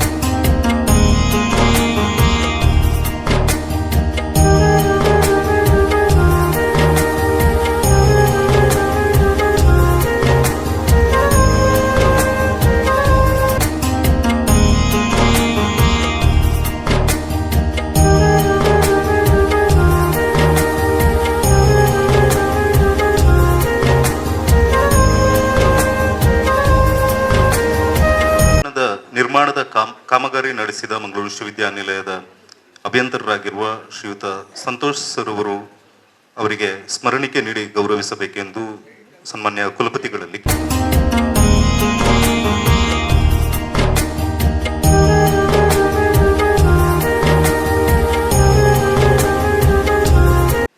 ಧನ್ಯವಾದಗಳು ಸರ್. ಕಾರ್ಯಕ್ರಮದ ಕೊನೆಗೆ ಬಂದಿದ್ದೇವೆ. ಕಾರ್ಯಕ್ರಮದಲ್ಲಿ ಪಾಲ್ಗೊಂಡ ಎಲ್ಲರಿಗೂ ವಂದನಾರ್ಪಣೆ ಸಲ್ಲಿಸಲಿದ್ದಾರೆ ವಿಭಾಗದ ಸಹ ಪ್ರಾಧ್ಯಾಪಕರು ಡಾಕ್ಟರ್ ಧನಂಜಯ ಕುಂಬ್ಳೆ ಸರ್ ಅವರು. ಎಲ್ಲ ಹಿರಿಯರಿಗೂ ಮತ್ತು ವಿದ್ಯಾರ್ಥಿಗಳಿಗೆ ಪ್ರೀತಿಯ ನಮಸ್ಕಾರ. ಕನ್ನಡದ ವಿವೇಕವೇ ಆಗಿರುವ ನಮ್ಮವರಾಗಿರುವ ಪ್ರೊಫೆಸರ್ BA ವಿವೇಕ್ ರೈ ಅವರು ಮಂಗಳೂರು ವಿಶ್ವವಿದ್ಯಾಲಯಕ್ಕೆ ಅವರ ನಿಡುಗಾಲದ ಸೇವೆಯನ್ನು ಸಮರ್ಪಿಸಿದವರು. ಇಲ್ಲಿನ ಅನೇಕ ಮೊದಲುಗಳಿಗೆ ಅವರು ಕಾರಣರಾದವರು. ಇಲ್ಲಿನ ಪ್ರಸಾರಾಂಗ ಇರ್ಬೋದು, ಇಲ್ಲಿನ ತುಳು ಪೀಠ ಇರ್ಬೋದು, ಶಿವರಾಮ ಕಾರಂತ ಪೀಠ ಇರ್ಬೋದು, ಹೀಗೆ ಹಲವು ಅನೇಕ ಶೈಕ್ಷಣಿಕ ಮತ್ತು ಸಾಂಸ್ಕೃತಿಕ ಚಟುವಟಿಕೆಗಳಿಗೆ ಒಂದು ನಾಂದಿಯನ್ನು ಹಾಡಿರತಕ್ಕಂಥ ಹಿರಿಯರು. ಮಂಗಳೂರು ವಿಶ್ವವಿದ್ಯಾನಿಲಯ ಮತ್ತು ಕನ್ನಡ ವಿಭಾಗ ನಿರಂತರ ಅವರಿಗೆ ಋಣಿಯಾಗಿದೆ. ಮೊನ್ನೆ ಅವರನ್ನು ಮಾತಾಡಿಸುವುದಕ್ಕಾಗಿ ಅವರ ಜೊತೆಗೆ ಮುಂದಿನ ಒಂದು ಸರಣಿ ಕಾರ್ಯಕ್ರಮ ನಾಳ್ದು 13, 14, 15ನೇ ತಾರೀಕಿನಂದು ಮಂಗಳೂರು ವಿಶ್ವವಿದ್ಯಾನಿಲಯ ಕಾಲೇಜಿನ ರವೀಂದ್ರ ಕಲಾಭವನದಲ್ಲಿ ಪಂಪನ ಕಾವ್ಯಗಳ ಕುರಿತು ಅವರ ವಿಶೇಷ ಉಪನ್ಯಾಸವನ್ನು ಶ್ರೀಸಾಮಾನ್ಯನಿಗೆ ಪ್ರಾಚೀನ ಕನ್ನಡ ಸಾಹಿತ್ಯ ಎನ್ನುವ ಶೀರ್ಷಿಕೆಯಡಿ ಸರಣಿ ಉಪನ್ಯಾಸ ಮಾಲಿಕೆಯ ಉದ್ಘಾಟನೆ ಮತ್ತು ಮೊದಲ 3 ಉಪನ್ಯಾಸಗಳನ್ನು ಕೂಡ ಸರ್ ನಮಗೆ ನೀಡಲಿಕ್ಕಿದ್ದಾರೆ. ಮೊನ್ನೆ ಅವರಲ್ಲಿ ಮಾತಾಡ್ತಾ ಇರುವಾಗ ಅವರೊಂದು ಮಾತು ಹೇಳಿದ್ರು, ಅಷ್ಟು ನಾನು ಮಾಡಬೇಕು, ನನ್ನ ಮನಸ್ಸಲ್ಲಿ ಮೂಡಿದ್ದು, ಅದನ್ನು ನಾನು ಕುಲಪತಿಗಳವರ ಜೊತೆಗೆ ನಾನು ಹಂಚಿಕೊಂಡೆ. ಅವರು ಉದಾರ ಮನಸ್ಸಿನಿಂದ ಮತ್ತು ಆಗಲೇಬೇಕಾದ ಕೆಲಸ ನೀವು ಮಾಡಬೇಕು ಅಂತ ಒಪ್ಪಿಕೊಂಡ್ರು. ಯಾಕೆ ಅಂತಂದರೆ ನನಗೆ ಮಂಗಳೂರು ವಿಶ್ವವಿದ್ಯಾಲಯದ ಋಣ ಇದೆ ಅಂತ. ವಾಸ್ತವದಲ್ಲಿ ನಾವು ಮಂಗಳೂರು ವಿಶ್ವವಿದ್ಯಾನಿಲಯ ಮತ್ತು ಕನ್ನಡ ವಿಭಾಗ ಅವರ ಋಣದಲ್ಲಿದ್ದೇವೆ. ಆದರೆ ದೊಡ್ಡ ಮಾತು, ನಾನು ಈಗಲೂ ಕೂಡ ಮಂಗಳೂರು ವಿಶ್ವವಿದ್ಯಾನಿಲಯದ ಭಾಗವೇ ಆಗಿದ್ದೇನೆ ಎಂದು ಭಾವಿಸಿರುವ ಹಿರಿಯರಾದ ಪ್ರೊಫೆಸರ್ BA ವಿವೇಕ್ ರೈ ಅವರ ಒಂದು ಹೆಸರನ್ನ ಈ ವೇದಿಕೆಗೆ ಕುಲಪತಿಗಳು ಘೋಷಿಸಿದ್ದಾರೆ. ನಮಗೆಲ್ಲ ತುಂಬಾ ಸಂತೋಷ ಆಗಿದೆ. ಅವರ ಆಗಮನ ಮತ್ತು ಈ ವೇದಿಕೆಗೆ ಅವರ ಹೆಸರನ್ನ ಇಡುವುದಕ್ಕೆ ಅವರು ಸಮ್ಮತಿಯನ್ನ ನೀಡಿದ್ದಾರೆ ಅಂತ ಭಾವಿಸಿಕೊಂಡು ಈ ಕಾರ್ಯಕ್ರಮದಲ್ಲಿ ಈ ವರ್ಷ ಅವರಿಗೆ ಪಂಪ ಪ್ರಶಸ್ತಿ ಬಂತು. ನಾವು ಆಗ ಸಂಭ್ರಮಿಸಿದೆವು. ಆಗ ಇಲ್ಲಿ ವಿಶ್ವವಿದ್ಯಾಲಯಕ್ಕೆ ಅವರನ್ನು ಬರಮಾಡಿಕೊಂಡು ನಾವು ನಮ್ಮ ಪ್ರೀತಿಯ ಗೌರವವನ್ನು ಸಮರ್ಪಿಸಿದ್ದೇವೆ. ಈಗ ಮತ್ತೆ ನಮ್ಮ ಜೊತೆಗೆ ಈ ವೇದಿಕೆ, ಈ ಸಭಾಂಗಣ ಅದು ರೂಪುಗೊಳ್ಳುವುದಕ್ಕೆ, ಅದರ ಉದ್ಘಾಟನೆಗೂ ಕೂಡ ಅವರು ಬಂದಿರುವುದು ಅವರ ದಿವ್ಯ ಹಸ್ತ, ಪುಲ್ಸದ ಕೈ, ಅದರಿಂದ ಈ ಉದ್ಘಾಟನೆ ಆಗಿದೆ. ನಿರಂತರ ಇಲ್ಲಿ ಚಟುವಟಿಕೆ ಖಂಡಿತ ನಡೀತದೆ ಅನ್ನುವ ಭರವಸೆಯೊಂದಿಗೆ ಅವರ ಪ್ರೀತಿ, ವಿಶ್ವಾಸ ಮತ್ತು ನಮಗೆ ನಿರಂತರ ನೀಡುತ್ತಿರುವ ಮಾರ್ಗದರ್ಶನಕ್ಕಾಗಿ ನಾನು ಕೈ ಮುಗಿದು ನನ್ನ ವಂದನೆಗಳನ್ನು ಸಮರ್ಪಿಸ್ತಾ ಇದ್ದೇನೆ. ವಿಕಾಸಕ್ಕೆ ಅಡ್ಡಿಯಾಗುವ ಎಲ್ಲ ಗೋಡೆಗಳನ್ನು ಒಡೆಯಬೇಕು ಅಂತ ನಿರ್ಧಾರ ಮಾಡಿಬಿಟ್ಟಿರುವ ಕುಲಪತಿಗಳು ಅವರು ಇಲ್ಲಿಯೂ ಏನು ಈ ಸಭಾಂಗಣ ನಮ್ಮದು, ಇದು ಬಹಳ ದೀರ್ಘಕಾಲದ ಬೇಡಿಕೆ. ಸುಮಾರು 3-4 ವರ್ಷಗಳಿಂದ ಹೀಗೊಂದು ಆಗಬೇಕು ಅಂತ ನಾವು ಬಯಸ್ತಾ ಇದ್ದೆವು. ಆದರೆ ಕುಲಪತಿಗಳು ಇತ್ತೀಚೆಗೆ ಬಂದಾಗ ಅವರ ಕಿವಿಗೆ ಏನು ನಾಗಪ್ಪಗೌಡ ಸರ್ ಹೀಗೊಂದು ಆಗಲೇಬೇಕು ಅಂತ ಒಂದು ಕೇಳಿಕೊಂಡಾಗ ಎಷ್ಟು ತುರ್ತಾಗಿ ಅಂದರೆ ವಿಶ್ವವಿದ್ಯಾನಿಲಯಗಳಲ್ಲಿ ಇಷ್ಟು ತುರ್ತಾಗಿ ಕೆಲಸಗಳೆಲ್ಲ ಆಗ್ತವೆ ಅಂತ ನಾವು ನಿರೀಕ್ಷೆ ಮಾಡ್ಲಿಕ್ಕೆ ಸಾಧ್ಯ ಇಲ್ಲ. ಅಷ್ಟು 1 ತಿಂಗಳ ಅವಧಿಯ ಒಳಗಡೆ ಹೀಗೊಂದು ಸುಂದರವಾದ ಸಭಾಂಗಣ ನಮಗೆ ಒದಗಿ ಬಂದಿದೆ. ಕುಲಪತಿಗಳು ಅವರು ನಿರಂತರವಾಗಿ ನಮ್ಮ ಪೀಠದ ಚಟುವಟಿಕೆಗಳಿರ್ಬೋದು, ಕನ್ನಡ ವಿಭಾಗದ ಚಟುವಟಿಕೆಗಳಿರ್ಬೋದು, ಅದರ ಬಗ್ಗೆ ಅವರಿಗೆ ಒಂಚೂರು ಪ್ರೀತಿ ಹೆಚ್ಚು. ಅವರ ಆ ಪ್ರೀತಿಯನ್ನ ನಾವು ಬಹಳ ಗೌರವದಿಂದ ನೋಡ್ತೇವೆ. ಖಂಡಿತ ನಿಮ್ಮ ಏನು ನಿರೀಕ್ಷೆ ಇದೆ ಸರ್, ಅದಕ್ಕೆ ಅನುಗುಣವಾಗುವ ಹಾಗೆ ನಾವು ನಮ್ಮ ಕಾರ್ಯ ಪ್ರವೃತ್ತರಾಗ್ತೇವೆ ಎನ್ನುವ ಮಾತುಗಳನ್ನು ಹೇಳ್ತಾ ಇವತ್ತು ಈ ಸಭೆಯ ಅಧ್ಯಕ್ಷತೆಯನ್ನು ವಹಿಸಿ ನಮ್ಮನ್ನು ಉದ್ದೇಶಿಸಿ ಮಾತನಾಡಿರುವ ತಮಗೆ ಅತ್ಯಂತ ಗೌರವದ ವಂದನೆಗಳನ್ನು ಸಮರ್ಪಿಸ್ತಾ ಇದ್ದೇನೆ. ಪ್ರೊಫೆಸರ್ ನಾಗಪ್ಪ ಗೌಡ ಅವರು ವಿಭಾಗದ ಅಧ್ಯಕ್ಷತೆಯನ್ನು ವಹಿಸಿಕೊಂಡ ಬಳಿಕ ಅವರು ನಿರಂತರ ಅನೇಕ ಚಟುವಟಿಕೆಗಳ ಕನಸುಗಳನ್ನು ತಮ್ಮ ಸುತ್ತ ಹಬ್ಬಿಸಿಕೊಂಡಿದ್ದಾರೆ. ಅನೇಕ ಕಾರ್ಯಕ್ರಮಗಳಾಗಬೇಕು, ಇಲ್ಲಿ ನಿರಂತರ ಚಟುವಟಿಕೆಯಿಂದ ಈ ವಿಭಾಗ ಇರಬೇಕು ಅನ್ನುವ ಒಂದು ಆಲೋಚನೆಯನ್ನ ಹೊಂದಿರುವುದು ಮಾತ್ರ ಅಲ್ಲ, ಕನಸು ಹೊಂದಿರುವುದು ಮಾತ್ರ ಅಲ್ಲ, ಅದನ್ನು ನನಸಾಗಿಸುವುದರ ಕಡೆಗೆ ನಿರಂತರ ಕಾರ್ಯಪ್ರವೃತ್ತರಾಗಿದ್ದಾರೆ. ಬಹಳ ಇನ್ನು ಅಂತೂ ಈ ಸಭಾಂಗಣ ಒಂದು ಸಿದ್ಧ ಆಗಿ ನಮಗೆ ಸಿಗಬೇಕು, ಮತ್ತೆ ನಾವು ಇದರಲ್ಲಿ ಚಟುವಟಿಕೆಯನ್ನು ಮುಂದುವರಿಸುವವರಿದ್ದೇವೆ ಅನ್ನುವ ಎಲ್ಲ ಮಾತುಗಳನ್ನು ಹೇಳ್ತಾ ಇದ್ದಾರೆ. ಅವರಿಗೂ ಕೂಡ ವಿಭಾಗವನ್ನು ಸಮರ್ಥವಾಗಿ ಮುನ್ನಡೆಸುತ್ತಿರುವ ಪ್ರೊಫೆಸರ್ ನಾಗಪ್ಪಗೌಡ ಸರ್ ಅವರಿಗೂ ಕೂಡ ಪ್ರೀತಿಯ ವಂದನೆಗಳನ್ನು ಸಮರ್ಪಿಸ್ತಾ ಇದ್ದಾರೆ. ಸಭೆಯಲ್ಲಿ ಈ ಹಿಂದೆ ಇಲ್ಲಿ ಅಧ್ಯಕ್ಷರಾಗಿದ್ದ ಮತ್ತು ಈ ವಿಭಾಗದ ಹಿರಿಯ ಪ್ರಾಧ್ಯಾಪಕರಾದ ಪ್ರೊಫೆಸರ್ ಸೋಮಣ್ಣ ಸರ್ ಅವರಿದ್ದಾರೆ. ಅವರು ಕೂಡ ವಿಭಾಗವನ್ನು ಚೆನ್ನಾಗಿ ನಡೆಸಿಕೊಂಡು ಬಂದವರು ಈ ಹಿಂದೆ. ಅವರಿಗೂ ಕೂಡ ಪ್ರೀತಿಯ ವಂದನೆಗಳನ್ನು ಸಮರ್ಪಿಸ್ತಾ ಇದ್ದಾರೆ. ನಮ್ಮ ಸಭೆಯಲ್ಲಿ ನಮ್ಮ ಹಿರಿಯ ಪ್ರಾಧ್ಯಾಪಕರಾದ ವಿಶ್ರಾಂತ ಕುಲಪತಿಗಳು ಆದ ಯಕ್ಷಗಾನ ಅಧ್ಯಯನ ಕೇಂದ್ರದಂಥ ಮಂಗಳೂರು ವಿಶ್ವವಿದ್ಯಾಲಯದ ಅನೇಕ ಕನಕಪೀಠ ಇರ್ಬೋದು, ಯಕ್ಷಗಾನ ಅಧ್ಯಯನ ಕೇಂದ್ರ ಇರ್ಬೋದು, ಅವುಗಳ ಆರಂಭದ ದಿನಗಳಲ್ಲಿ ಅವುಗಳನ್ನು ಸಮರ್ಥವಾಗಿ ಮುನ್ನಡೆಸಿದ ಹಿರಿಯ ಪ್ರಾಧ್ಯಾಪಕರಾದ ಡಾಕ್ಟರ್ ಕೆ ಚಿನ್ನಪ್ಪಗೌಡ ಅವರು ನಮ್ಮೊಂದಿಗಿದ್ದಾರೆ. ಅವರ ಉಪಸ್ಥಿತಿಯನ್ನು ಕೂಡ ಅತ್ಯಂತ ಗೌರವದಿಂದ ಗುರುತಿಸಿ ಹೌದು, ಇವತ್ತು ಕೂಡ ನಮಗೆ ಮಾರ್ಗದರ್ಶನ ನೀಡ್ತಾ ನಮ್ಮನ್ನು ಮುನ್ನಡೆಸ್ತಾ ಇದ್ದಾರೆ. ಮೊನ್ನೆ ತಾನೇ ಅವರು ನಮ್ಮ ದಯಾನಂದ ಪೈಗಳ ಜೊತೆಗೆ ನಿರಂತರ ಸಂಪರ್ಕ ಇರುತ್ತಾ ಯಕ್ಷಗಾನ ಕೇಂದ್ರವನ್ನು ಹೊಸ ಬಗೆಯಲ್ಲಿ ಹೇಗೆ ಕಟ್ಟಬೇಕು ಎನ್ನುವುದರ ಕುರಿತು ಕೂಡ ಅವರು ಮಾತುಕತೆಯನ್ನ ಮಾಡ್ತಾ ಅದನ್ನು ಹೊಸ ಬಗೆಯಲ್ಲಿ ಕಟ್ಟುವುದಕ್ಕೆ ಕೂಡ ನಮಗೆ ಅನುಕೂಲ ಮಾಡಿಕೊಡ್ತಾ ಇದ್ದಾರೆ. ಅವರನ್ನು ಅತ್ಯಂತ ಪ್ರೀತಿಯಿಂದ ನಾನಿಲ್ಲಿ ವಂದಿಸ್ತಾ ಇದ್ದೇನೆ. ನಮ್ಮ ವಿಭಾಗದಲ್ಲಿ ಕನಕದಾಸ ಸಂಶೋಧನಾ ಕೇಂದ್ರ ಏನಿದೆ ಅದಕ್ಕೆ ಒಂದು ರಾಜ್ಯ ಮಟ್ಟದ ಒಂದು ಖ್ಯಾತಿಯನ್ನ, ಒಂದು ಗೌರವವನ್ನ ತಂದುಕೊಟ್ಟವರು ಹಿರಿಯರಾದ ಪ್ರೊಫೆಸರ್ ಬಿ ಶಿವರಾಮ್ ಶೆಟ್ಟಿ ಅವರು. ಈಗ ನಮ್ಮ ಕನ್ನಡ ವಿಭಾಗದ ಗಿಳಿವಿಂಡು, ಅದು ವಿಶೇಷವಾಗಿ ಅಧ್ಯಾಪಕರು ವಿದ್ಯಾರ್ಥಿಗಳ ಒಂದು ಬಳಗ ಏನಿದೆ, ಆ ಒಟ್ಟು ಗಿಳಿವಿಂಡನ್ನು ಅದನ್ನು ತನ್ನ ಜೀವವೇ ಎನ್ನುವ ಹಾಗೆ ಪೋಷಿಸ್ತಾ ಇರತಕ್ಕಂಥ ಶಿವರಾಮ್ ಶೆಟ್ಟರು ನಮ್ಮ ಜೊತೆಗಿದ್ದಾರೆ. ಅವರನ್ನು ಕೂಡ ಪ್ರೀತಿಯಿಂದ ನಾನು ವಂದಿಸ್ತಾ ಇದ್ದೇನೆ. ಅನೇಕ ಹಿರಿಯರು ಇಲ್ಲಿ ಬಂದಿದ್ದಾರೆ. ನಮ್ಮ ಗಿಳಿವಿಂಡಿನ ಸದಸ್ಯರು ಈ ವಿಭಾಗದ ಜೊತೆಗೆ ನಿಕಟ ಸಂಬಂಧ ಇರುವವರು ಮತ್ತು ಸುದೀರ್ಘ ಅವಧಿಯಲ್ಲಿ ಈ ವಿಭಾಗದ ಎಲ್ಲ ಚಟುವಟಿಕೆಗಳ ಜೊತೆಗೆ ತಮ್ಮನ್ನು ಜೋಡಿಸಿಕೊಂಡವರು. ಅವರೆಲ್ಲರ ಆಗಮನವನ್ನು ಕೂಡ ಗೌರವಿಸಿ ಅವರಿಗೆ ವಂದಿಸ್ತಾ ಇದ್ದೇನೆ. ಬಹಳ ವಿಶೇಷವಾಗಿ ನಾನು ಗುರುತಿಸಲೇಬೇಕಾದ ಮತ್ತು ಈ ಸಂದರ್ಭದಲ್ಲಿ ನೆನಪು ಮಾಡಿಕೊಳ್ಬೇಕಾದಂಥ ವ್ಯಕ್ತಿ ನಮ್ಮ ಮಂಗಳೂರು ವಿಶ್ವವಿದ್ಯಾನಿಲಯದ ಇಂಜಿನಿಯರ್ ಅವರು ಸಂತೋಷ್ ಸರ್ ಅವರು ಬಂದಿದ್ದಾರೆ. ಅವರು ಎಷ್ಟು ತುರ್ತು ಅಂದ್ರೆ ಒಂದು ತಿಂಗಳಲ್ಲಿ ಇಷ್ಟೆಲ್ಲ ಕೆಲಸ ಮಾಡಿಕೊಡ್ಬೇಕಂದ್ರೆ ಸಾಧ್ಯವೇ ಇಲ್ಲ ಇಲ್ಲಿನ ಇಂಥ ವ್ಯವಸ್ಥೆಯಲ್ಲಿ. ಅದು ತಿಂಗಳುಗಟ್ಟಲೆ ಪತ್ರಗಳ ಮೇಲೆ ಪತ್ರಗಳಾಗಿ ಅದು ಒಂದು ವರ್ಷ ಒಂದು ವರ್ಷದಲ್ಲಿ ಆಗಬಹುದಾದ ಕೆಲಸವನ್ನು ಬಹಳ ಕಡಿಮೆ ಅವಧಿಯಲ್ಲಿ ಬಹಳ ಪ್ರೀತಿಯಿಂದ ಅವರೇ ಬಂದು ಮುತುವರ್ಜಿ ನಿಂತು ನೋಡಿಕೊಂಡು ಮಾಡಿಕೊಟ್ಟಿದ್ದಾರೆ. ಅವರ ಪ್ರೀತಿಯನ್ನು ಕೂಡ ಅತ್ಯಂತ ಗೌರವದಿಂದ ನೆನಪು ಮಾಡಿಕೊಳ್ತಾ ಇದ್ದಾರೆ. ವಿವಿಧ ವಿಭಾಗಗಳ ಪ್ರಾಧ್ಯಾಪಕರು ಆಗಮಿಸಿದ್ದಾರೆ. ಇಲ್ಲಿ ಹಿರಿಯ ಪ್ರಾಧ್ಯಾಪಕರಿದ್ದಾರೆ, ನಮ್ಮ ವಿವಿಧ ವಿಭಾಗಗಳಿಂದ ಬಂದಿರತಕ್ಕಂಥ ಸಹಾಯಕ ಪ್ರಾಧ್ಯಾಪಕರುಗಳಿದ್ದಾರೆ, ಅನೇಕರು ಆಗಮಿಸಿದ್ದಾರೆ. ಎಲ್ಲರನ್ನ ಅವರ ಹೆಸರನ್ನು ಉಲ್ಲೇಖಿಸಿರುವುದರಿಂದ ಮತ್ತೆ ನಾನು ಅದನ್ನು ಪುನರಾವರ್ತನೆ ಮಾಡೋದಿಲ್ಲ. ಎಲ್ಲರಿಗೂ ಕೂಡ ಪ್ರೀತಿಯ ವಂದನೆಗಳನ್ನು ಸಮರ್ಪಿಸ್ತಾ ಇದ್ದೇನೆ. ಹಾಗೇನೆ ನಮ್ಮ ಜೊತೆಗೆ ತ್ಯಾಗಮ ಹರಕಳ ಸರ್ ಮತ್ತು ಶಿವಣ್ಣ ಸರ್ ಈಗ ಬಂದು ಸೇರ್ಕೊಂಡಿದ್ದಾರೆ. ಪ್ರಶಾಂತ್ ನಾಯಕ್ ಅವರು ಮತ್ತು ಚಂದ್ರ ಹೆಗಡೆ ಅವರು ಈಗ ಬಂದು ಸೇರ್ಕೊಂಡಿದ್ದಾರೆ. ಆಗ ಅವರನ್ನು ಸ್ವಾಗತ ಮಾಡುವ ಸಂದರ್ಭದಲ್ಲಿ ಅವರು ಇರಲಿಲ್ಲ, ಈಗ ಬಂದು ಸೇರಿಕೊಂಡಿದ್ದಾರೆ. ಅವರ ಪ್ರೀತಿಯನ್ನು ಕೂಡ ಬಹಳ ವಿಶೇಷವಾಗಿ ನಾನು ನೆನಪು ಮಾಡಿಕೊಳ್ತಾ ಇದ್ದೇನೆ. ಮತ್ತೆ ನಮ್ಮ ಜೊತೆಗೆ ಪತ್ರಕರ್ತ ಮಿತ್ರರಿದ್ದಾರೆ ಮತ್ತು ವಿಶೇಷವಾಗಿ ಕನ್ನಡ ವಿಭಾಗದ ವಿದ್ಯಾರ್ಥಿಗಳು. ಇಲ್ಲಿ ಯಾವ ಚಟುವಟಿಕೆ ಪೀಠದ ಬೇರೆ ಬೇರೆ ಪೀಠಗಳ ಚಟುವಟಿಕೆಗಳು ನಿರಂತರ ನಡೀತಾ ಇರ್ತವೆ. ಆ ಪೀಠಗಳ ಚಟುವಟಿಕೆಗಳಲ್ಲೂ ಕೂಡ ಅವರು ನಿರಂತರ ಸಕ್ರಿಯರು. ವಿಭಾಗದ ಕಾರ್ಯಕ್ರಮಗಳನ್ನು ಮಾಡುವಾಗಲೂ ಸಕ್ರಿಯರು. ಬಹಳ ಮುತುವರ್ಜಿಯಿಂದ ಪ್ರೀತಿಯಿಂದ ಎಲ್ಲ ಚಟುವಟಿಕೆಗಳ ಜೊತೆಗೆ ಯಾವುದೇ ಉದಾಸೀನ ಇಲ್ಲದೆ ಬಹಳ ಪ್ರೀತಿಯಿಂದ ಅದನ್ನು ಮಾಡಲಿಕ್ಕೆ ಶುರು ಮಾಡಿದ್ದಾರೆ ಸರ್. ಅದರಿಂದ ನಮಗೆ ತುಂಬಾ ಖುಷಿ ಆಗ್ತಾ ಇದೆ. ಆ ಕನ್ನಡದ ಎಲ್ಲ ವಿದ್ಯಾರ್ಥಿ ಮಿತ್ರರನ್ನು ನಾನು ಪ್ರೀತಿಯಿಂದ ವಂದಿಸ್ತೇನೆ.